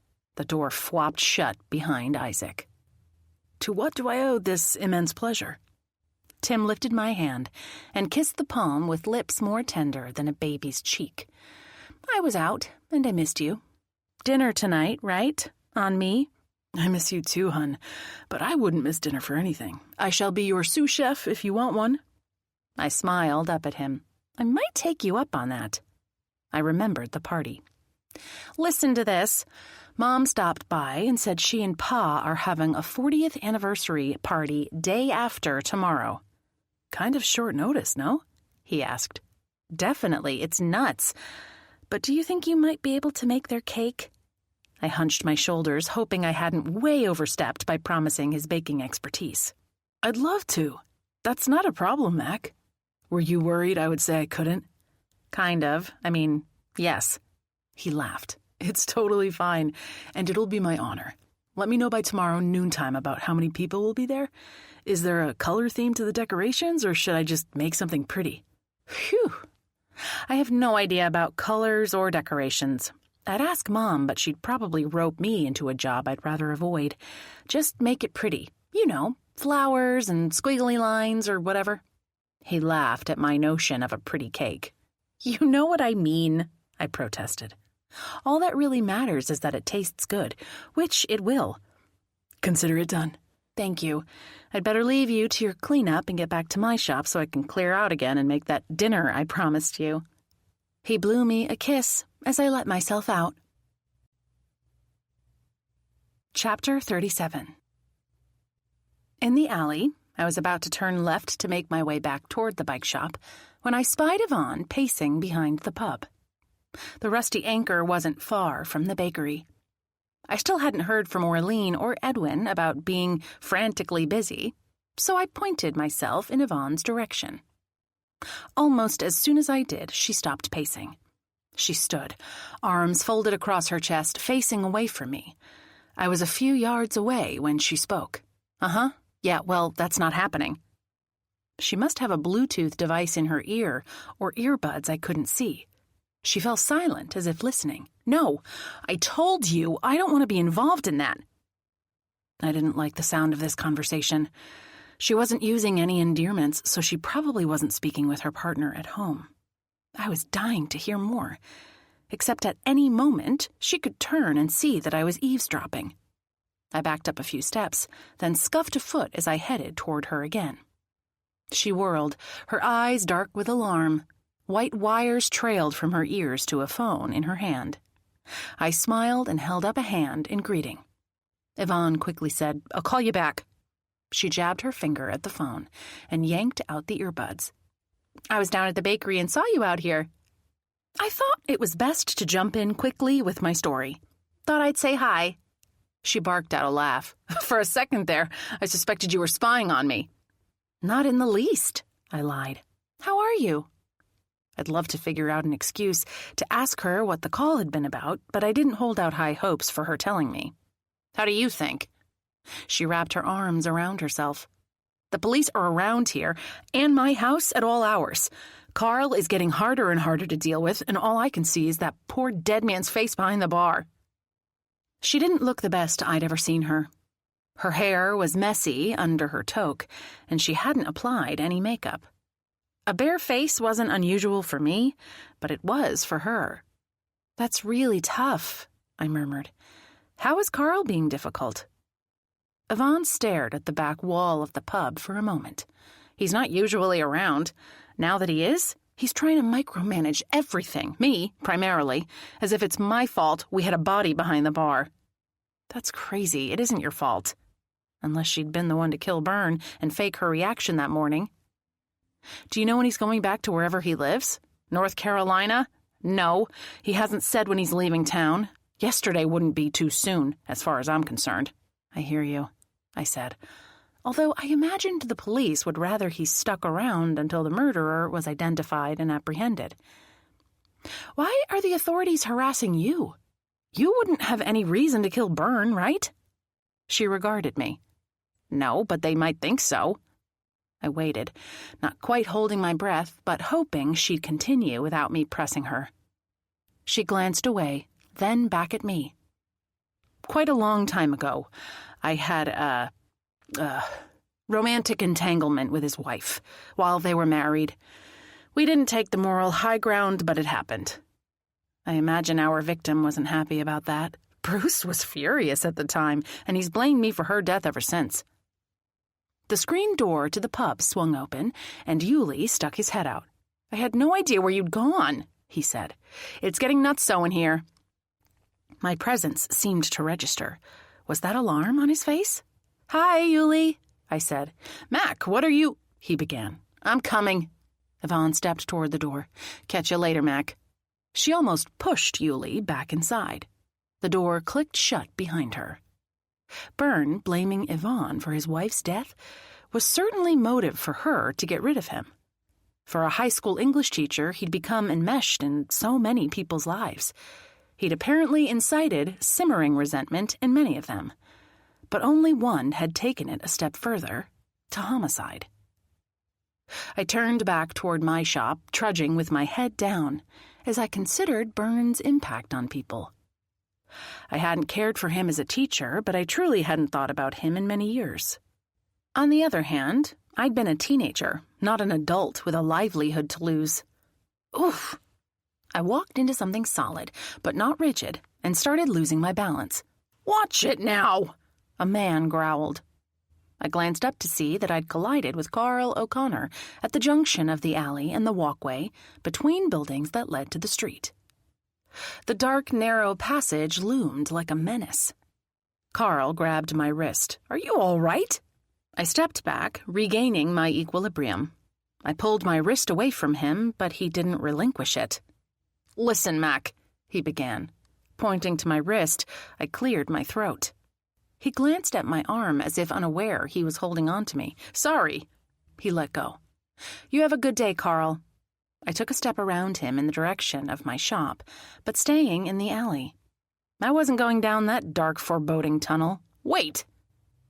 When he reached my wrist again, I folded my arms on my chest and turned to face him, feet slightly apart. "What?" I asked. He opened his mouth and shut it. He glanced down the alley toward the pub's back door and back at me. "Never mind. Have a nice day." He headed toward the Rusty Anchor. Fine with me. Carl was pretty much the last person I wanted to have a cozy alley chat with. Now or ever. Chapter 38. I made it home by 5:30 to find a note from Tim that he was out on a run. There went his offer to be my sous chef, but that was okay. I wanted to see if I could pull off an entire dinner without help. Well, except for Belle's. As usual, when I arrived home, she set to chattering nonstop, asking for snacks, saying what a good girl she was, all her usual phrases. I set down her dinner of pelleted parrot food, plus a handful of cut-up vegetables, and stroked her for a while. "Flaming socialist," she muttered in the man's voice I'd heard coming from Malik.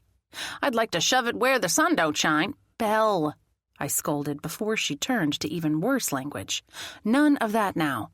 "None of that, Mac. None of that."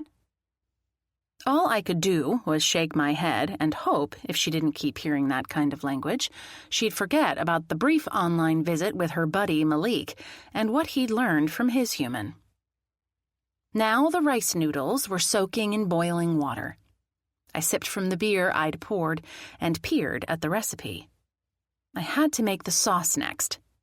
I began pulling open drawers. Where the heck did we keep measuring spoons? And whisks? Measuring spoons surfaced in the last drawer I tried. I grabbed a couple and began measuring tamarind paste, fish sauce, and chili garlic sauce. And brown sugar. I'd thought having the pad thai recipe displayed on my tablet would be a great idea. But once my hands had sauce on them, swiping was messy. I should have printed the directions. I stirred what I'd assembled with a spoon. It smelled great, but it was too thick. I checked the recipe again. Aha, plus hot water. I was supposed to use a whisk, but had not come across a single one, so I added the water and kept stirring with the soup spoon. Busy hands freed up my brain to consider what I'd learned today. So Byrne had known about Yvonne's affair with his wife. Had the group known that? Had I? My hands now slippery with saucy things, I couldn't grab my phone to check the text thread. Yuli hadn't looked happy to see me in the alley with Yvonne. I wasn't sure why, unless he thought I suspected him of killing Byrne. Did I? Maybe. Either way, Yvonne had brought that encounter to a quick close. One thing I hadn't learned was whom she'd been talking to when I approached her from behind. I also hadn't found out what she'd been discussing. It probably wasn't her partner, unless her phone turned voice into text, which was possible, but often resulted in super error-ridden messages. And then I'd had the weird encounter with Carl. I gave my head a shake. I wasn't going to get this dinner made by wool gathering instead of cooking. What was the next step? I had to shred 2 cups of cooked chicken, and scramble 4 eggs, and do something to the scallions. Man, cooking was complicated. No wonder I rarely attempted it. When I'd watched a friend's mother prepare pad thai in Thailand, it had looked simple. Her hands had flown, chopping and assembling and frying. My hands were not flying, and my brain was stymied. Now I apparently needed a cutting board and a sharp knife, which I eventually located. I managed to cut the ends off the scallions and slice them thinly without adding any bits of fingertip. I was supposed to separate the white parts from the green parts. Okay, that was easy enough. I made 2 little piles and rewarded myself with another swig of beer. I pulled the skin off pieces of the rotisserie chicken from last night and shredded the meat onto a plate. A few shreds found their way into my mouth, which was fine, and it wasn't really unhygienic because the pile would get rewarmed soon. Plus, we had plenty of chicken. When only the last drumstick and wing remained on the carcass, I unearthed a 2-cup measuring cup. Whoa! I'd shredded like twice that much. I guess I could throw it all in. Extra protein, right? I cracked 4 eggs into a bowl and mostly succeeded, with only a couple of tiny bits of shell among the eggs. I wished Lincoln could crack the case as easily. The slimy whites made it impossible to fish out the shell fragments. In they stayed. Exactly like all the possible homicide suspects kept staying active in the investigation because the facts were too slippery. As far as I knew, nobody had ruled out Yvonne, Yuli, Carl, Edwin, or Sita. I wouldn't even consider Flo in the mix. I refused to believe she'd killed Byrne. When my eye itched, I swiped at it with my finger and cried out as it burned. What had I done?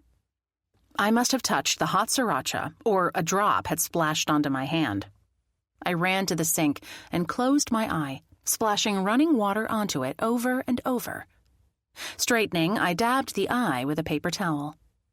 It still burned, but not as badly. Still, I scrubbed my hands with soap, then hurried into the bathroom off our bedroom to remove my contact lenses. It couldn't be good for a lens to have contact with hot pepper of any kind. This one was going in the trash, despite today being only a week into the month the disposable lenses were good for. Back in the kitchen, bespectacled me tried to remember where I was. Aha! The eggs! I'd broken them into a bowl, but hadn't beaten them yet. Still whiskless, I used a fork to stir them around and mix them as best I could. Was all my prep done? Recipe checked once more, I realized I needed to chop the peanuts. I thought we might have a jar of roasted peanuts in the pantry. I found it, shoved aside my piles of scallions on the cutting board, and poured out a handful of peanuts. Popping a few into my mouth, I leaned against the counter and chewed. My brain would not stop chewing on this mess of a case. Would Yuli or Edwin really have held on to such a strong hurt from their high school years that either of them would murder the perpetrator years later? My eyes widened.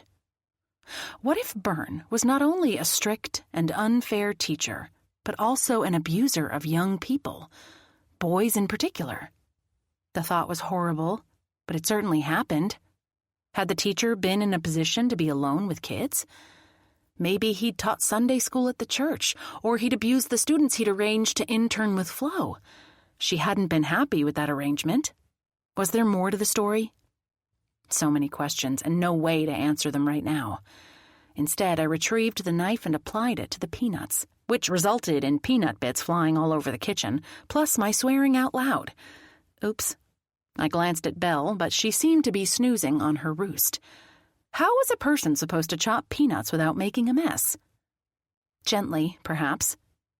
I swept the ones on the floor into a heap out of the way, then tidied the pile on the board.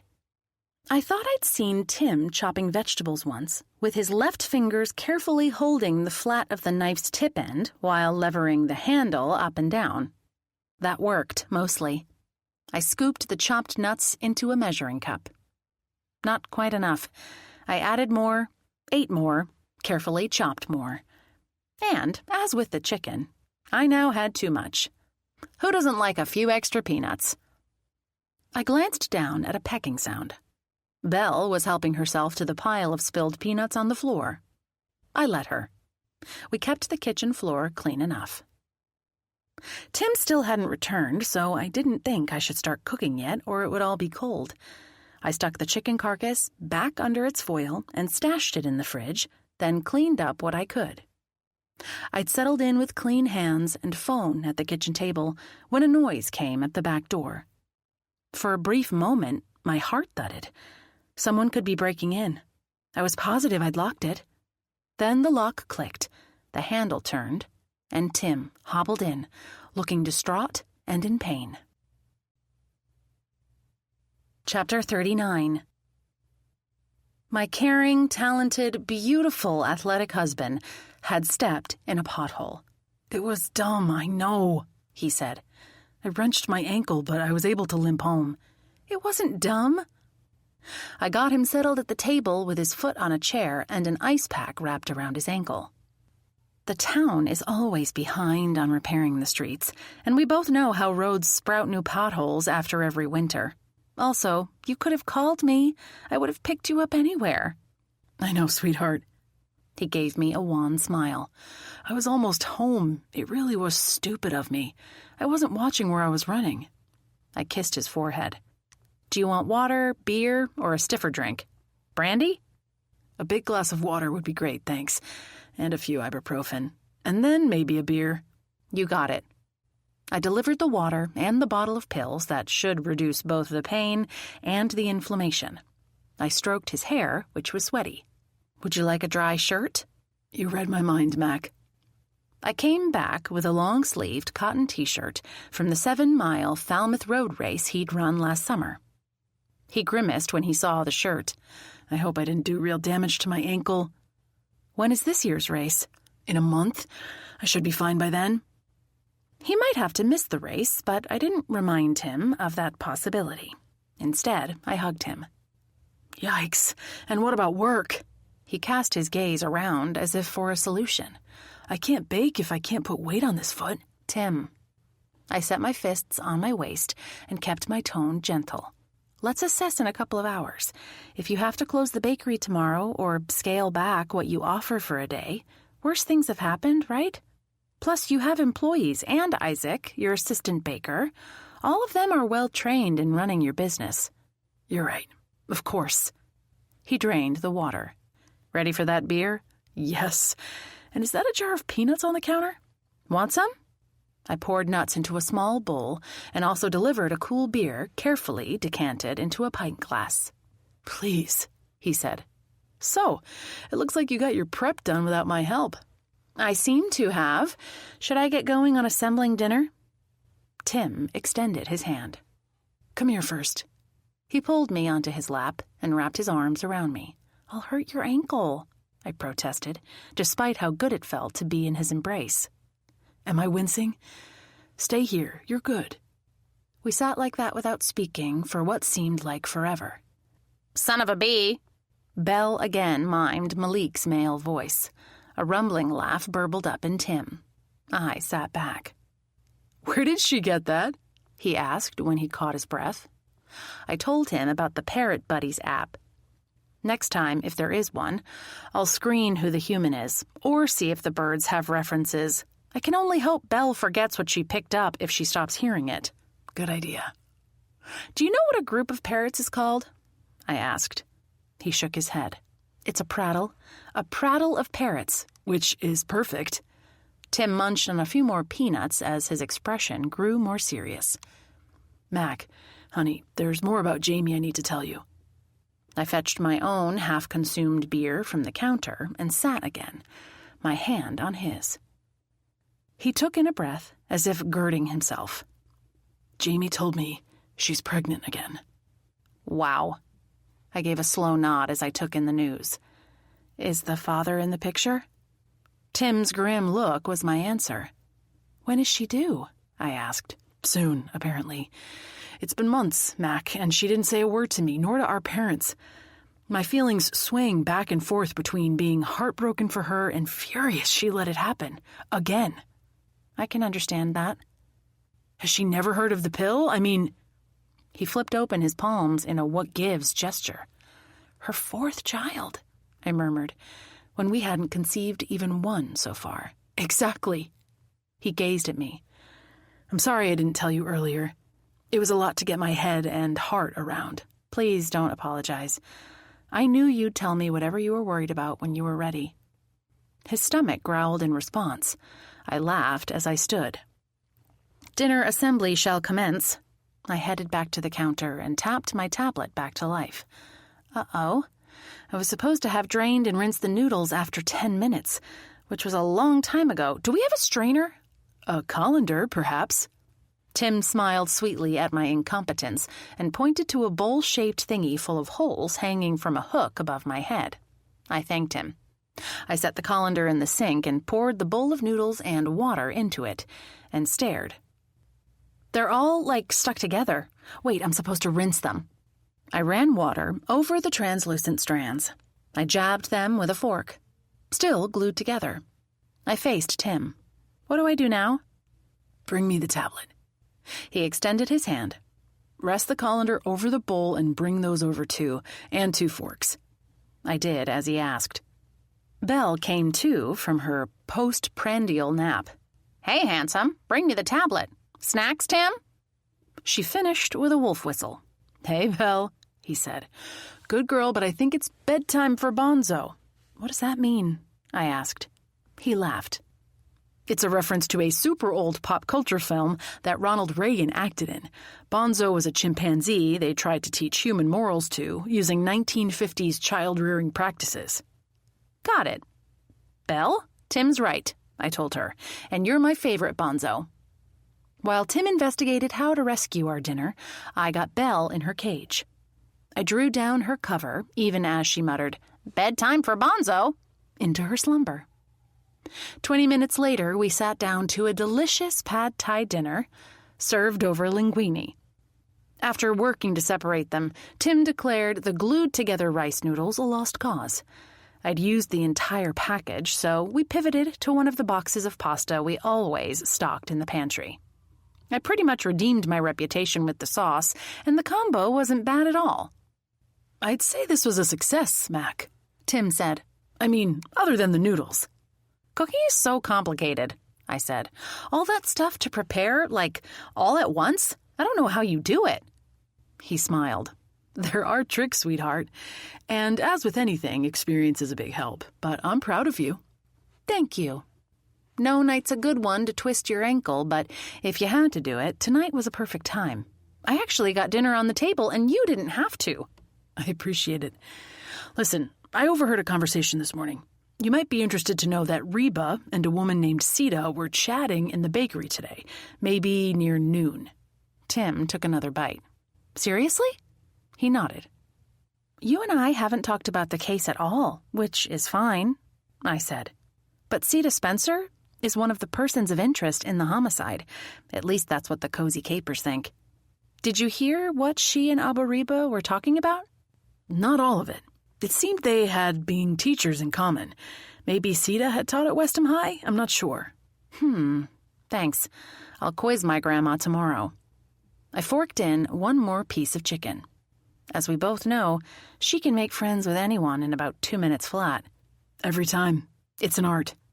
How's the ankle feeling? I asked. Let me swap out the ice pack. We always had at least 2 professional-grade ice packs in the freezer. He swung his leg down and set his heel on the floor, gingerly rotating his foot. Still hurts, but it doesn't feel as critical as it did before. You can take this ice pack, but I think I'll hop to the bathroom and get ready for bed. You can bring me a fresh one once I'm ensconced, okay? It's a deal. I removed the pack and bestowed a kiss. Thanks for rescuing my dinner, querido. We're the Mutual Rescue Society. Chapter 40. After Tim was settled on the bed in PJ pants with a fresh ice pack and his phone, ibuprofen at the ready on the nightstand, I cleaned up the kitchen. I felt stupidly proud of my dinner accomplishment, but I didn't have any plans to keep up the practice. That was what takeout was for. I fixed an herbal tea, peppermint tonight, and settled myself on the couch with the mystery du jour. Except instead of opening the book, I stared at my thoughts. Jamie was pregnant again. She was pretty far along, was what Tim had said. I shook my head. Some people got all the fertility mojo. But how in the world was she going to support another child? And was she staying clear of drugs and alcohol until after the birth? Judging from how Tim had described his sister, there was no guarantee of that. As he'd expressed, one couldn't help but be torn between heartbreak for her and the child and deep anger at her choices and lack of responsibility. Still, Tim and I didn't have any other option. Jamie wasn't my blood relative, but she was Tim's only sibling. She was family. We would stick by her in whatever form that took. For starters, maybe I'd write her a note. I'd offer my congratulations on the baby and ask what we could do to help. No, better to ask what she needed for the baby. Open-ended offers could steamroll in the wrong direction. Either way, it couldn't hurt to pretend everything was fine, at least for now. I'd heard Tim murmuring on the phone in the bedroom earlier, but all was quiet now. His assistant had been sick yesterday, but Isaac had seemed fine this afternoon. He could cover for Tim tomorrow if necessary. Tim could drive to work and perch on a stool to shape loaves if he couldn't stand on the ankle. He was in such great physical shape, and I couldn't imagine him not bouncing back with ease from turning his ankle in a pothole. What I could imagine was getting this homicide case resolved and done with. The worry that a murderer was out there blithely going about their business nagged at me. It had been almost 5 days since Byrne was killed, and still, no one was behind bars for that horrible crime. Whoever did it had to be feeling pretty smug right about now, safe from arrest. But who was it? I reached for the coffee table and swapped out the book for my tablet. The group thread didn't have anything new. That didn't mean I couldn't sit here and do my own research. Edwin was my action item, but I thought I'd dug up everything about him that I could. The fact that Pa trusted him meant a lot, too. Sita was one of the persons of interest I hardly knew anything about her, other than her apparent romance with Carl and the fact that she worked at an arboretum in North Carolina. Tulia had probably already run an intranet search on Sita. I figured it couldn't hurt to see what I could learn on my end, especially since the name Sita Spencer shouldn't have too many duplicates, if any. I clicked through to the Arboretum's website. Where had Jin said it was located? Raleigh, I thought. Sure enough, I found a 10-acre arboretum and botanical garden attached to a university. Sita Spencer was listed as one of the tour staff. Maybe a travel review site would have more interesting information. I poked around, combining search terms in different ways until I found reviews of the Arboretum's tours. Sita had quite a few 4- and 5-star comments left by visitors who praised her depth of knowledge of the trees and flowering shrubs. My eyes widened when I clicked on several entries, awarding only 1 or 2 stars. The first I read said Sita had been rude and condescending to the children in their group. Another wrote that she'd made fun of the North Carolina accent. And the 1-star review mentioned her scary fascination with poisonous plants. I sat back. It was scary, indeed, especially if she'd used that knowledge to murder Bruce Byrne. Jin had said Carl also worked at the Arboretum. I focused on the tablet again, but came up empty-handed, at least in connection to the Arboretum. Either his job didn't bring him into contact with the visiting public, or nobody had anything to say about him, good or bad. It was a Barnstable County notice that grabbed my attention. Carl O'Connor was listed, among many other property owners, as owing back taxes on the pub. A lot of taxes. Did Yvonne know that? Chapter 41. After I clicked around further and didn't uncover anything else unusual about either Sita or Carl, I set down the tablet. Then I remembered that bit of conversation Tim mentioned overhearing between Reba and Sita. Had Reba already been acquainted with her, or had they struck up a conversation in the bakery for the first time? I knew one good way to answer that question. I tapped Reba's number. It was barely 8:30, and she usually stayed up until at least 9. "Mackenzie, darling, I was hoping you'd call." "And I did. How are you?" "Well, the planning is going apace." "Planning?" "Mac." Reba put on her sternest tone. "Saturday. Astra and Joseph's anniversary celebration. Don't tell me you've already forgotten." "Oops. Of course not, Abo-Ree. I've had other things on my mind, is all." I had a lot of things on my mind. The party was the least of them. "Your parents and I have much of it under control," she said. And Derek sent a message that he and Nellie would be happy to take on whatever roles we assign them. Was I supposed to now chime in about all the tasks I would do but didn't want? I attempted what I hoped would be a deft change of topic. So, I began. Tim told me you and Sita Spencer were having a heart-to-heart at the bakery today. Did you already know her? Reba made a tisking noise. I know you're changing the subject, my dear. Fear not, I'll circle back. But to answer your question, Sita Spencer's name came up in that teachers group I mentioned to you the other day. Tell me more. Let me see. I'm not certain exactly who mentioned her, but they said she'd taught at the high school quite a few years back and hadn't had her contract renewed. Did they say why? I asked. No one seemed to know the entire story. Between you and me and the hedgehog, I wondered if it didn't concern that poor man who met his maker earlier this week.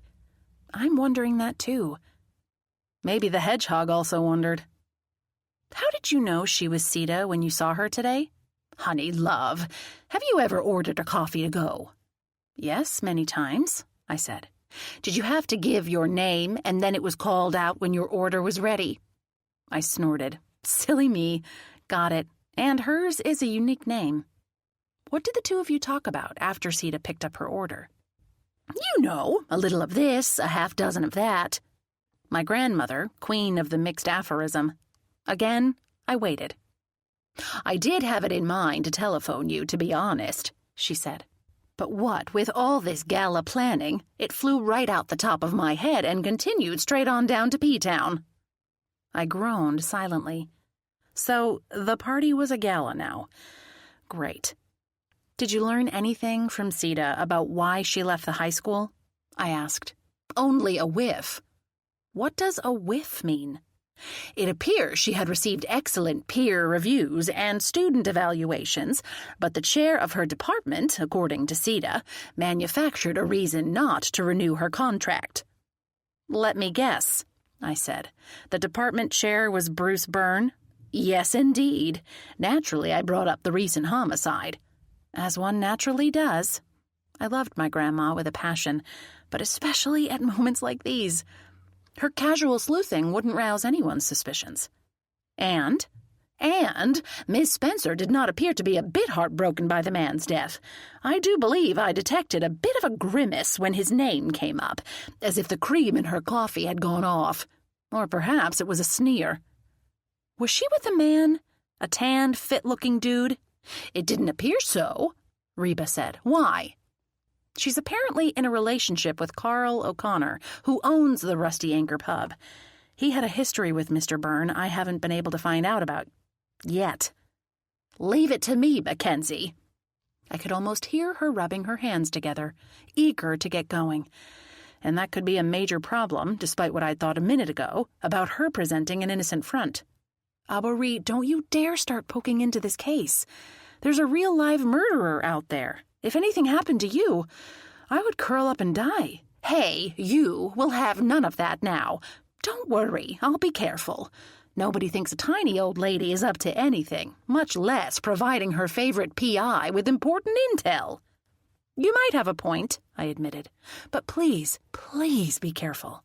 Promise. Girl Scouts honor. By the way, I met Bruce's brother, Hal, a couple of days ago. He paints stunning watercolors. He's having a show this week in the Le Guin Fine Art Gallery in Falmouth. You already knew that, I asked. Sure as shooting.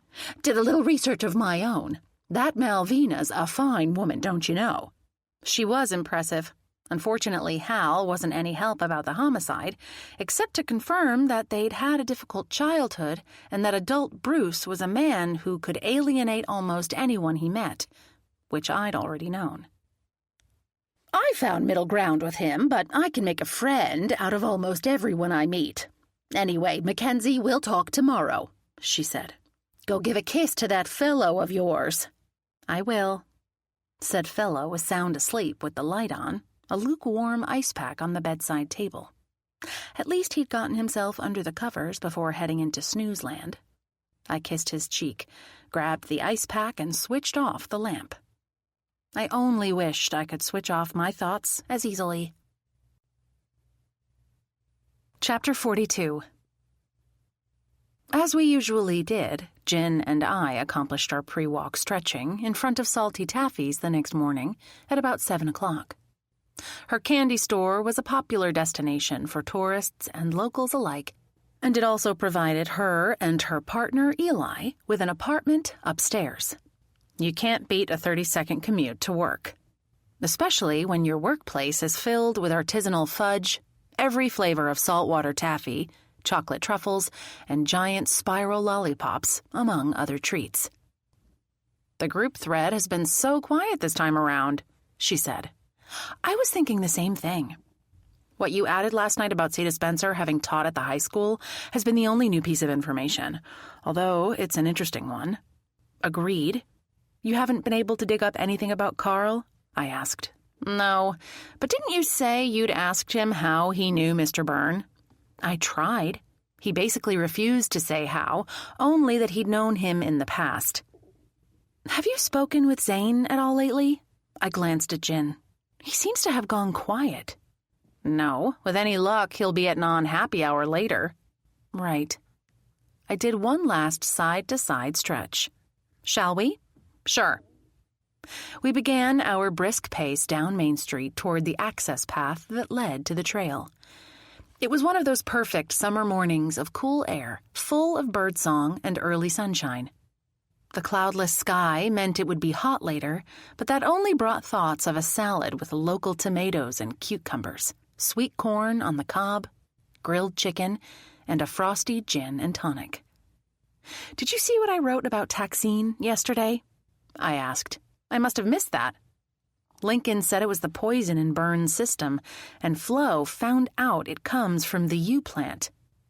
Jin's eyes widened. She grabbed my elbow and made me turn around. We hurried the other way down Westham's main drag. "Where are you taking me?" I asked. "1 minute, you'll see." We passed the town hall and library complex on the other side of the street. The two buildings were relatively new, but had been constructed in a classic older style, with white trim framing the brick. Wide, grassy areas surrounded the complex on 3 sides, with trees and paths, so it also served as a town park. All was quiet at this hour, and the only vehicles moving along bore Massachusetts or Rhode Island license plates. Tourists who drove to town weren't usually up and about this early. If they were, they headed straight for a stroll on the beach or to a birding excursion at the wildlife refuge. Tim hadn't been next to me when I'd awakened this morning. He'd left me a note that his ankle was mostly all right and he was driving to work. I'd slept straight through his rising and departure. His bakery was a little farther down the street. If we went by it on wherever Jin's mission took us, I would insist on going in to see how he was doing. If not, I'd stop by on my way to work in a couple of hours. Jin came to a halt in front of the darkened windows of the Rusty Anchor. "You know they're closed, right?" I asked. She pointed at the planters holding the plants that had been recently pruned. "Those are yews." "Oh, I get it." I gazed at the branches, which had been lopped off to keep them away from the building and from sprawling onto the sidewalk. "You're thinking the taxine came from right here on the property." "That's exactly what I'm thinking, Mac."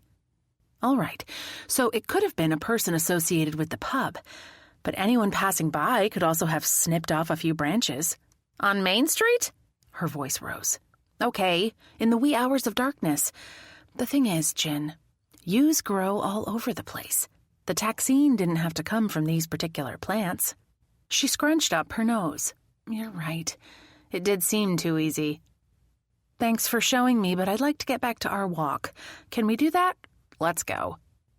We reversed course and soon enough strode along the wide, paved trail frequented by bicyclists and pedestrians in both directions. I thought about the days when this path was the bed of a busy rail line carrying visitors and workers up and down this part of the Cape, from Bourne to Woods Hole. I pictured women in long skirts and straw boaters traveling to a cannery job or a position in a hat factory. Men in Irish caps and sackcloth jackets bringing hand-dug clams to a restaurant in Falmouth, or coming home from a long day at a boat-building shop. I shook myself. That was then, this was now. I thought of hashing over Tim's news about Jamie with Jin, but decided to keep that to myself for the time being. I did have one more thing to talk about. Jin, I forgot to tell you that my parents are having an anniversary party tomorrow, late afternoon and evening. I was supposed to invite you and Eli. That sounds like a big deal. You'd think so, right? Sorry about the last-minute invite, but get this. I heard about the party exactly yesterday. That's hilarious, she said. Knowing them, it'll be casual. They want to have friends together to have a good time, am I right? Yes to all of that, plus dancing. Can you guys make it? I'll check with him, but I'm pretty sure we can. Great, I said. I know how much they like both of you.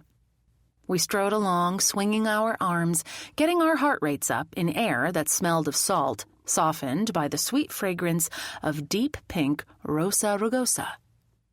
Before we got to the cutoff leading to the bluff, usually our halfway point, I suggested reversing direction. We're running late today, I added. That's fine. We pivoted and pointed ourselves back toward town. I think I have one more lead to check about Carl, Jin said. This thing is stretching out way too long. I want to stop thinking about murder already. You and me both, unless it's in the pages of a book. Chapter 43.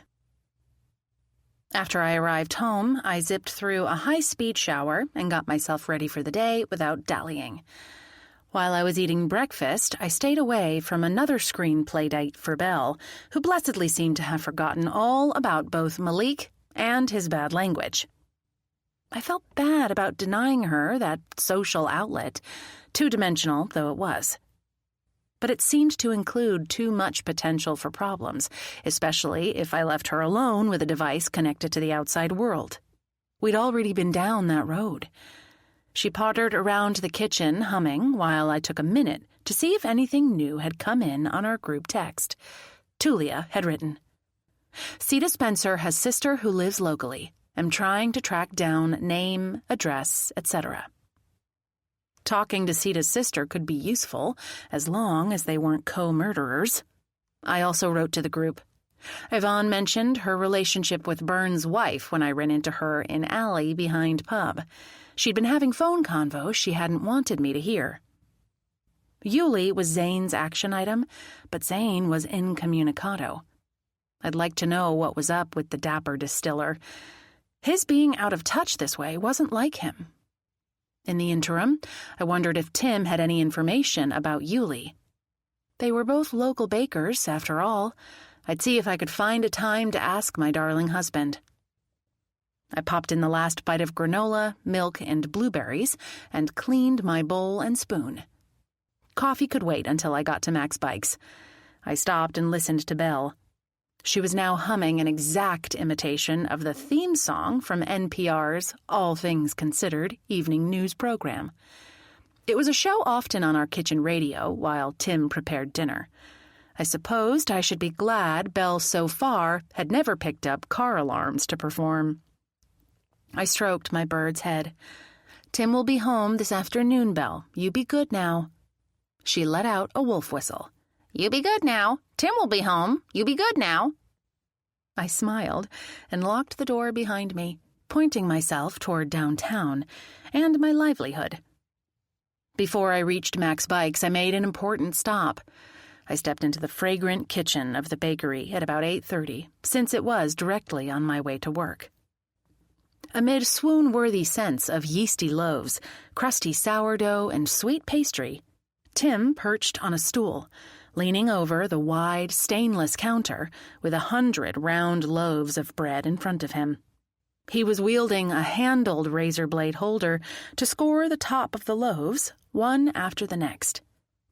I waited until he glanced up before speaking so I didn't startle him. Never surprise a man holding a sharp blade. "How's my favorite baker?" I asked. "Good morning, darling. I'm trying to stay off the ankle, but it's already much improved from last night. I'll be fine." He extended the hand, not holding the lethally sharp blade. I moved into the one-armed embrace and kissed his head. Why does that thing make me think of homicide?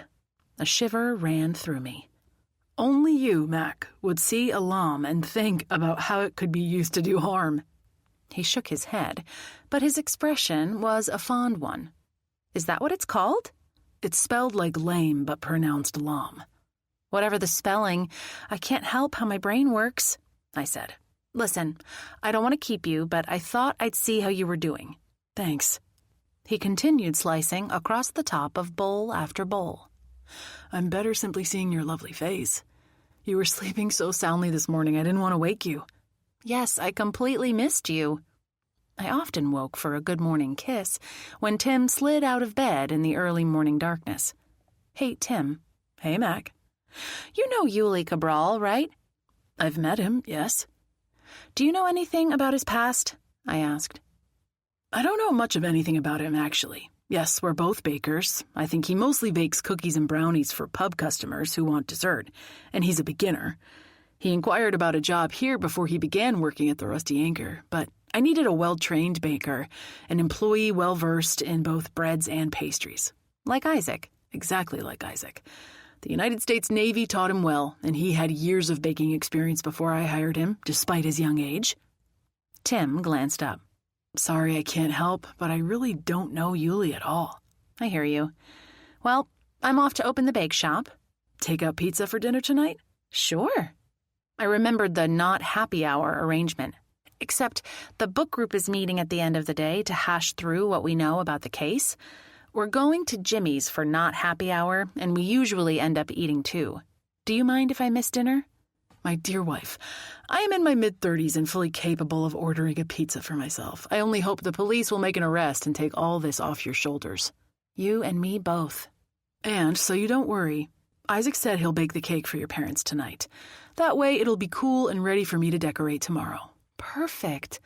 Let me know if you need help. I blew him a kiss and slipped out the door. Chapter 44. I moseyed on toward my shop. I was so relieved Tim hadn't hurt his ankle worse than he had. He knew how to take care of himself, as evidenced by sitting while he worked. And I knew he'd ask for assistance if he needed it, as he had by requesting that Isaac bake the anniversary cake. I hadn't even asked him about flavors. The cake would be heavenly whether it was white with lemon or a super triple dark chocolate. Knowing Tim, he probably already knew what Mom and Pa's favorite cake was, or he'd asked my grandma. Nearing Mac's Bikes, I slowed at the sight of Zane, about to unlock his store across the street.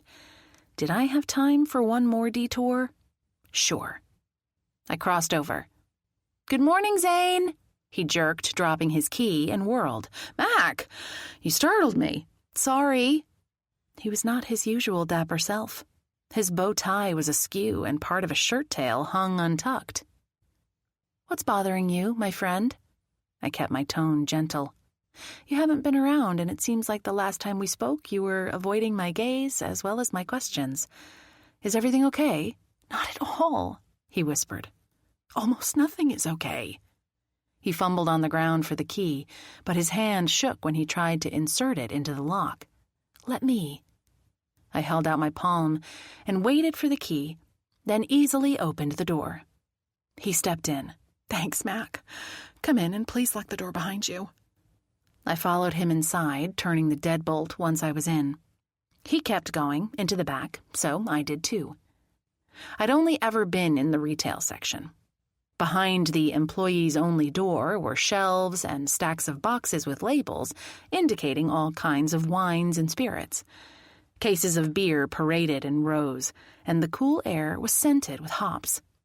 A counter against the wall appeared to be dedicated to shipping. Unlike many storerooms, in here the walls were painted a pale yellow, and framed posters from quilt shows decorated bare stretches of wall. I joined Zane in a small office where he sank onto a swivel chair at a desk. Have a seat. He pressed his hands together between his knees and rocked. I handed him his bunch of keys, then sat on the other chair. Is there a problem with the babies, Zane? What? He stopped his back-and-forth rocking. No. As far as we know, the pregnancy is healthy. The twins have good weight gain and strong heartbeats. That must be a relief. Yes, naturally. I waited, but all he did was rock.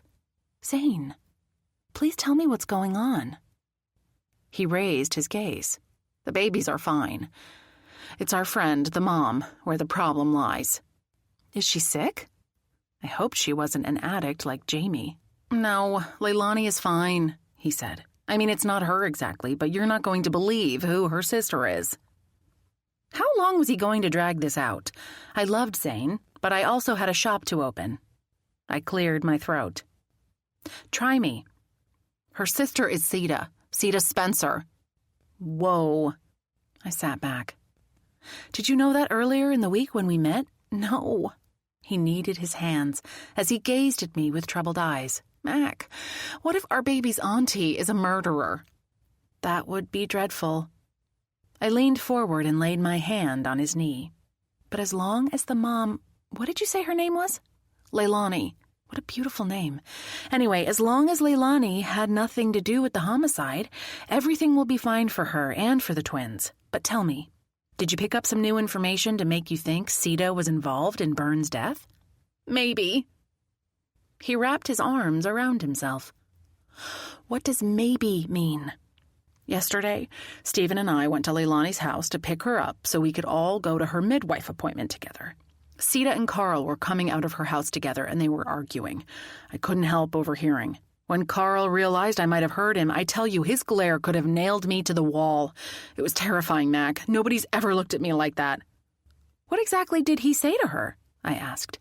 As far as I could hear, it was him saying they couldn't leave, that they'd be fine if they stayed, that nobody had anything on them. Sita seemed super worried, though. Huh. I don't really know why he was glaring at me. We didn't hear any details at all. I thought the problem was that Carl didn't know how much Zane and Stephen had heard. He might have assumed they'd picked up more than they had. We waited until those two left. When Leilani came out of the house, she told me Sita was her older sister. She must be much older if Leilani is of childbearing age. She is. I only hope Sita isn't doing anything to upset Leilani. We need her to be calm and happy so the twins don't pick up any bad vibes. I smiled at him. Don't worry, Zane. Those little ones are sheltered and cushioned in there. They're going to be fine. Thanks for listening, Mac. He sat up straight and relaxed his shoulders. I feel so much better getting all that off my chest. Stephen thinks I'm fretting for no reason. And you probably are, but don't go walking through any dark alleys, okay? Are you kidding me? I wouldn't venture into a dark alley under any conditions. Good, and keep your doors locked. I stood. Now, I have to open my shop, and so do you. A quick hug later, I was out the door and on the sidewalk. Except now, I was the one fretting on Zane's behalf. My destination was only yards away, across the street. The back of my neck prickled. Why? I glanced all around. It definitely felt as if I was being watched. I couldn't see anyone lurking. Tourists strolled past the shops holding covered cups of hot drinks. A cycling club whirred by in matching neon pink shirts. A big pickup full of lobster traps clunked over a pothole. Was there a person clandestinely peeking around a corner at me? I squared my shoulders and checked for traffic.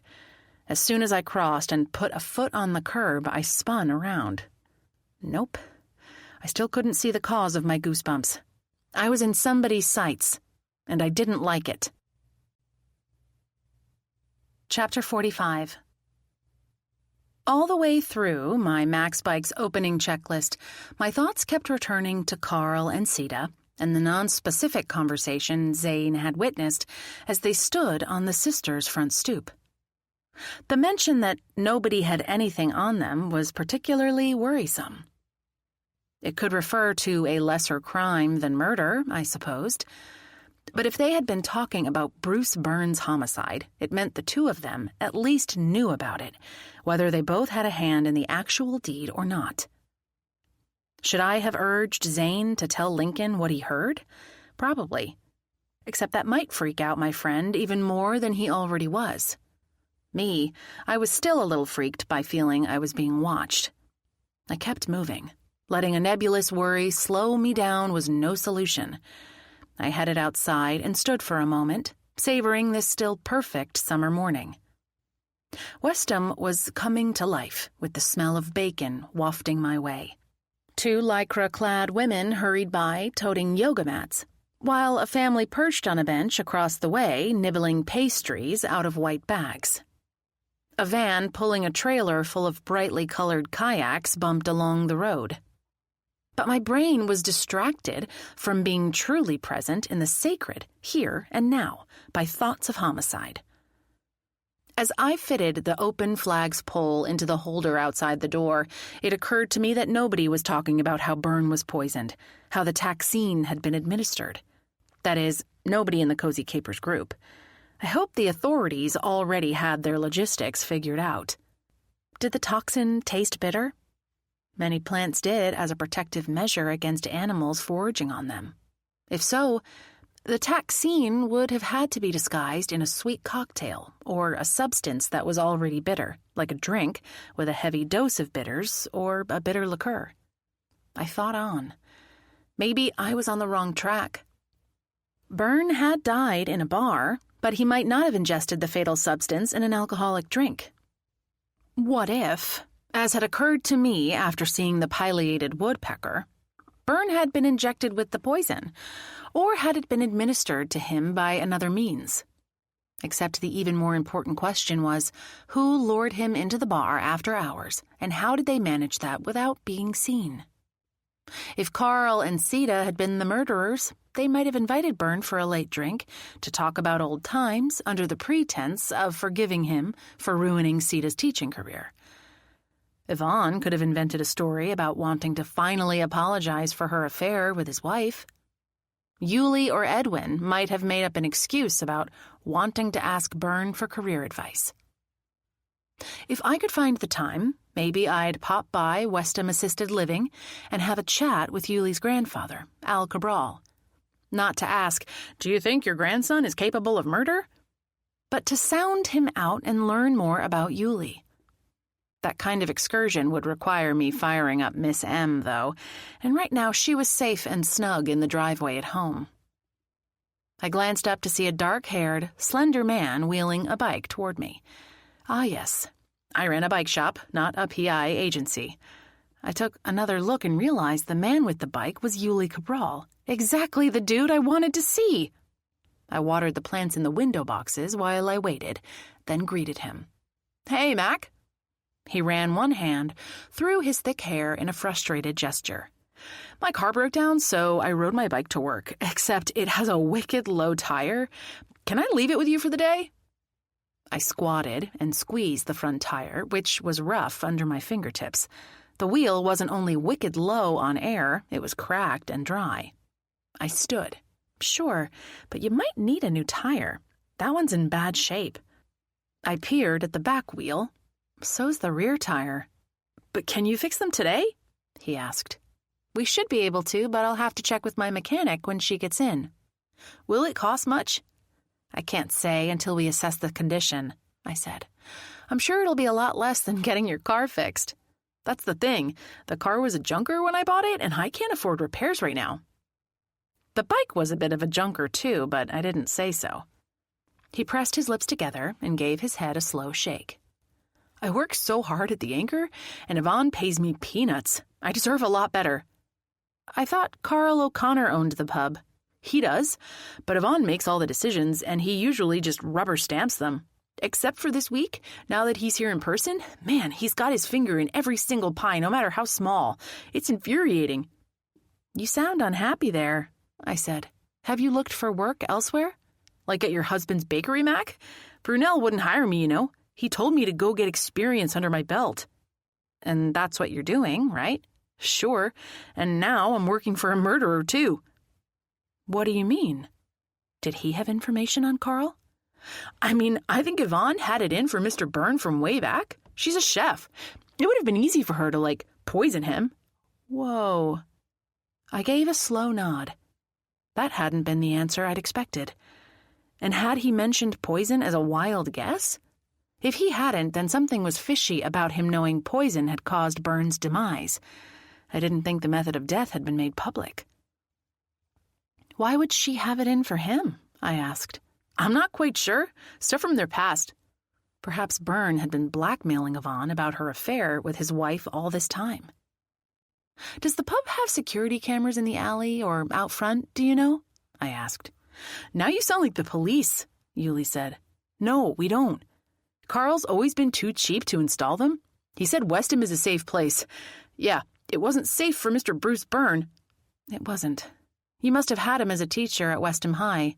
Did you like him? Nobody liked him, Mac, and that's a fact.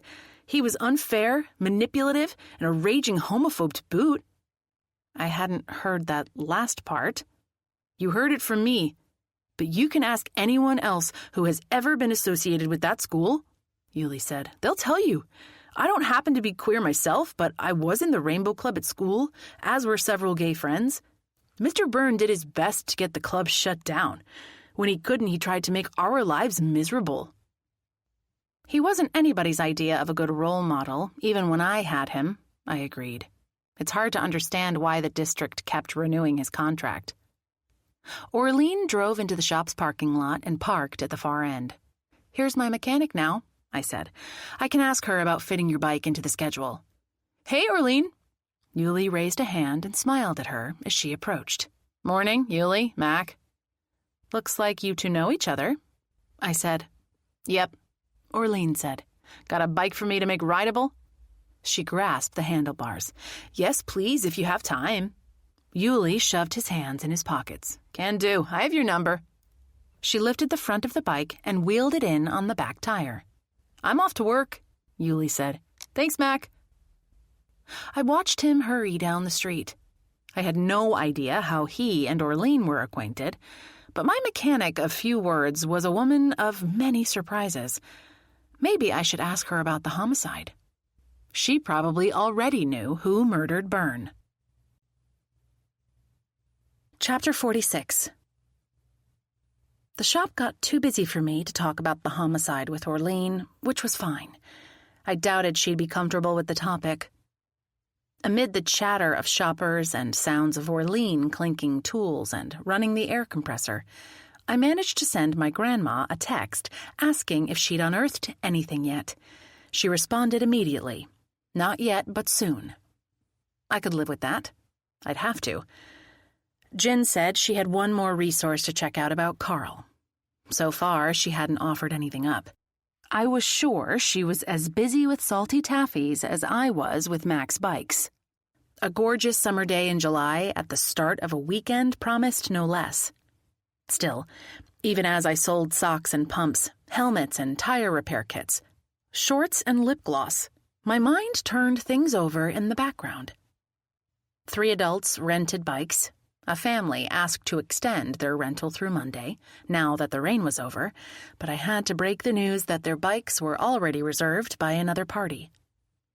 Dealing with rentals reminded me that the party was tomorrow afternoon and everyone who worked here was invited. When Edwin came in, I'd asked him to contact all the reservations for pickup and the holders of return due bikes and let them know everything had to happen before 1 p.m. on Saturday. I always recommend using the handy phrase, "due to circumstances beyond our control." That sounded better than "gone fishing" or even "must attend important last-minute party." "When you get a minute, Mac," Orlean called to me. I held up a finger and finished the credit card transaction for 2 of our branded shirts, then made my way to the doorway of the repair area, which smelled of oil and rubber. "What's up?" "Yuli's tires were worthless. Had a couple lightly used ones I put on, gave it a light tune, adjusted the brakes. I'm going to pay for this. Want me to write it up and stick the cash in the till?" I stared, impressed with the number of words she'd strung together all at one time. "What are you looking at?" Brusque Orlean was back. "Nothing. You don't have to write it up, but the cash would be great. Thanks for doing that." I crossed my arms and one ankle over the other. "How do you know Yuli?" "Me and his mom are tight. I texted the kid that his bike's ready." "Where does he live?" "Has an apartment in North Falmouth." She turned her back and went back to the wheel assembly she'd probably started yesterday and had put aside for Yuli's ride. Orlean might not say much, and when she spoke, it was blunt and unfiltered, but she had a big heart and acted on it. I didn't need a glib, chatty mechanic. The one I had would do fine, and I needed to keep her happy. By 11, the shop had cleared out, or I thought it had. The quiet didn't last. One more person strolled in. Not a bike customer, but a person in pursuit of justice. That is, Penelope Johnson. "How can we help you, Penelope? I'm actually glad to see you." She laughed. "Well, that's a switch. Few people are during an investigation like this one." She approached the counter and glanced right, left, and behind her. "It looks like you're not too busy at the moment. Might I have a few minutes?" "Yes, come around and take a load off." I pointed to the other stool. "This won't take long." She stayed on the other side of the counter. "First, do you have information you might have picked up in your travels about town? You and your group, I mean?" "Possibly." I kept my voice low. "Zane King and his husband are having twins with a woman named Leilani." "Zane King of the liquor store over there?" She pointed across the street with her chin. "Yes. He discovered yesterday that their baby mama is Sita Spencer's younger sister." I related what Zane had told me about overhearing Sita and Carl arguing in front of the house. Penelope raised a single eyebrow. "Okay, go on."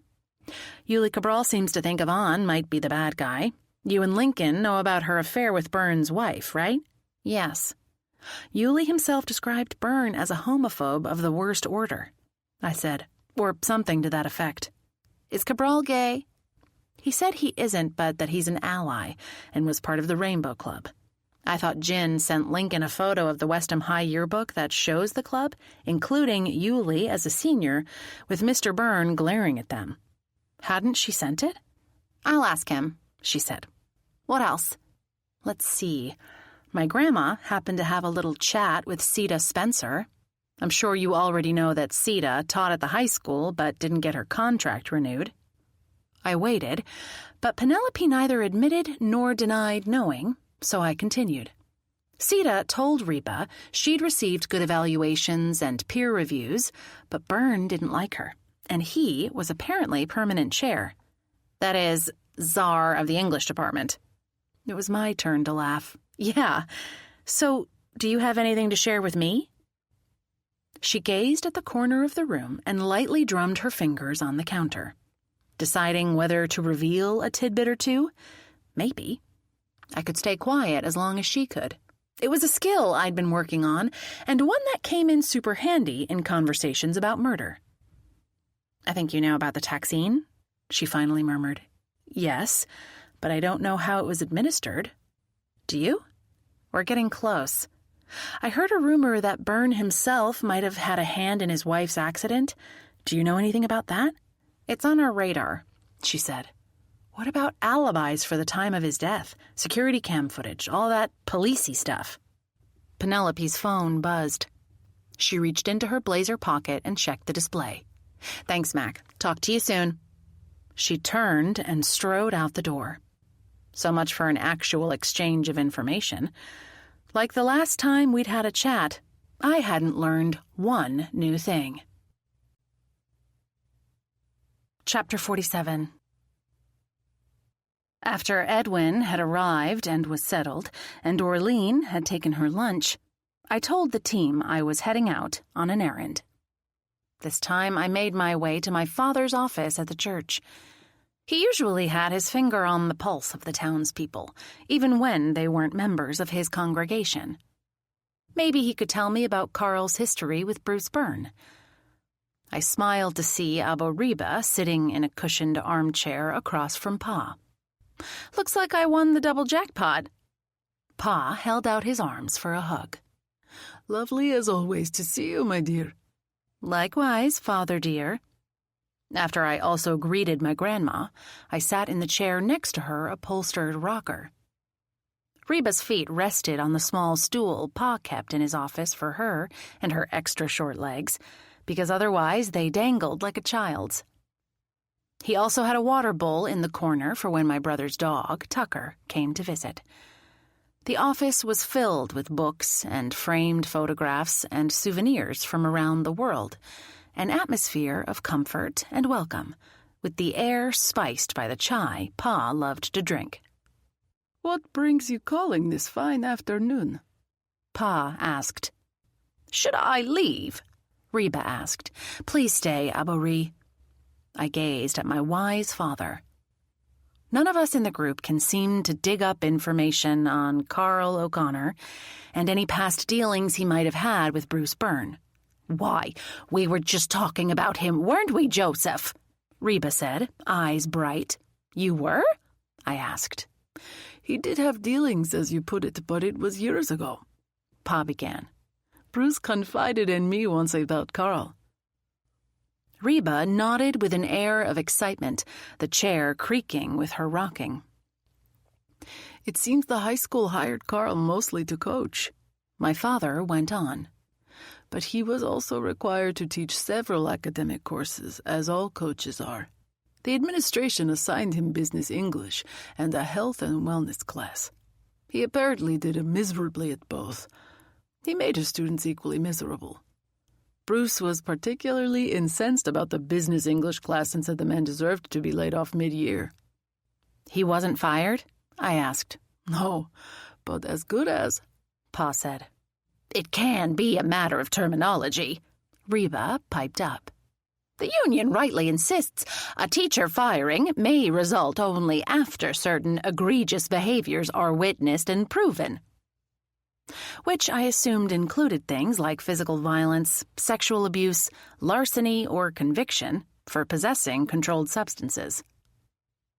"But principals have other ways of easing out faculty who are inadequate to the task," she added. "Which Carl clearly was," Pa said. "Do you think he held a deep-seated grudge for all these years and finally took Bruce's life?" I asked. "I think it's possible." Pa tented his fingers. "Pa, you need to tell Lincoln." "He and I have spoken about the matter." His smile was a sad one. "I think Carl O'Connor has been a troubled man for quite a while, but my sympathy and pity cannot stand in the way of justice." "Never," I murmured. "Now that we've got that sorted out, shall we talk about the party?" "No," I said. "Pa doesn't need to hash through any details. This celebration is for him and Mom. All they have to do is show up in casual party clothes and be ready to have a good time. Tim has the cake under control, and Derek and I can surely—" "We can what?" my brother asked from the doorway. TT Mac! Koki, scooting around him, jumped up and down. Abo Joe! Bizabo Ree! We're back! We came home! The next few minutes passed in a flurry of hugs and kisses and laps and more hugs. Derek stayed standing. When my favorite niece ended up on my lap for the second time, I held on tight, kissing the baby soft skin of her cheek. "I missed you so much, sweetie," I said. "Did you have a super fun vacation?" "Yes. Look, TT Mac, I lost my tooth on vacation, and the tooth fairy flied all the way to our camp place in Vermont." She stuck her little tongue into the gap in her top teeth. "Wow. Did you put your tooth under your pillow in the tent?" She nodded with all the seriousness of an almost 6-year-old. "She bringed me a whole $1." "Whoa," I mock frowned. "Toothflation." "I don't know what that means, TT Mac, but I'm going to use my dollar money to buy a present for—" Her eyes widened and she clapped her hand over her mouth. "It's supposed to be a surprise." "I won't tell," I whispered in her ear. "Did Tucker have fun?" Pa asked. "Yes." Koki nodded vigorously. "But he was bad one time and we had to shut him in the car." Derek, now leaning against the door jamb, said, "He decided to chase a raccoon. It didn't go well." "Where is the pooch now?" Reba asked. "He's with Abo Astra," Koki lisped. "And your Nellie?" Pa asked. "Did you leave her in Vermont?" Koki jumped down and put her tiny fists on her hips. "No, silly Abo. She wanted to go home because she's tired." "Wonder why?" Reba murmured. Derek opened his mouth, glanced at me, shut it. Huh. What was that about? I rose. I'd better get back to the shop. You don't need me today, right? Derek asked. No, we're good. Monday, though, okay? So I can let Edwin get back to whatever else he does. Derek nodded. Let's talk later about tomorrow. TT Mac, you can't leave. Koki rushed over and wrapped her arms around my knees. I just got back. I know, Cokester. I'm going to see you soon and soon and soon. But right now I have to go sell bikes. Okay. She gave me a serious nod, as if she understood serious things like running a business. Then her face split in a grin. See you soon, Spoon. See you around, Donut, I said. In a while, Crocodile. I didn't correct her. See you later, Alligator. See you there, Square. In an hour, Flower.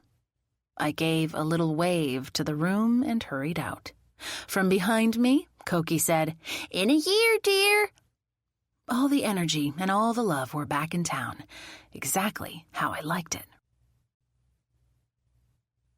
Chapter 48. As the outer door closed behind me, I was still smiling at Koki having returned. The smile slowly slid away as I remembered the still-at-large murderer. The obligations of being a business owner. Tim's strained ankle along with his worries about his sister. Starting my walk back into a complicated reality, I let out a long breath. That doesn't sound good, a man said. I glanced up. Snowy-haired Al Cabral climbed off a bicycle and wheeled it onto the sidewalk. Hi, Al. I didn't see you there. I caught a whiff of his signature Old Spice aftershave, a scent that always made me think of my grandfather. I just rode up. He studied my face from under still dark caterpillar eyebrows. Are you all right, Mac? The eyebrows didn't match his white hair, which was thick and all there, combed straight back from his brow. I'm fine, but I confess to having a lot on my mind right now. I hadn't seen him since the business last winter.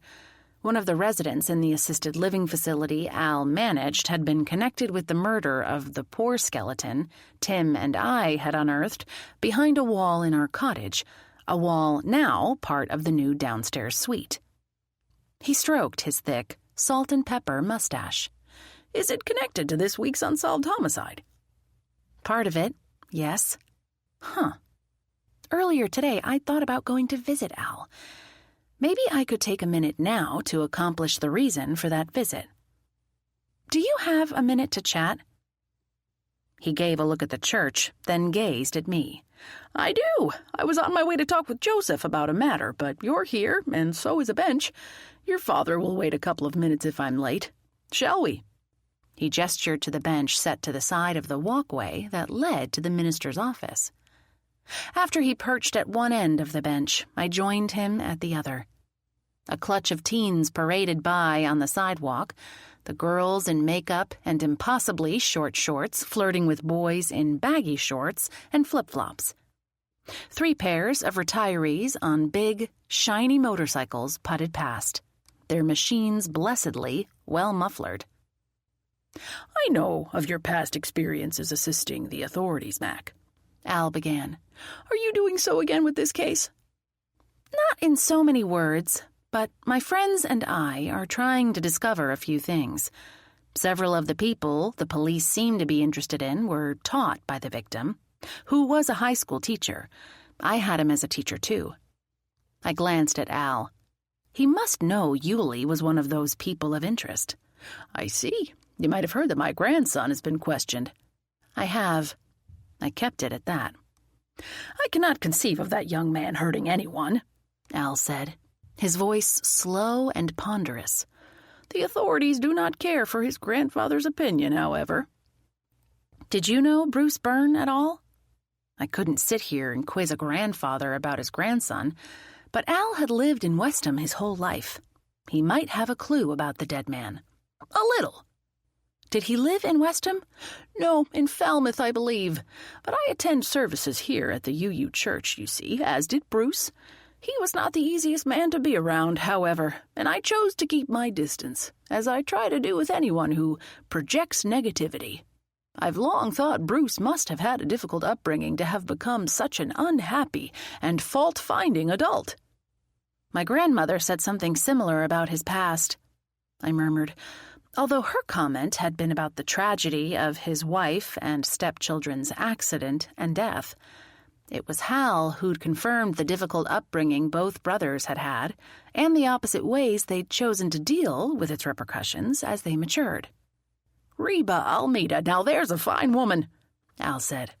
"Like her son, she always opts for seeing the best parts of even those who are the hardest to like." He pushed up to standing. "And speaking of your family, I'd best get in there for my appointment with him." I rose. "Thank you for taking a minute with me." "Any time, Mac, especially if you think it'll help find who killed Bruce. I doubt I helped you at all, though." "You might have. It was good to see you in any case." "You take care now," he said. "I promise." Byrne lived in the next town, but came to Westham for church services. Why? Falmouth had its own UU church. Certain teachers preferred to keep their personal lives well distant from their students and the students' families. Not Bruce Byrne, apparently. Or maybe he'd alienated folks in the Falmouth church community so much that he was no longer welcome there, which was an entirely plausible scenario. Chapter 49. In the short distance from the church back to my shop, I texted Edwin. "Things crazy busy or quiet?" "Pretty quiet." "'Kay, thanks. I'm going to stay out another half hour." I was so hungry I was in danger of snatching an ice cream cone from the hand of the next child I passed. Ordering a bowl of chowder at the Rusty Anchor would solve at least that problem. If I also saw or heard anything useful in the pub, so much the better. Plus, it couldn't possibly be dangerous to grab a bite there, even if Carl were on the premises, even if Carl were dangerous. July was the height of the season, and the pub was a bustling establishment with employees and lots of customers. I certainly wouldn't go alone in a dark cellar at a time like this. Lunch among dozens of others should be a safe prospect. Making my way along the sidewalk was slow going amid the throngs of visitors. I passed a family with a baby and a pink-cheeked, snoozing toddler in a double stroller, a white-haired couple enjoying ice cream cones, 3 young women rattling along in Italian, and a half-dozen hip-looking Asian young people, all skinny pants and dyed, spiked hair. I was surprised at Edwin's report that my shop wasn't busy. Maybe all the biking tourists had gotten their business at my shop done early and were now out enjoying the day. I pulled open the heavy door to the pub. It was almost 2 o'clock, and the Friday lunch rush appeared to be in full swing, judging by the clatter of flatware and the buzz of conversation. I told the greeter behind the podium I was there alone for lunch. "All the tables and booths are taken, I'm afraid," she said. "And we have a wait list, but you can grab a seat at the bar if you want. You can order from the full menu there, too." "Perfect." I thanked her and climbed onto a stool at the end of the bar. I scrolled through my phone until the bartender, a woman I didn't know, laid a cocktail napkin down in front of me. High tourist season also brought plenty of seasonal hires. I wasn't surprised I hadn't seen her before. Her name tag read Delia. She looked a bit older than I was, with a cap of dark hair cut so it stayed off her face and out of her eyes, and she was lean and wiry, like me. "What can I get you today?" she asked. "I'd love a cup of chowder, please, with a side of coleslaw." "You got it. Anything to drink?" It was almost the end of the day, and I was on foot. A glass of Chardonnay would be so nice. But I still had to close the shop, and I'd be meeting the cozy capers at the bar in a couple of hours. Better to abstain for the time being. "I'll have a seltzer with lime, please." "Coming right up." "I'm Mac Almeida, Delia. I own the bike shop down the road." "You're Mac, are you?" She cocked her black-aproned hip and set her hand on it. "People have been talking about you." Ugh. Good talk or bad talk? Her laugh was an infectious warble. "Mostly good." She scanned the room until her gaze settled on a booth near the door to the kitchen, and part possibly not so good. I glanced in that direction. Carl sat alone, a half-empty pint beer glass on the table, with papers spread out around it. He did not look happy. "I'm not surprised," I said. "Vonnie didn't badmouth you, you know," Delia said, "but your name did come up." "Vonnie? Wait, do you mean Yvonne?" "The same. She and I were college roommates. I changed my last name when I married. Not a smart move, as it turned out, and she didn't even know it was me applying to be a drink slinger here." "Where did you go to college?" I asked. "School of Hard Knocks." She laughed again. "I'm kidding. UMass Dartmouth. Hey, let me get you your drink and your lunch." The flagship campus of UMass, the state university, was out west in Amherst. Boston's campus was mostly attended by commuters. Former Mill City Lowell to the north hosted a campus, and Dartmouth, not far from the Cape, was the fourth undergrad location. And where, according to Delia, she and Yvonne had met and become friends. Maybe I could figure out a way to gently question the bartender about Yvonne's potential for murderous acts. Or not. Delia seemed happy to be reconnected to her old friend. She returned to set a glass full of bubbles with a lime wedge perched on the rim, plus a silverware roll in front of me, without fanfare, and turned away before I could thank her. I studied Carl from across the room for a moment, but glanced at my phone when I sensed he was about to look up and see who was so rudely staring. Should I go speak with him? Maybe it was better if I pretended I hadn't seen him. He looked busy with accounts and whatever else those papers represented, and I needed to be getting back to the shop as soon as I'd eaten. The immediate question was solved by Delia setting down a brimming cup of the best chowder on the Cape in front of me, plus a little dish of the tangy cabbage salad. I inhaled the delicious fragrances as Delia drew several oyster cracker packets out of her apron pocket and pushed them across the counter. "Enjoy." "Thanks, I will." I found my spoon and dug into the warm, creamy, seafood-laden stew. Glad the cup rested on a small plate. It was that full. Several swoons later, I came up for air and a sip of seltzer, to find Carl O'Connor at my side. Chapter 50. Where had Carl come from? No, I knew that. The real question was how he'd snuck up so quietly without me noticing. "Mac, isn't it?" He set his elbow on the bar, a bit too close for comfort. "Enjoying the chowder?" I leaned away. "Delicious." "You have quite the reputation for being a private investigator around here. How's it going? Are you getting close to IDing the killer?" "You were given the wrong information, Carl.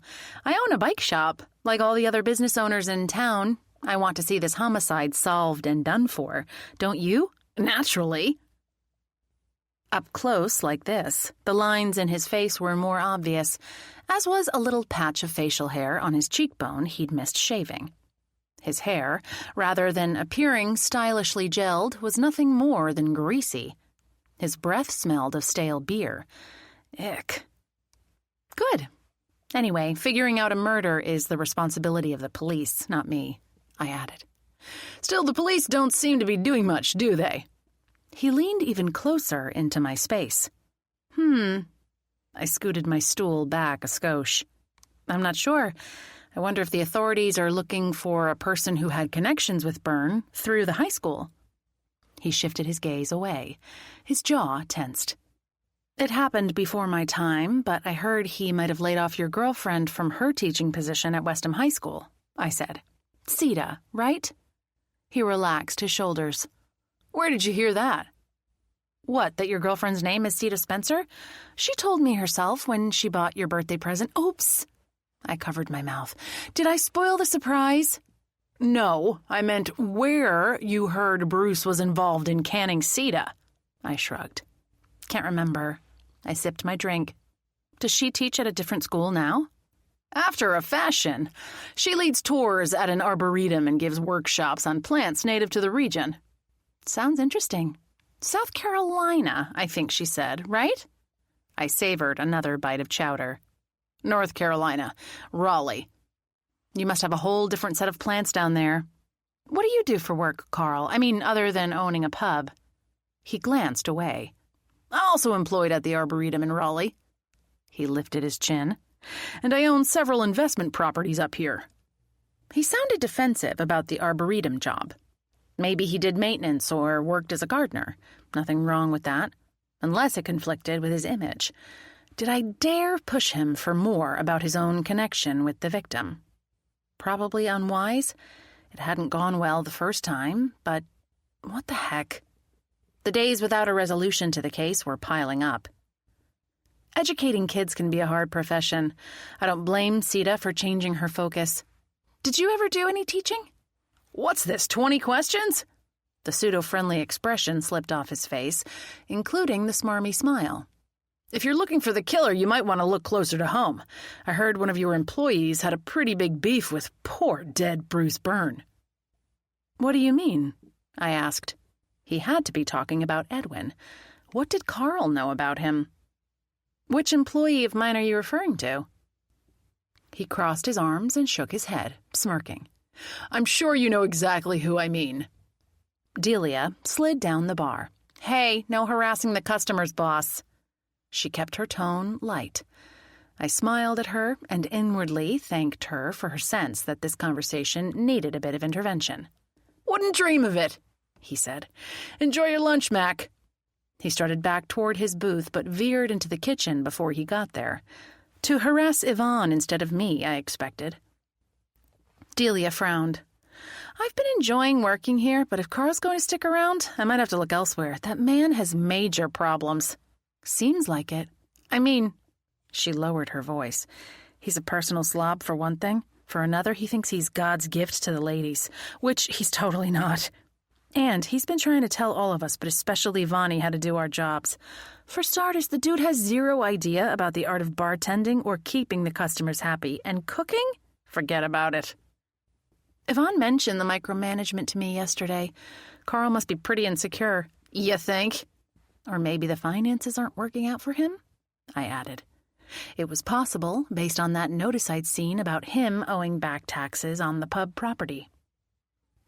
So far, we're still getting paid on time, but that's due to Vonnie's management more than anything he's doing. Without looking in that direction, she made a vague gesture toward Carl's booth. Or not doing. Look at that, for example. During our busiest lunch service of the week, he sits alone occupying our biggest booth. Doesn't make sense, money-wise. Plus, he's robbing the waitstaff of hefty tips. I hear you. I doubted he cared about the tips, if he was even aware of the consequences of his actions. Delia rolled her eyes. I wish Carl O'Connor would simply go home and leave us to our jobs, which we know way better than him how to do. A man at the other end of the bar raised an index finger and caught Delia's eye. She let out a sigh. Can I get you anything else, Mac? Only the check, thanks. Be back in a flash with that. She drew the man a second draft beer, then tapped into a screen for a moment. She laid the slip of paper face down in front of me. It was so nice to meet you, Delia. I glanced at the check and laid a 20 and a 5 on the bar. I don't need change. Thanks, hon.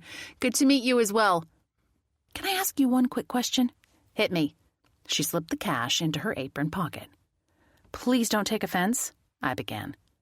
She might not be so enthusiastic once she heard my question, but I had to ask. Do you think Yvonne is capable of murder? She opened her mouth, closed it, blinked, then spoke in a murmur. No offense taken. The answer is absolutely, definitively no. I do not think Yvonne Flora would ever kill anyone for any reason. Is that answer unambiguous enough for you? Yes, I appreciate it. Mind you, she can have a temper on her, but that's all it ever is. Strong feelings that don't get expressed in any way except words. Duly noted. I stood. Thanks, Delia. Hey. She slid a business card out of her back pocket and handed it to me. If Vonnie needs a character reference or anything, please contact me, okay? Thank you. I slipped the card into my own back pocket. And you can always find me at Max Bikes. Come back soon. I promise. I was beyond relieved she hadn't gotten her back up about my inquiry. She also hadn't become defensive about her friend. Take care, Mac. She loaded up my dishes in one arm and swiped at the counter with the cloth in her other hand. I would take care. No question. Chapter 51. I drained my glass and hurried back to Mac's bikes, again dodging the tourists as I went. At least now no children were in danger of having their cones stolen. The sidewalk seemed even more crowded than before, as were the thoughts in my busy brain. I'd learned a bit more about Carl O'Connor from him, and from the delightful Delia. But he'd still refused to talk about being a teacher. Maybe he'd done so poorly at the high school because he'd been recently credentialed and unsure of his preparation in the classroom. Perhaps his smarmy behavior was overcompensation for poor social skills. I was well aware I was channeling Pa with those thoughts. My father was the king of kindness. He always offered the benefit of the doubt before moving on to any less favorable criticism. In Carl's case, I was inclined to skip straight to judgment. In the bike shop, business seemed to have picked up since I texted with Edwin. The place was packed. It hummed with conversation, punctuated by the clink of tools in Orlean's lair. I quickly stashed my bag and used the restroom, then waded in. At the retail counter, Edwin rather frantically rang up purchases while asking rental customers to please be patient. I slid in next to him. "Want me here or with rental?" I asked in a near whisper. I was the boss and owner, but he was the one who'd been managing the hordes for the last hour. "Can you handle rentals?" "Happy to." I headed toward the back. "Rental people, come with me, please." Those eager to return, pick up, or inquire about rental bikes followed me like I was the Pied Piper of Westham. Not that I could play a pipe or any other musical instrument other than a kazoo, which didn't count. A few parties asked to reserve rentals beginning tomorrow. That's fine, but we'll be closing at 1 o'clock for the day. I didn't need to give a reason. "You'll have to pick up your bikes before then. If you can't, we're always open on Sunday." An hour later, I glanced at the wall clock, which now read nearly 4 o'clock. Edwin was helping one last customer with their purchase. I dealt with the crowd of rental people. I drifted over to the repair area. "Finishing up?" I asked Orlean. "Yep." "Thank you. I won't be in tomorrow, but I'd like you and Edwin to close at 1 o'clock, okay?" She bobbed her head without looking up. "You both need time to clear out and relax before my parents' party gets underway," I added. "Got it." Now she gazed at me. "You okay, Mac?" "Yes. Do I not seem okay?" "You look fine. Just thought with this homicide business, that mind of yours might be working at double time." She smiled. It wasn't a broad beam, but for Orlean, it was a smile that connected us. "Thank you." I smiled back. I do confess to an over-busy brain this week. She still looked at me. She hadn't dismissed our conversation and refocused on the bike at hand, as she normally would. Something was up. "I'm guessing you might have a piece of information for me," I murmured. "Yes?" "Could be." She wiped her hands on a red grease rag, then returned it to the back pocket of her sturdy blue work pants. She spoke in a low tone. "Grapevine told me certain folks are putting it out that he's the guilty party." She gestured with her chin toward Edwin's back. "Who's in your grapevine?" I kept my voice equally as soft. "Doesn't matter. What does matter is this. That young man would never in any universe harm another being. He may be my ex-brother-in-law, but I know him pretty well. Can't possibly be the perp." "Thank you. That helps." I smiled to myself at the term. "For the record, I agree. But for the investigation, did he happen to be with you Sunday night?" She gave a definitive nod. "Yes, he's been renting a room from me now that my sister cleared out. I don't sleep that good. I'm 100% positive he never left the house. Not by car, not on foot, not by bike." "Did you tell Lincoln or Penelope that?" I asked. "Did they ask me?" "They did not." "Orlean, if I pass along what you said, are you willing to confirm to Lincoln what you told me?" "Obviously. I got nothing to hide. And if it takes that young man off their list, even better." Phew. Thanks. The last customer slipped out the door, and I raised my voice to include Edwin. Let's close and get out of here promptly at 5 today. That's okay with both of you? Orlean gave me a look as if I wore a hat labeled Crazy Lady. Who doesn't want to clear out a little early on a Friday night? Edwin laughed. Allow the music to steady your thoughts and soften your emotions as we prepare to return to the narrative.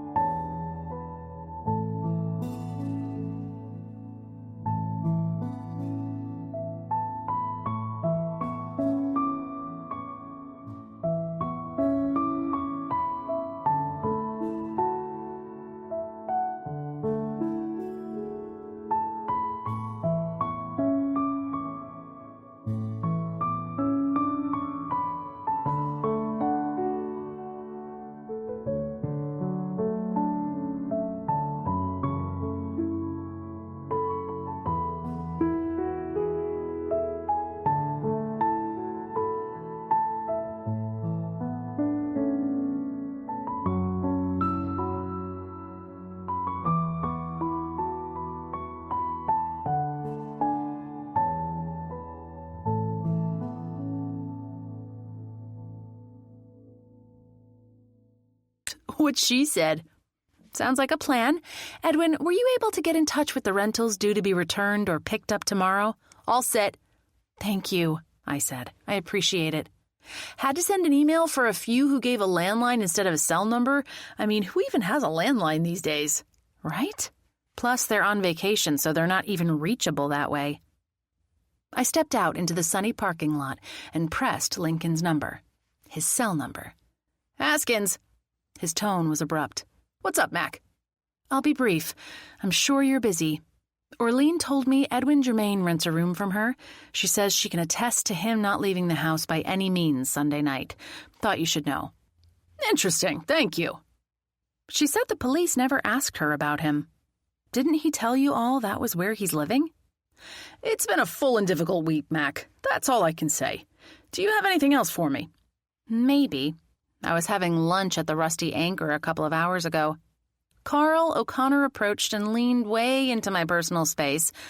I couldn't figure out if he was threatening me or trying to hit on me. Anyway, he said I should be looking at one of my employees for the murder. I assumed he meant Edwin. Lincoln gave a low laugh. What? You don't think Orlean is capable of committing homicide? Actually, that would be correct. Like, no way. I remembered what Pa told me about Carl. My father said he spoke with you about Carl's past and his association with Byrne. Correct? Good, I said. I didn't have anything else to share. But the group is going to Not Happy Hour at Jimmy's Harborside at 5:30 today. You're welcome to join us. Thank you. Don't hold your breath. He disconnected. He might not be able to stop by and be happy with the group and me, but he knew where to find me if he needed to. Chapter 52. The Friday afternoon bar scene at Jimmy's was rowdy and noisy today, but Norland had arrived early and snagged us a high-top table for 6 in the quietest corner. Because I'd walked over to the restaurant, I ordered a gin and tonic to indulge myself and celebrate summer. The windows of the bar area were open to the sea breezes, so the smells of grape, hops, and cocktails mingled with salty air in the best of ways. By 5:45, all the cozy capers were gathered around the table except Zane. Flo had a glass of Chardonnay lined up next to her yellow legal pad and pen. Gin joined me in a G&T. Tulia sipped a ginger ale, while Norland nursed his Pilsner. Flo tapped pen on pad. Where's Zane? Jen glanced up from her phone. He says he's on his way. The wait person stopped by and asked about appetizers. Special Friday half price ends at 6, so you know. Discounted munchies were part of the Not Happy Hour tradition. How about an order of the fried calamari for the table? I asked, surveying the group. Jimmy's never rubbery calamari were always crisp and sweet with a hint of lime, and the thin slices of jalapeno deep-fried along with the squid added a perfect touch of spicy. Flo nodded. Yum, Jin said. Let's make that a double order of the calamari, Norland said. And a plate of the stuffed mushrooms, please. Tulia looked up from the appetizer menu on the table. Plus an order of the eggplant crostini. That it? The server asked. And 6 skewers of chicken satay with peanut sauce, I added. Anything Thai presented an irresistible lure for me. You got it. The server bustled away. In her place appeared Zane, breathless and with furrowed brow. He slid into the only open seat, which was between Norland and me. Everything okay? Flo asked him. I guess. Is it the business with Leilani's sister? I asked. Yes, he said.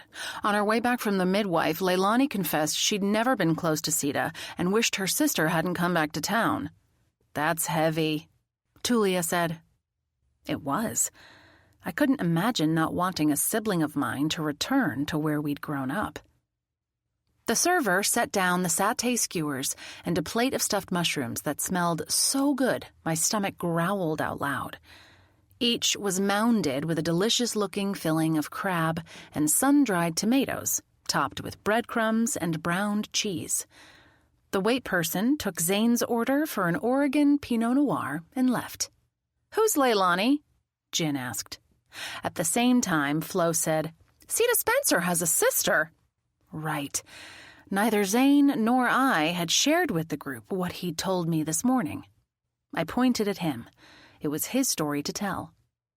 He explained about the mother who was bearing their twins and how Sita and Carl had shown up at Leilani's house yesterday, not long before he and Stephen had. The two of them were on her front porch arguing. We stayed back and well away until they left before we approached the door. The server brought the rest of our appetizers. I munched and savored a perfectly battered and fried calamari, dipping it in the plum tomato aioli. I chased it with a crostini. The eggplant topping had been roasted and whirred into a kind of baba ganoush spread, featuring plenty of olive oil, a bit of lemon, and a hint of roasted garlic. It tasted like heaven. So did my sweet and bitter fizzy drink, with the wedge of lime adding the perfect flair. At least until I thought about the bitter tonic water. Had a G&T been the smokescreen for Burns' dose of Taxine? A little shudder ran through me. Flo swallowed her bite of mushroom. What else do we have? I looked into Taxine a bit more, Tulia offered. You all know Sita works at an arboretum in North Carolina. An arboretum, by definition, grows and nurtures a wide variety of shrubs and trees. I happened to make a call down there, and they have a healthy specimen of the most toxic cultivar of yew. Norland smiled at her. I like that you happened to call them. That's the definition of safe investigating. Or not. Did you use your real name? I asked, suddenly worried. What if Sita checks in? Or they tell her a person named Tulia happened to call? You have as unique a name as she does, after all. Mac, Tulia scolded. Of course I didn't use my English name. I considered giving my Wampanoag name, but that's unique to me, too. Instead, I said I was Professor T. Alexander, a botanical substances consultant with the FBI. Zane nearly snorted his wine, and his expression lightened for the first time since he'd arrived. They totally bought it. Tulia grinned. I did a little poking around last night, too, I offered. I found a few highly negative review comments about Sita in her role as a tour guide. One said they were alarmed by how much she seemed to know about poisonous plants. I can understand that. Tulia glanced around the group. Guess who does the pruning in the sector where that particular yew grows? No one ventured a guess, although I had my suspicions. Carl, that's who. Tulia's smile was grim. Whether Sita was in on the deal or not, I'd say the information could be useful to the detectives. Have you told them yet? Norland asked. Too busy, and now I'm here, she said. I will soon. Good. Norland nodded his approval. Flo made a note on her yellow pad. Carl doing physical work for his pay didn't comport with what I'd seen of him, but maybe that was the only work he could find down there. Sita could have pulled strings to help him land the job. I can also share info about Carl, Jin volunteered, him being my action item and all. I opened my mouth, remembering that I hadn't communicated what Pa had told me about Carl and Byrne at the high school. I shut it again. Maybe Jin had discovered the same info. I found Carl's name in the school faculty records, she began, and I dug up the principal from those years, whom I spoke with only an hour ago, a Mr. Benvenuto. Jin related the same story Pa had told me. Carl had been hired to coach and to teach business English and a health class. He'd received rotten reviews and evaluations, and they laid him off mid-year. Jin continued. He apparently brought suit, but the school district was within their rights. And he's hated Byrne ever since, Norland observed. That's about the size of it, Jin agreed. I had nothing to add about that. Or did I? My father found out the same information. He told me a couple of hours ago. I asked if Lincoln knew, and Pa said he did. Good, Jin said. I was wondering if I should tell him or Penelope or both. Does anyone know if Carl and Sita overlapped at the school? Norland asked. I don't, I said. Maybe they met there, Jin said. Or not, Tulia offered. But if they met in North Carolina, they could have bonded over their dislike of Byrne. I learned a bit about Edwin, that's important, I began. Before I could go on, my grandma bustled up to the table. Her expression as animated as ever. She nearly vibrated with excitement. Abariba, what are you doing here? I asked, astonished. I didn't think she was the happy hour type, at least not in recent years. Mrs. Almeida, won't you join us? Norland slid off his stool. She held her hand to the side of her mouth. I've been tailing them, she said in a raspy whisper. She pointed at her hand in that thing people do when they want to hide the gesture from whoever they're pointing at. "Don't turn around, Mac." It was all I could do not to swivel and stare. Instead, I gazed at Flo across the table, who was facing the direction in question. "The couple we've been discussing have taken a table for two," Flo murmured. "The ones visiting from North Carolina, that is." Reba nodded her head. Fast. "Isn't that handsome detective with you? I thought surely he would be. He could apprehend them on the spot. I'm sure he's never without a couple pair of handcuffs." I stared at her. "What do you know that we don't?" "Well, aren't they the prime suspects?" Reba dropped her hand and gazed at each of us in turn. I blew out a breath. "Maybe, but that's for the police to act on. To tail, as you put it, not us. And specifically not her." Lincoln materialized at the table as quietly as my grandma had. "What's this about prime suspects?" Chapter 53. "Hello, young man." Reba beamed up at Lincoln. Way up. Lincoln smiled back, but only briefly. "Mrs. Almeida, I'm going to have to ask you to leave surveillance to the professionals." Her smile faltered, but only for a second. "Why, all I was doing was moseying along the sidewalk. I heard my grandgirl was going to be here with her friends, and I thought it would be fun to stop by and join these young people in an adult libation." "Yes, ma'am, and that part is fine," Lincoln said. "What is neither fine nor safe is you keeping within listening distance of two persons of interest in a case of homicide, an as yet unsolved case, I might point out. You paused when they paused, and you moved when they moved." He turned his focus on me. "I hope you didn't encourage your grandmother's participation in this, Mac." "Absolutely not. In fact," I shifted my own gaze to Reba, who wore her most angelic, "Who, me?" face. "In fact, I asked her directly not to do anything that wasn't strictly online or by word of mouth. Didn't I, Abouri?" "Where can a girl get a drink around here?" she asked, ignoring both of us, then headed to the bar. "Haskins, do you think they know she followed them?" Norland tossed his head, signaling behind him.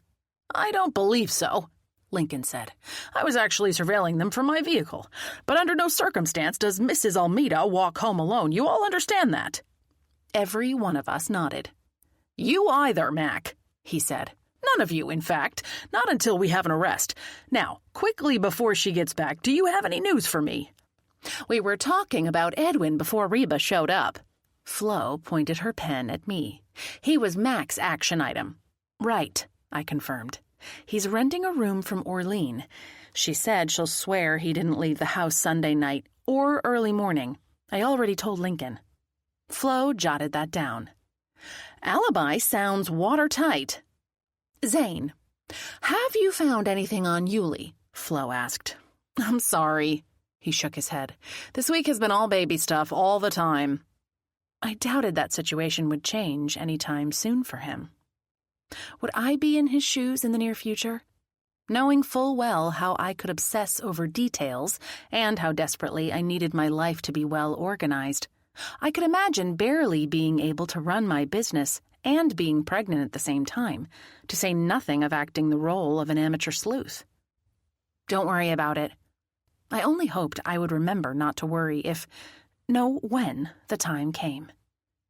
Yulie brought his bike to the shop this morning. I took the opportunity to have a little chat with him. Jin grinned. "As we do." "Indeed. He seems to think Yvonne is the guilty party we should be focusing on." "Why?" Lincoln asked. "He didn't specify," I said.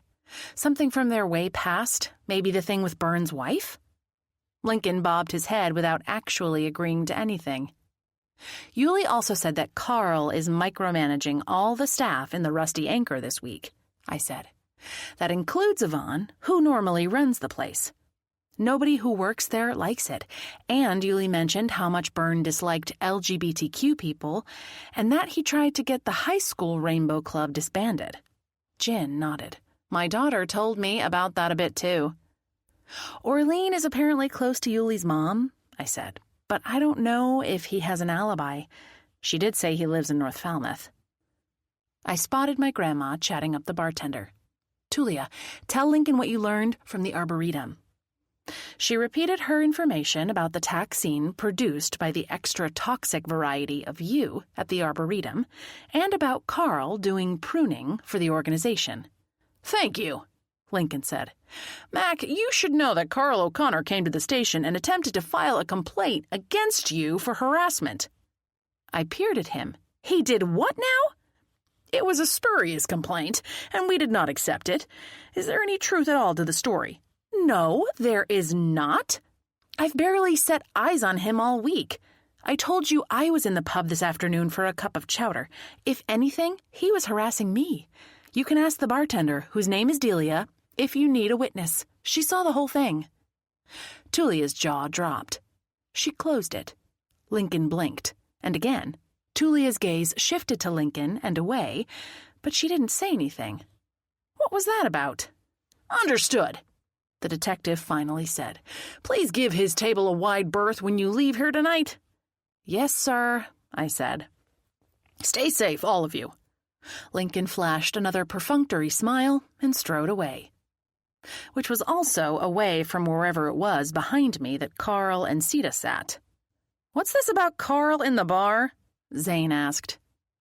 I spied my grandma about to return to our table, holding a stemmed glass full of whatever drink she'd ordered.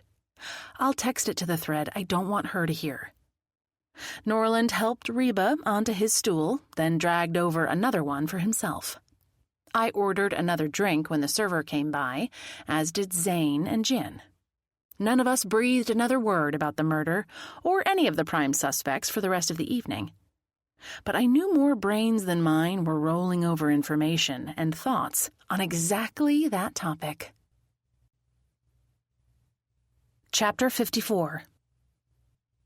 Tulia dropped me at my front door a little before 8, after she left Jin at her place. Norland had volunteered to drive Reba home. Dusk had fallen, and the sky was more dark than light, with deep shadows lurking in every corner and behind every tree. Even without Lincoln's caution, I would have asked one of the group members for a ride home. Plus, teetotaler Tulia was a permanent designated driver, a role she embraced.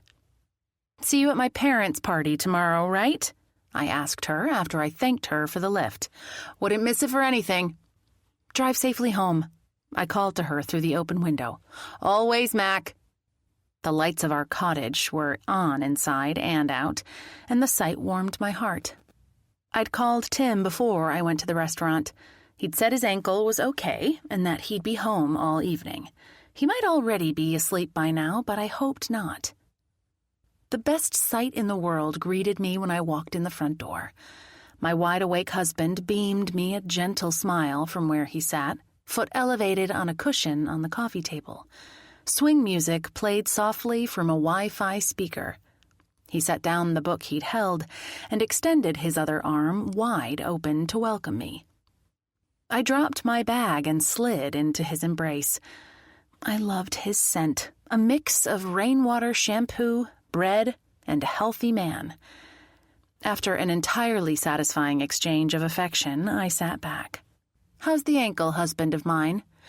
"Tired, as is its human, but I think we're getting there. I know I overused it today, but I'm sure a good night's rest will work wonders." He stroked my hair. "How's my favorite PI? Did you guys crack the case?" "Hardly. We learned a few things and stayed out of trouble. Mostly," I giggled. "Except for the inimitable Reba." "That woman is a pistol of the first order. What did she do this time?" "She showed up at Jimmy's Harborside, saying she'd tailed Carl O'Connor and Sita Spencer there. She was all clandestine spy, whispering to us about them." "Had she followed them?" "She had," I said. "And she was thoroughly delighted with herself, yes?" 100%, except Lincoln appeared right behind her. He'd been surveilling the couple from his car, and he saw exactly what Reba did. He basically told her in no uncertain terms to quit it. "Did she listen?" he asked. "Is she going to comply?" "What do you think? I'm not entirely sure she will. At least tomorrow she'll be busy with the party." The party? Shoot. I was supposed to get with Derek and figure out last-minute stuff for the celebration. That didn't happen, and it's not going to tonight. Some daughter I was. It's all going to be fine, Mac, Tim said. I checked with Astra while you were out. The members of the UU teen group have mobilized to make all the logistics happen. One of the kids is at the vocational technical high school and is a senior with a focus on catering and event management. He's excited about managing the celebration. Small potatoes, though it is, and he'll get school credit for it. I twisted to stare at him. Seriously? You bet. You know how much young people adore your father? And your folks didn't want you and Derek to do any of the heavy lifting. The kids are going to decorate and set up tables and chairs, manage linens and dishes, serve and clean up food and drinks, the works. The music selection might end up pretty, shall we say, young, but your parents put in a few song requests. It's going to be awesome. That's incredible. I can't say I was dwelling on the party too much, even though I should have been. You've had a few things on your mind, sweet wife. I nestled into his strong, warm arm again. I'm looking forward to celebrating our 40th anniversary. He squeezed my shoulder. Wow, we'll be in our 70s. That's kind of hard to fathom. It will be a rich and joyous path to travel with you. That's all I know. I smiled at him, imagining us. Hopefully not ill or decrepit, but certainly life-worn, age-spotted, with skin creased by experience, and, hopefully, with grandbabies running around. But we still had to navigate the here and now. No more word from Jamie? No. He fell silent. And that worries you? A lot. I tried to call her earlier. Today is when the older kids were supposed to move to their dads. I wish I knew a friend of hers out there who I could ask to drop by and make sure she's all right. But my troubled sister has alienated more friends than she's made. I squeezed his knee. I was the luckiest woman in the universe when it came to family and partner and friends, and I knew it. He yawned. I'd better turn in. You're not going early tomorrow, are you? When I can make a lazy breakfast for my beautiful bride? He gave me an adoring smile. Not a chance. Good. I'm not working either, and I told Orlean and Edwin to close the shop at 1. Perfect. It'll only take me an hour or two to decorate the cake, and I'll have plenty of time after breakfast. I swore softly as a thought occurred to me. I don't have a gift for them. For Ma and Pa. They don't want material things, hon. You know that.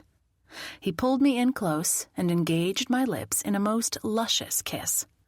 I bet they'd like another grandchild, though, he said in a husky tone that made me want to get to it right there on the couch. What do you say we... His cell rang. He groaned. He looked at the display. He swore, and not under his breath. He disengaged from me and stood. It's Jamie? I asked.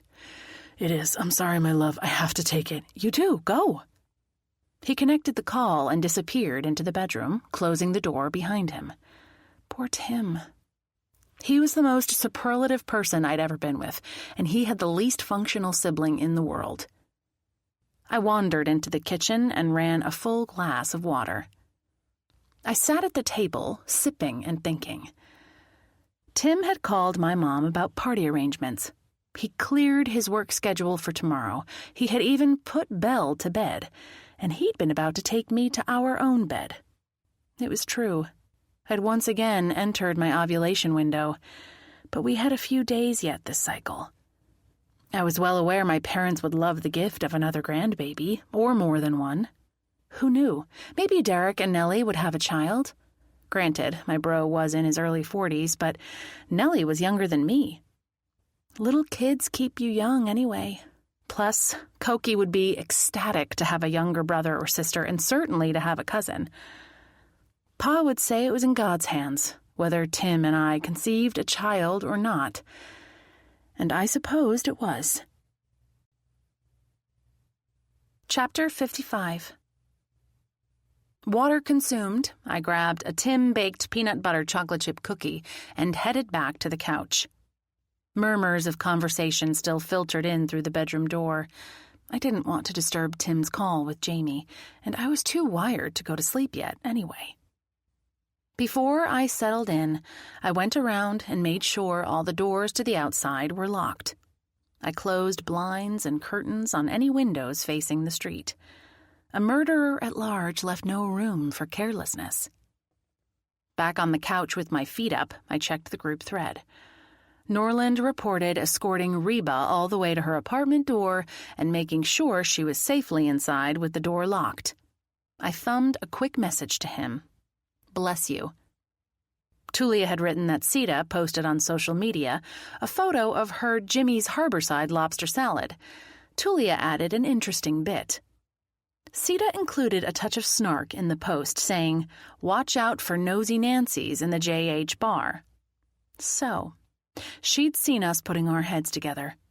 As far as I knew, she hadn't gotten close enough to hear our conversation. I snapped my fingers, remembering I'd promised to text the gang about what had happened in the Rusty Anchor today, because I hadn't wanted to get into it with my grandma listening. I outlined my late lunch in the pub. Delia's link to Yvonne, the bartender's comments about Carl micromanaging and being bad for business, him smarming over me backing away, Carl basically accusing Edwin of the murder. I ended with what I'd asked Delia. I grabbed a chance to ask Delia if she thought Yvonne could have killed Byrne. Her answer was unambiguous no. Then she mentioned Yvonne's temper. I sent that, then nibbled on my cookie, wishing I had a chaser of whiskey. It had taken me years to discover how well the flavors of peanut butter and chocolate paired with single malt scotch. Now the combo was often my go-to dessert after dinner. Tim didn't understand the attraction, but he rarely drank hard liquor in any case. Right now, with our trying to get pregnant, it was better to abstain from too much drinking. Once the test showed those 2 little lines, I would lay off alcohol entirely. Flo added to the thread. Delia notwithstanding, do we really think Yvonne killed Bruce? I tapped out a response. I hope not, but there's no real evidence either way, right? Norland responded right away. There is not. Flo didn't add anything further. Jin, Zane, and Tulia were obviously off doing normal things with loved ones, instead of obsessively thinking about homicide on a Friday night. I frowned, thinking about that bit I'd never followed up on with Flo. I wrote to her alone. I'd love to know what that one more thing with Bruce was. I won't share it if you want to keep it between us. I waited, but no text came back. Then my cell rang, and it was Flo herself on the line. I hurried to connect the call. All right, I'll tell you. She began without preamble. I kept quiet. I didn't want to do anything to make her hesitate or rethink her decision, but I moved into the kitchen to talk so I didn't disturb Tim in the next room. I might as well, she said. The cops know now. Even over the phone, I heard her bitter tone. One day, a few years ago, I saw him in the teen fiction section. Flo continued. Well, it was before you moved back to Westham, so maybe 5 years ago. Anyway, Bruce slipped a library book into his bag. I was talking to someone at the time and didn't question him.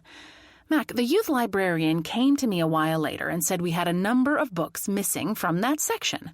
They were novels popular with the kids, the kinds Bruce hated. Science fiction, fantasy, urban dystopia, with characters that reflected ethnic and LGBTQ diversity. The books weren't checked out, but they were gone. And you thought it was Byrne taking them? I did. We have several security cameras inside the library. I got my facilities person to move one so it had a view of the teen section. Sure enough, we caught Bruce on video. Stealing books from a public library, Mac. Can you even? Wow. I hope you reported him to the police and showed them the footage. I was about to when the whole thing blew up. Oh? What happened? What happened is that the next time I saw him in the stacks, I asked him to come into my office and confronted him. I was furious, but I'd left the door open and somebody heard me. They, anonymously of course, reported me to the library board of directors, saying a person with that kind of temper shouldn't be in charge of a public facility. For all I know, Bruce himself called it in. You didn't threaten to hurt him or anything. I sure hoped she hadn't. Not exactly. Whatever that meant. Flo continued. The board sent him a letter asking him to return any books he might have inadvertently forgotten he'd checked out. He brought back a whopping 2 volumes. And the board turned the other cheek. They didn't do anything, Mac. It was if he had influence over them of some kind. That's strange. And get this, I got a note in my file saying next time there would be disciplinary action against me. I was pretty furious at that too, I'll tell you. I can understand that, I said. I hope Bruce at least stopped stealing. He did. She let out a heavy sigh. But the police know I had strong words with him, and then he goes and gets murdered, and I think they're still suspecting me. Having a key to the pub doesn't help, I'm sure.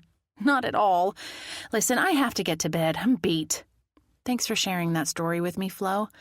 Do you want it to stay out of the group thread? Please, if you don't mind. Not a problem. Good night. I sat back. Stealing or defacing books was about the worst thing you could do to a lifelong librarian, especially when they portrayed marginalized populations. It was akin to banning books. No wonder she was upset. But a loud argument wasn't exactly grounds for killing someone. If it was, the world's population would be a lot smaller. Maybe she'd kept some worse conflict with Byrne back from telling me. Otherwise, why would Penelope and Lincoln be so interested in Flo? Chapter 56. Back in the living room, my tablet lay on the coffee table where I'd left it. Maybe I could learn more about Yvonne if I dug deeper. Or the library board might have filed a report with the town about the book thefts or the disciplinary action. Before I could pick up the device, replies to my texts to the group started rolling in. Jin expressed her sympathies about the smarminess. Zane chimed in. I experienced Yvonne's temper more than once. She wanted a particular wine for a pairing at a special event. Didn't want to actually pay full price. The event was a rich lady's birthday, not a charity fundraiser. I refused to discount it. Got read the riot act up and down. Will never do business with her again. He had direct evidence of Yvonne's temper. Come to think of it, I'd seen her flare up too. I wrote to the group. Remember in spring?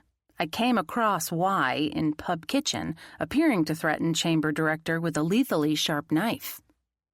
Norland added a note. And she's a vet, trained by the Air Force. Correct. Yvonne had been stationed at the Joint Base Cape Cod, a multi-military command training base not too far from here. Was that when she'd met Byrne's wife, or had it been later? I knew by this time that the police always gave a close look to the person who reported finding the victim. Neither Lincoln nor Penelope had been forthcoming about Yvonne's actions, whether innocent or guilty. No new texts came in. Now I grabbed the tablet and settled back on the couch cushions, tucking my feet up. The bedroom had gone quiet. Tim was either lying there, thinking, or had fallen asleep. He and I had been married for 6 months, but we had been seeing each other for about 3 years, nearly the entire time I'd been back in Westham. During those months and years, we'd figured out a few things about each other. If he wanted my company right now, he would come and find me. I let him have his privacy and rest. I took a minute to consider all the things my parents had figured out about each other over 40 years of marriage. I'd never be able to list them all, and I was positive plenty of compromises had been reached I'd never known about, like the miscarriages and the reasons I didn't have younger siblings. What I did know, and witnessed every time we were all together, was how much they still enjoyed each other's company, despite maintaining rich lives separate from their spouse. Or maybe because of it. An idea for a gift now burbled to my mind's surface. I had dabbled in writing various forms of poetry when I was younger. Maybe I could scribble a silly ode and read it at the party. Pa and Mom would love it, even if nobody else did, and I could print it and present them with a framed copy. It was a great project for tomorrow morning, and an immediately available gift that didn't depend on a semi-random joining of egg and sperm. I shifted on the cushions and felt a crackling in the back pocket of the jeans I'd been wearing since this morning. I pulled it out. Right. Delia had given me her card. I stared at it. The writing didn't list bartender as her profession. Instead, it featured a stunning but simple design and had graphic designer under her name. But it was her last name, Haskins, that caught my attention. The same name as Lincoln's. The surname wasn't an unusual one. Surely this was a coincidence. Or was it? Delia didn't particularly resemble him. I doubted they were siblings. She'd said she was divorced, and I knew he was. I nodded slowly to myself. He'd had a reaction when I mentioned her name at Jimmy's. So had Tulia, which made sense. She and Lincoln were both members of the Wampanoag tribe, which wasn't that large. Tulia would have known Lincoln's wife. Lincoln had become a friend. I'd really liked Delia. How had two such congenial humans not found a way to stay in love like my parents had? No, that question was naive. Nobody could ever really know what went on between two people in an intimate relationship. Things couples didn't agree on and got divorced over had to be myriad. I could, however, try to find out a little more about Delia Haskins. I navigated to her graphic design website, which was visually attractive and featured a number of projects she'd worked on. But plenty of freelancers had trouble staying afloat, financially, which could explain why she was bartending on the side. I checked social media. She wasn't much in evidence on a couple of sites, but did post photographs of intriguing angles of buildings and light on another one. Nothing about a divorce, nothing about kids. Lincoln had once vaguely alluded to an event in his past that had been emotionally wrenching. We'd never talked more about it. My phone rang. I checked the display but didn't recognize the number. Still, it could be Jamie trying to reach Tim again, who might have turned off his phone or set it to Do Not Disturb for the night.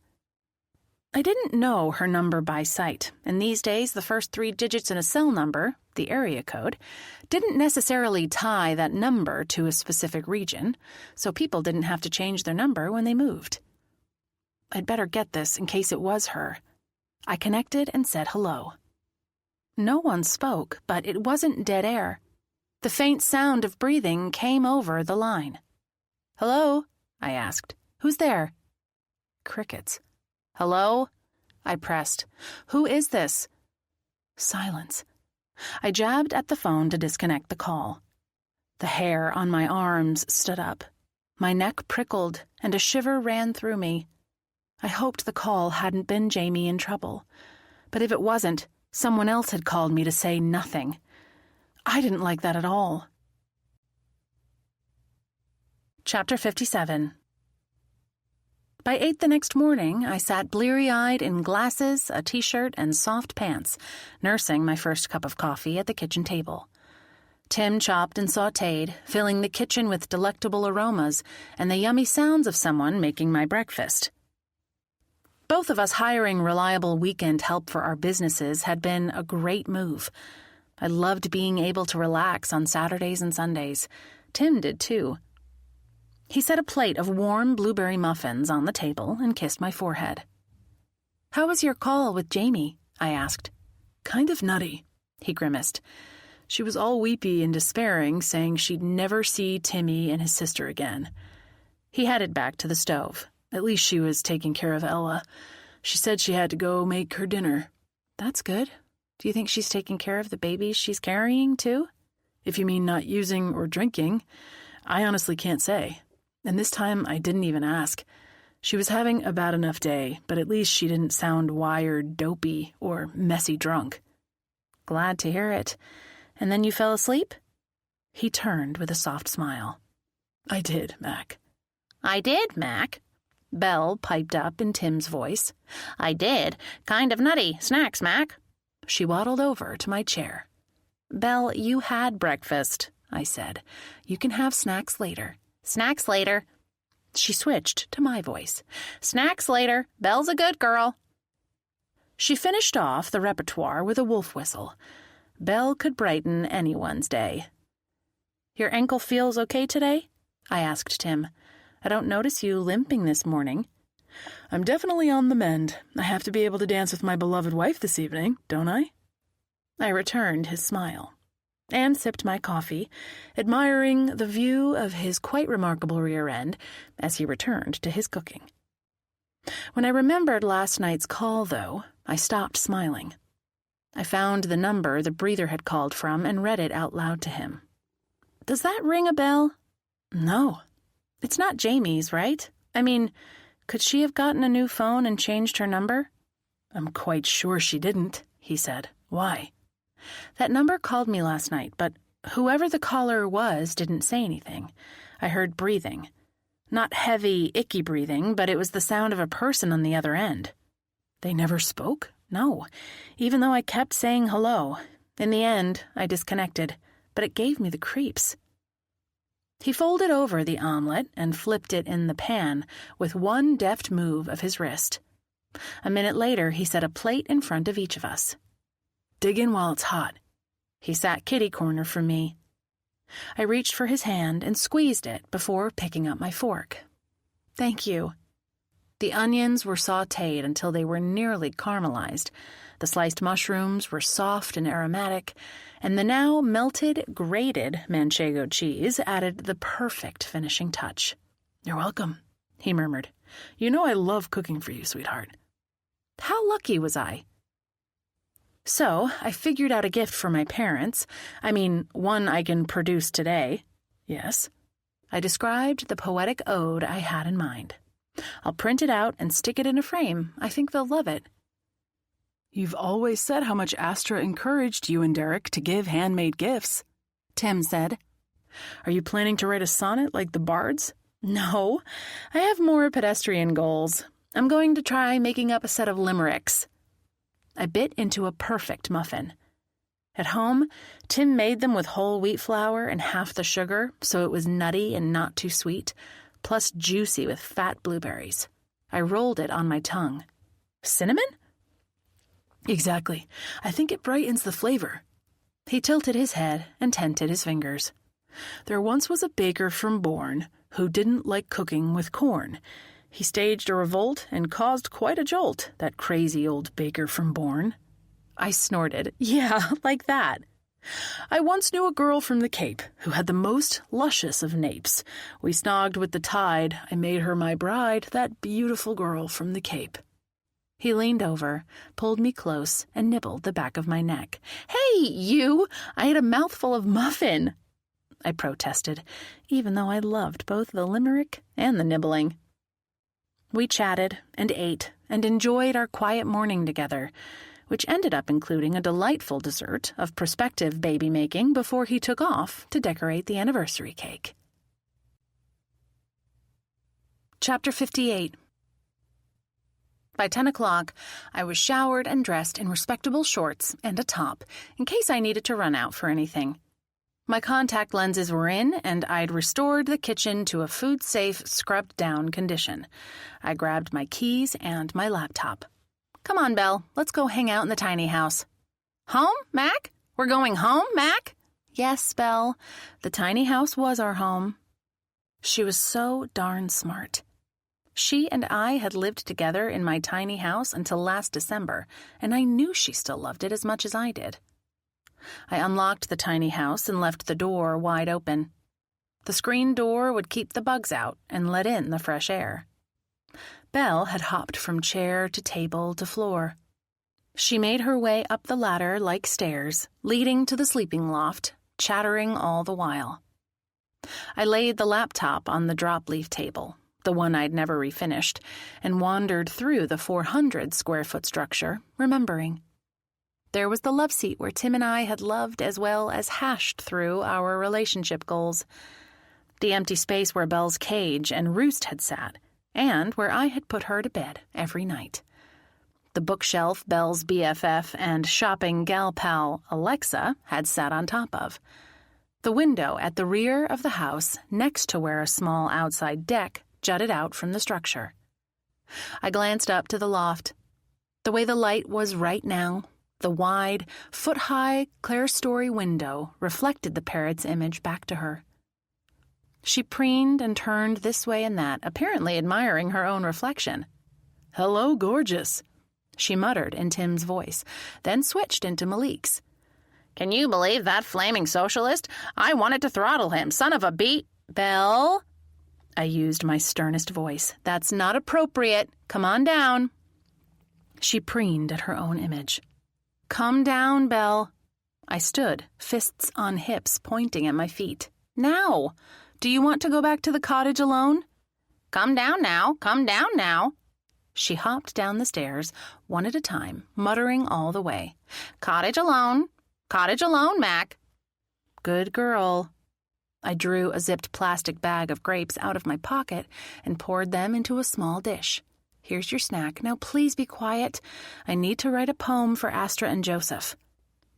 I sat at the table and fired up the laptop. Belle blessedly stayed quiet, even after she'd used her huge, black, curved beak to scarf down all the grapes.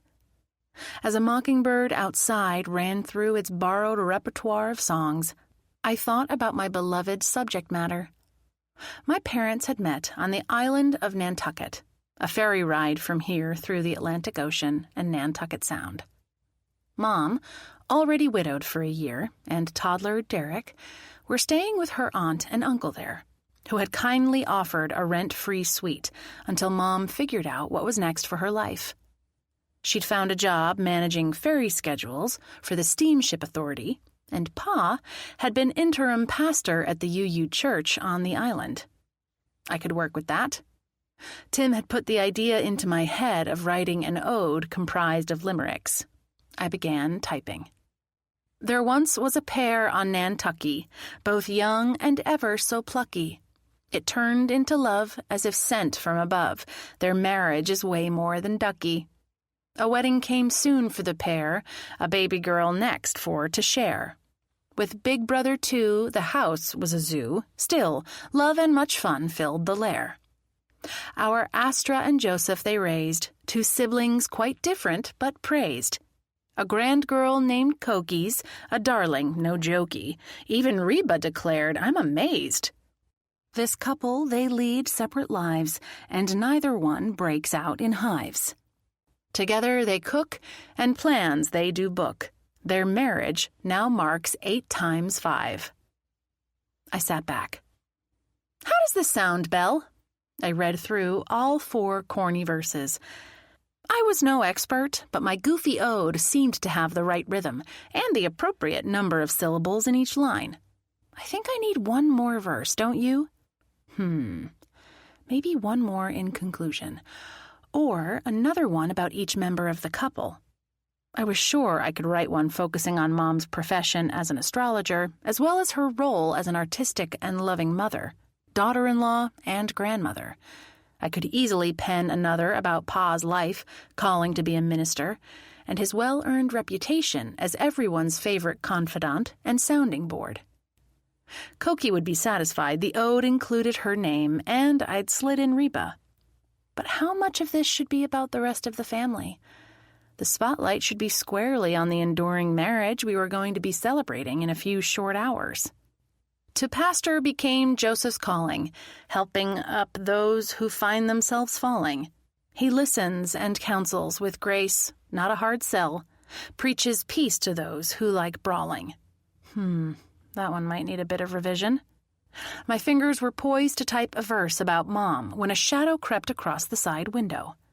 A human-sized shadow. Across the window where the deck was. The mockingbird went silent. A footstep sounded. The creak of a board. I froze. Here I was thinking I was safe in my backyard, sitting in my own former home, except an unlocked screen door provided the only barrier between me and a murderer. Belle cocked her big head, aiming a yellow eye in that direction. I hauled my phone out of my shorts pocket. My sweating hand shook, and I nearly dropped it. "Mac?" Yvonne called from outside the door. Chapter 59. Yvonne. A chef I'd been friendly with. Maybe I didn't have to worry. But she was also a woman with a temper, according to more than one source, and a person with a possibly valid reason for causing Bruce Byrne to go away on a permanent basis. I quickly slid my phone onto its mute setting and tapped Lincoln's number. I laid the phone on the table where I'd been writing. I willed the detective to pick up the call and listen in case I needed him. "Yes, Yvonne?" I stood, not wanting to be at a disadvantage. She appeared at the screen door, standing a couple of feet back from it. "Got a minute? It's about the food for your parents' party." Was it my hearing, or did her voice sound a little wobbly? "I didn't know you were involved in their celebration, but sure, I can speak with you." I stepped closer to the door and extended my hand toward the handle, intending to step outside for the conversation. Something was wrong here, and I didn't want anything to be wrong inside my small but beloved sanctuary, especially not with Belle as my companion in the tiny house. That had happened once before. I couldn't have a repeat. In a fast move, the door was yanked open. Yvonne stumbled toward me. I set my foot in a strong stance and caught her. The chef seemed high, or maybe she was drunk. "I'm so sorry," she whispered. She had nothing to be sorry for. "Why?" I asked. In a quick move, Sita Spencer appeared behind Yvonne. "Whoa," I swallowed. It was time to worry after all. "Hey, Sita!" I mustered a bright tone. "What's going on?" No casual pro forma question, this. I needed to know what the situation was, and quick. "What's going on?" Her tone was sardonic. "This is all over, McAlmeida. You and your little club of bumbling would-be detectives can't do anything right, can you? Your stupid grandmother included." I inhaled, fast and sharp, and got a whiff of fear. It could be emanating from any of us, and it certainly was from me. Still, nobody dissed Reba Almeida, not on my watch. "And then this idiot comes at me." Sita glared at Yvonne. Sita's short hair had looked chic and groomed the previous times I'd seen her. Today, it stood out from her head and gave her a wild look. "I didn't," Yvonne protested. "Shut up. I'm talking to your buddy Mac." Sita gave me the evilest of smiles, her dark eyes glittering, then continued. "I made Yvonne show me where you lived. When we saw you and the bird come out to your shack here, well, that was as perfect as it gets."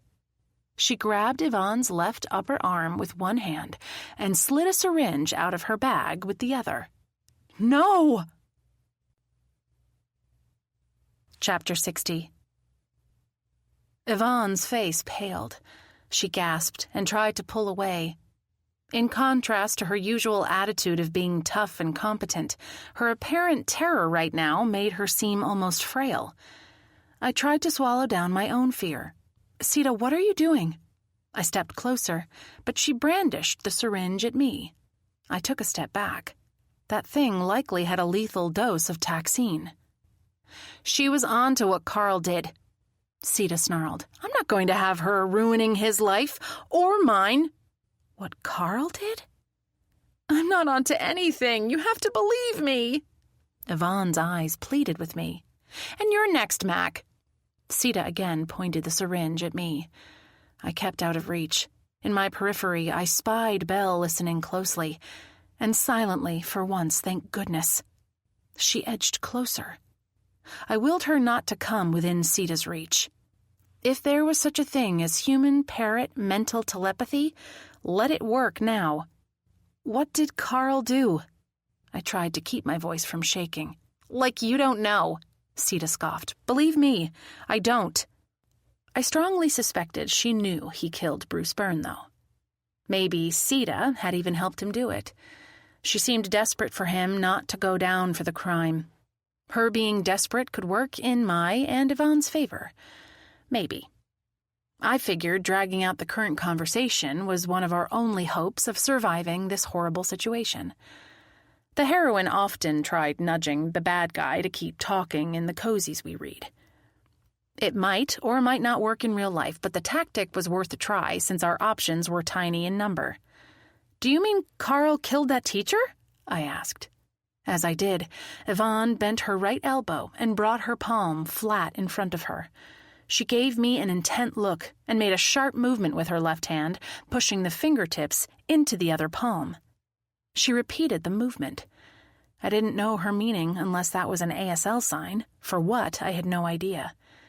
You know what? I'm all done with this little chat. Sita fixed her thumb on the pump end of the syringe and yanked Yvonne closer. Yvonne shrank into herself, lowering her chin. She flashed me a sideways gaze as if she was sending me another message.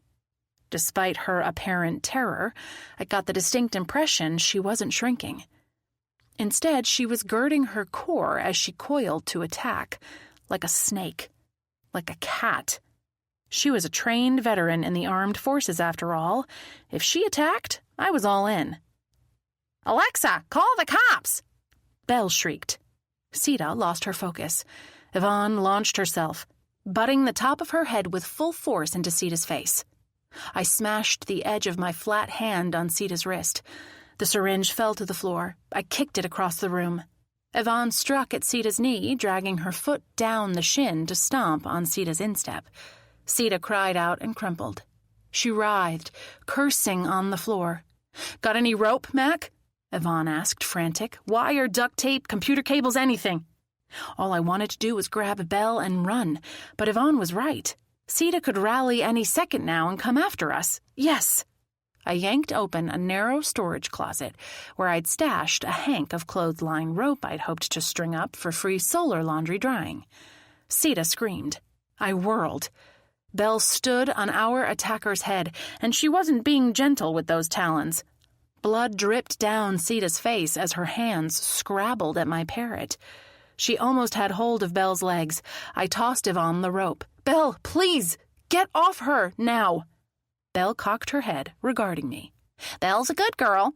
She used her sharp, powerful beak to peck at Sita's hand, then hopped off. "Got any rope, Mac?" She waddled off, muttering about the cops, and what a good girl she was. She included a few of Sita's swear words along with Malik's favorite, son of a, phrase. "Give me a hand, Mac," Yvonne said, her tone urgent. Between us, we subdued Sita enough to bind her hands and feet. "You need to call 911, Yvonne said. "A call to Detective Haskins has been open all this time." I grabbed my phone from the table. "Lincoln, are you there?" But all I heard was silence. "It's the fuzz," Belle yelled. "Let's blow this joint." She was correct on the first count. "Weston Police!" August Jenkins stepped into the doorway, pointing his weapon with both hands. Directly behind him came Lincoln, also in a bulletproof vest, holding his own police-issued weapon. He lowered it almost immediately. "Stand down, Jenkins." "Yes, sir." August lowered his gun, shifting it to one hand. "Hey, handsome." Belle hopped over to Lincoln. "Belle's a good girl." She finished with a wolf whistle. "Would you tell that bird to shut its mouth already?" Sita whined. "No, ma'am," Lincoln said. "Belle can say whatever she wants." Outside, a siren wailed closer until it shut off. Another 2 officers hurried up. They assisted August with handcuffing Sita. I watched them usher her out, with Sita hobbling. I told the departing officers I didn't need the rope back. "But one of you should very carefully retrieve that syringe," I said to Lincoln. I pointed at the far corner of the room where it had ended up, nearly under the little refrigerator. "I expect it has a lethal substance in it." "Got it." Lincoln gazed at Yvonne and me. "Nice job, ladies. You too, Belle." Chapter 61. Yvonne and I sat at my patio table on the deck behind the cottage with Belle. Lincoln had asked us to wait here until he'd gotten the crime scene team in place in the tiny house. Yvonne had been keeping mostly quiet, scrolling on her phone, ignoring me. I didn't mind. I spent a little time on my own phone and wrote a quick text to the group. Sita abducted Yvonne, brought her to my place 10:30 this a.m. Belle and I out in tiny house. Sita had syringe. Yvonne, Belle, and I overpowered her, tied her up. Then police came. Now waiting for debrief with Lincoln. I sent the message, but kept my phone on mute. I didn't want to be barraged by a flurry of reply notifications. I decided for the moment against letting Tim know what had happened. I was fine, and he'd get the scoop the minute he came home after finishing the cake. Belle had finally calmed down from her frantic talking and pacing. I gave her a bowl of frozen cut-up carrots, one of her favorite snacks. Parrots are weird, aren't they? Yvonne tilted her head, studying Belle. Look at that tongue of hers. It is a little startling when you first see it, I said. Belle had a prominent black tongue to match her beak.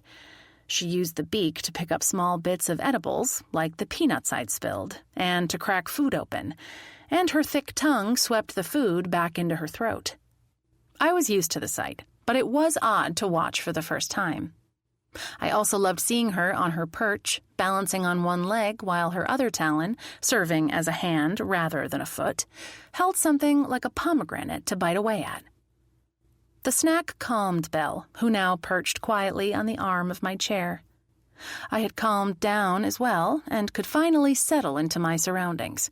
Only a few light clouds floated by in the cerulean sky. I remembered September 11th. I had been a high school student that year, and we'd all heard at school about the terrible hijackings and deaths, although they hadn't let us watch the video footage of any of it. I'd come home, sat in the yard behind the parsonage, and wept.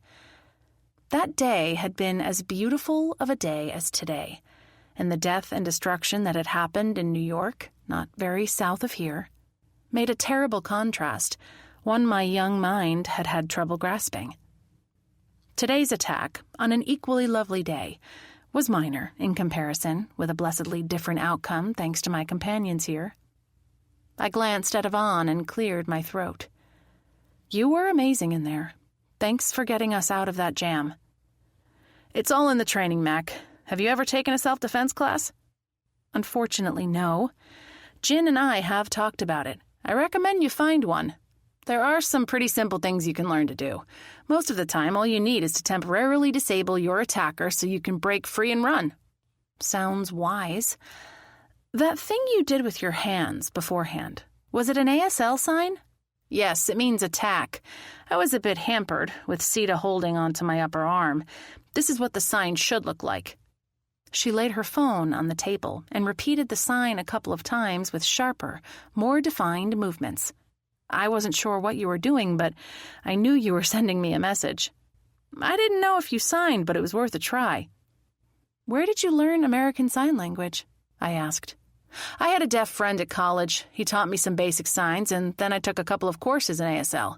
It's kind of fun to natter away in public in a secret language. She picked up her phone and returned to whatever she'd been reading. I opened my mouth to ask about the woman she'd been biking with. Nah. Yvonne clearly had someone with whom to stay fluent in the language. Digging for any more details would be nosy. Jin would be up for taking a self-defense class, even though I hoped neither of us ever ran into a murderous attacker again. I, at least, didn't have much of a track record for staying free of that kind of threat. I'd be better off being prepared. Chapter 62. Lincoln, now sans bulletproof vest, finally trudged up the steps and took a seat. Not a minute later, Penelope Johnson appeared at the foot of the steps. "Ah, Johnson," Lincoln said. "Please join us." Belle perked up. "Alexa, call the cops. Call the cops. Hey, handsome." Predictably, the wolf whistle finished off the set. Lincoln snorted. Penelope, who had met Belle last winter, only smiled. I shrugged. "Alexa isn't here, Belle." I stroked her head. "You're a very good girl." "She was a very, very good girl a little while ago," Yvonne agreed. "Jumping on Sita's head was a big help." "Were you listening in, Lincoln?" I asked. "I was. Smart move, Mac." "It was the only thing I could think to do at such short notice," I said. "Please run through the entire sequence of events for us," Lincoln said. "Ms. Flora, you can begin with how Sita Spencer happened to bring you here to Max." I was in the pub kitchen doing prep. Yvonne frowned as she spoke. She must have had Carl's keys because she let herself in. She said I had to come with her to your house, Mac, that she had important information to tell both of us, and if I didn't cooperate, Carl would fire me. "You believed her?" Penelope asked. "I know she and Carl are a couple, so yes, I believed her. I love my job, ma'am, and I need the money. Did she threaten you physically in the restaurant? Lincoln asked. No, not until we got here. When we pulled up, Mac and the parrot were heading into the tiny house. Yvonne said we had to wait a little while. Long enough for me to write 5 verses of goofy limericks, which had actually happened pretty fast. Please continue, Lincoln said. What happened next? Sita told me to call out to Mac and say I wanted to talk.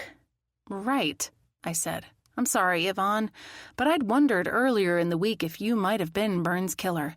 Yesterday, I heard you talking on your phone in the alley, and it sounded, well, suspicious. It was that blasted Carl. Yvonne pressed her lips together for a moment, then continued. He wanted me to cut a couple of employees from my staff. I refused. Huh. Why had he called her about that? He'd appeared in the alley a couple of minutes later. Maybe he'd called Yvonne because he didn't want to make those demands face to face. Mac. Lincoln nudged me out of my reverie. Did you have a thought to finish? Yes. When you showed up here, Yvonne, your voice sounded kind of funny, I said. My danger radar went up. I know now it was valid, but for the wrong reason. That's why you phoned me and left the call open? Lincoln asked. Exactly. And I muted the cell's sound in case you said anything so she wouldn't know you might be listening. Smart move, Penelope said. Anyway, Yvonne continued, when you appeared at the door, she pushed me inside. You kind of fell toward me, I said. I didn't realize she'd pushed you. Mac, you take the narrative from there, Lincoln suggested. Sita appeared behind Yvonne. I took in a deep breath and blew it out.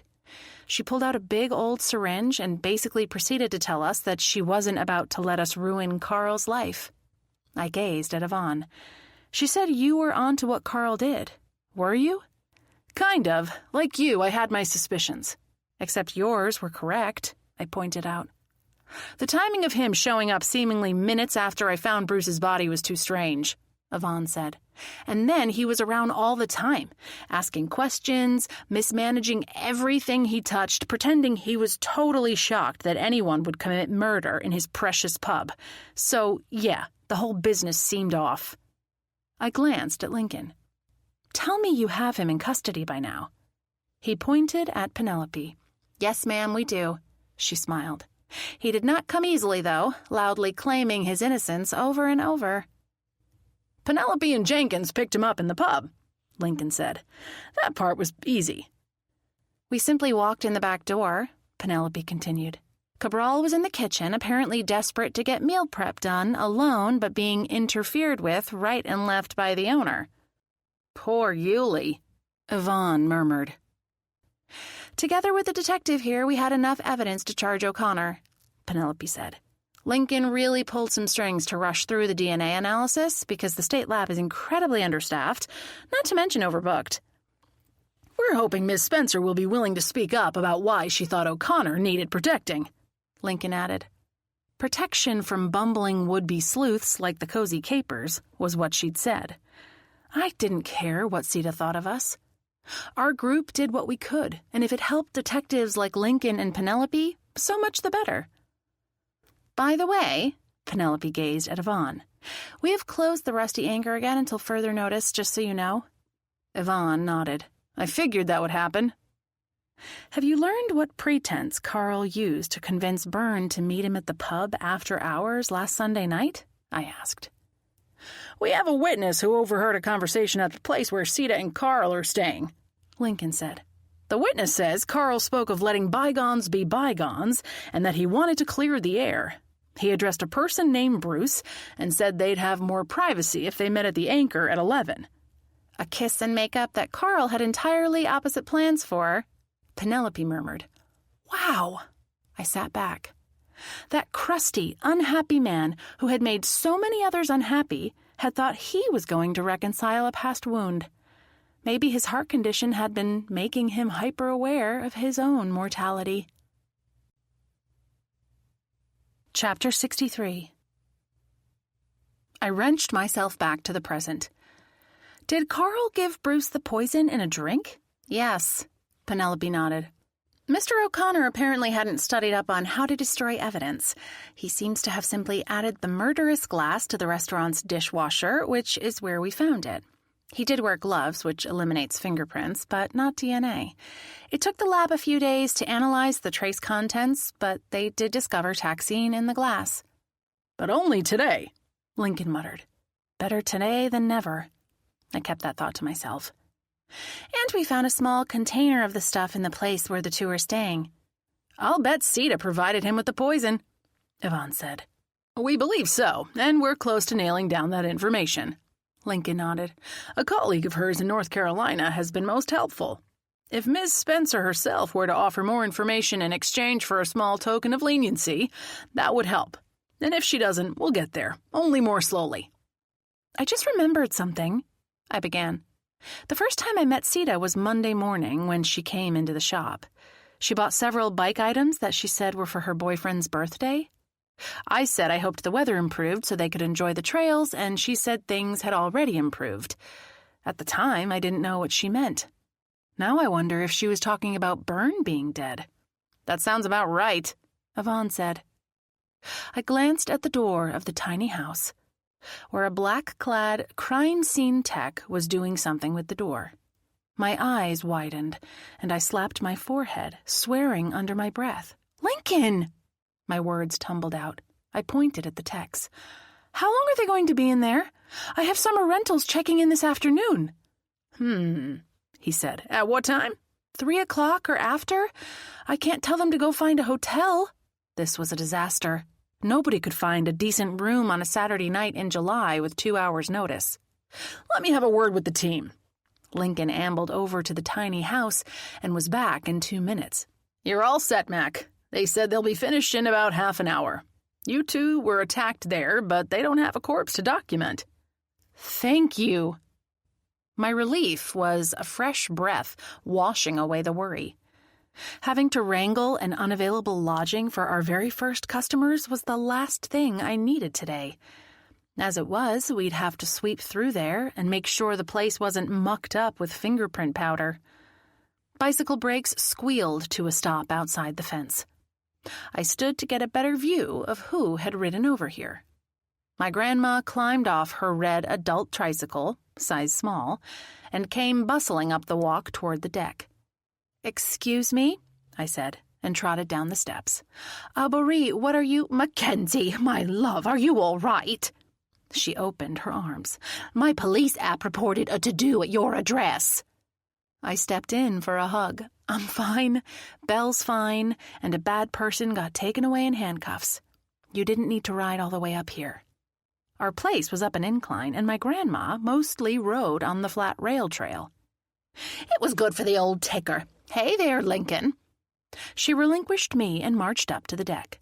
"Now then, young man, did I not instruct you to keep my grandgirl out of harm's way?"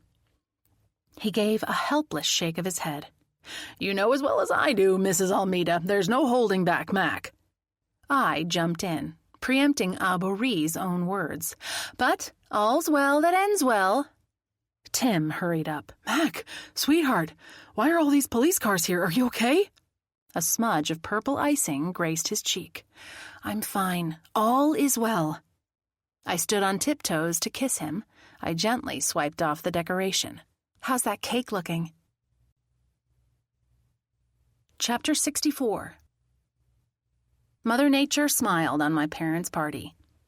Now, at 7:30 on Saturday evening, not a single cloud marred the gentle, end-of-day Cape Cod light, and the way it softened colors and caressed all the sharp edges. Even the mosquitoes were in hiding.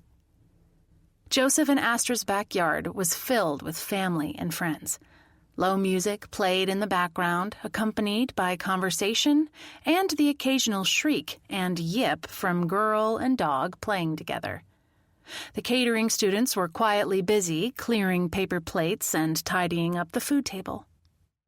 Mom sat chatting with Lincoln, Tim, Reba, and Orlean. Pa had been making the rounds, speaking with this person and that.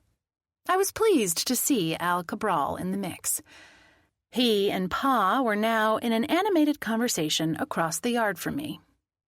Like everyone else, I'd feasted on ribs and crab cakes, potato salad and garden greens, and so much more. To start the party off, Tim had mixed anniversary cocktails for anyone who wanted one, the same drink my parents had served at their wedding. Featuring vodka, peach schnapps, and cranberry juice, it was a bit sweet for my taste, but I'd sipped it slowly. Tim had said he was happy to serve as bartender, since that was a job the high school students were too young to do. He'd also offered a non-alcoholic version of the cocktail. I now sat with a plastic cup of wine in a small circle with the other cozy capers. I'd filled them in on everything that had gone down this morning. "Do we have any loose ends?" Flo asked. "My brother said he knew Sita years ago," Tulia said. "She was a piece of work even then. The woman can hold a grudge like nobody's business." "I can vouch for the piece of work part," Flo murmured. "Sounds like she and Carl were meant for each other," Jen said. "I'm relieved I was wrong about Yvonne," I said. "She was pretty impressive, with acting terrified and then launching a full attack at Sita. And I'm glad neither Yuli nor Edwin had anything to do with the death." Zane added. "I am too," I nodded. "Or Flo, although none of us really thought you did." I smiled at her. "I wonder what will happen to the rusty anchor," Norland said, "now that Carl is out of the picture." "Maybe he'll have to sell the business, and Yvonne and the employees can buy it," Flo suggested. "I've heard of that happening elsewhere, but for different reasons." Whether Yvonne bought the pub or not, she and all the staff would be happy not to have Carl breathing down their necks. "Listen to this," Zane said. "We talked to Leilani. She said she's glad Sita is in jail. Her own sister. Isn't that sad?" "Sisters usually know each other better than almost anyone," Jen murmured. "Any siblings do," I said. "When you grow up together..." I let the thought trail away. Tim knew Jamie on a deep level, what she was capable of and what she wasn't.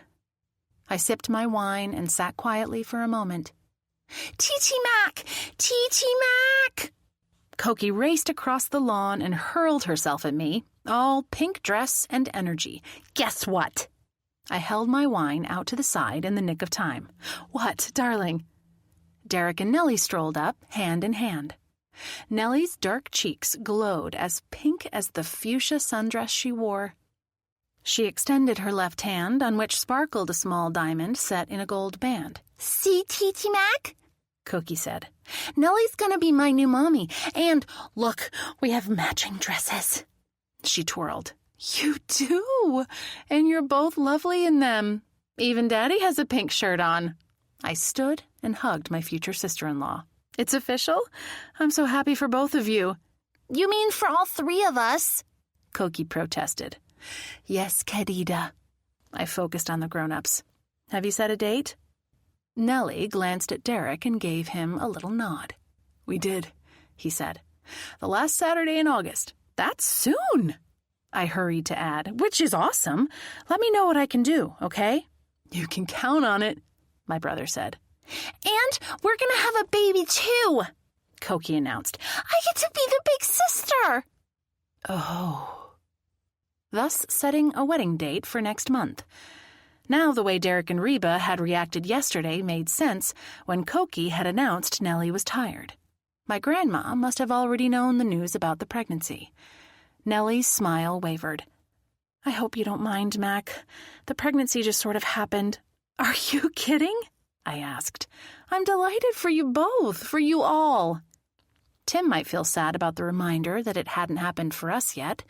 And sure, a tiny spot of envy pulled at my heart, but I was good. And maybe close proximity to a growing future niece or nephew would remind my own body to get with the program. "You've told Pa and Mom and your mother, Nellie?" "Yes, to all," Nellie smiled. "After this one knew." Derek ruffled Koki's angel curls. "We figured we'd better hustle over and give you all the news at once." "I'm glad you did. I couldn't be happier." Norland stood and shook Derek's hand. "Congratulations to all of you." The others in the circle offered their congrats. "I suppose this means you won't be rejoining the book group, Derek?" Jen asked. Derek had been a founding member of the Cozy Capers, but between caring for Cokie, going back to school some months ago, and then meeting Nellie, he dropped out. "Afraid not," Derek said. "I can't fit it in." He slung his arm around Nellie's shoulders, who leaned into him. "You're always welcome back, either or both of you." I glanced around the yard. "Should we do the cake and toast soon?" "Yes, I think so," he said. "I'll go ask the students to get the dessert service ready." "I have a little presentation to make, too," I said. He gave me a thumbs up. Chapter 65. 10 minutes later, Tim's sheet cake was out and ready to cut, its purple and yellow flowers bright against chocolate frosting. In the middle, surrounded by a yellow piped heart, was a photograph in icing of the happy couple looking impossibly young at their wedding 40 years earlier. What a marvel that bakers could transfer pictures like that to an edible form. The family flanked my parents, who stood holding hands facing everyone there. Reba, Tim, and I were on one side, with Derek, Nellie, and Cokie on the other. The catering kids had made sure everyone held a plastic cup filled either with bubbly wine or sparkling cider, according to their request. I'd asked Derek to do the talking. He lifted his cup. "Here's to Astra and Joseph and another happy 40 years. Everyone raised their drinks and sipped. Pa gave Mom a big embrace and a long kiss, which garnered them applause all around. I grabbed my frame from the table behind me and stepped forward. "I have a little something to share with you both, and with everyone," I said. "My apologies to real poets everywhere." After the police, Yvonne, and Aboriba had left at around noon, I'd again reassured Tim I was fine. We'd wiped down the tiny house, and I'd set up the lockbox for the tenants' self-check-in. Then I'd managed to write the verse about my mom, her astrology, and her mothering. I thought for a moment and composed one last verse, then proofread and printed the gift. I even found a simple frame for it.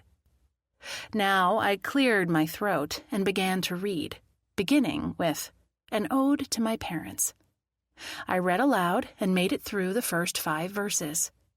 I glanced at my mother, at my father, at the two arm in arm, beaming at me even while they each wiped away a tear. I hadn't choked up yet, but that sight about did me in. I took a deep breath and kept reading. A marriage to last 40 years. Doesn't come without strife and some tears. But Joseph and Astra, their love's no disaster. Let us toast them with many a cheer. When I pronounced disaster, as any good New Englander would, disaster, I got a laugh. "That's lovely, honey," Mom murmured. Pa beamed with damp eyes. Derek stepped up next to me and lifted his glass. "To Astra and Joseph." Everyone echoed the second toast. Cokie clapped and chimed in with, "Yay to my abos!" Tucker added a bark. Reba held up her hands and waited until all were quiet. "I was a witness to the beginning of this long and joyous union. I won't be around for the party 40 years from now, but that's as it should be. Astra, dear, you've made my boy happy, all that a mother could wish for. And Joseph, you've done me proud, son." In the middle of the ensuing hugs and applause, Tim's arm came around me and squeezed. "Nice doggerel, Mac." His smile was his usual adoring one. I wouldn't tell him Derek and Nellie's news now. He'd find out soon enough. All I said was, thanks. Pa and Mom both announced their gratitude to all who came. "Don't leave after cake," Mom added. "This party's going to have dancing and then some." She aimed a wink in Lincoln's direction. "When are we having happy anniversary cake?" Cokie piped up, prompting a smattering of laughter. "As soon as your abos make the first cut." Tim gestured to my parents to approach the cake and escorted them over. Chapter 66. Lincoln materialized at my side. "I'd say you're as glad as I am that we have our co-conspirators behind bars." The timing couldn't be better. You might be interested in what went down after we had both of them charged and locked up. You know I am. I gestured us away from the crush of celebrants heading for cake. We ended up standing next to the hedge bordering a property at the back. It was the home of a woman who'd sadly been murdered a year ago. Hers had been the body Jin had found next to her taffy shop, the homicide Jin had been suspected of carrying out. Dish, Lincoln, what happened? You've heard of a prisoner singing? I stared. I'm going to take a wild guess and assume you don't mean a Johnny Cash sing-along in Folsom Prison. He threw back his head and laughed. No, I certainly don't. Although the film of his performance in a prison yard is something I'll never tire of watching. Then it has to be that either Sita or Carl is blaming their partner for the murder and the assaults and all of it. How about both of them? They've turned on each other big time. It was like musical jail cells in there a little while ago. Wow. She said he put her up to all of it. He claimed she was the mastermind. The poison, the plan, everything, and that he had no idea Sita would go after Yvonne and you. He put on quite the air of being shocked. What, like I'm shocked there's gambling going on in Casablanca kind of shocked? I asked, referring to one of my favorite lines from the vintage movie. Exactly.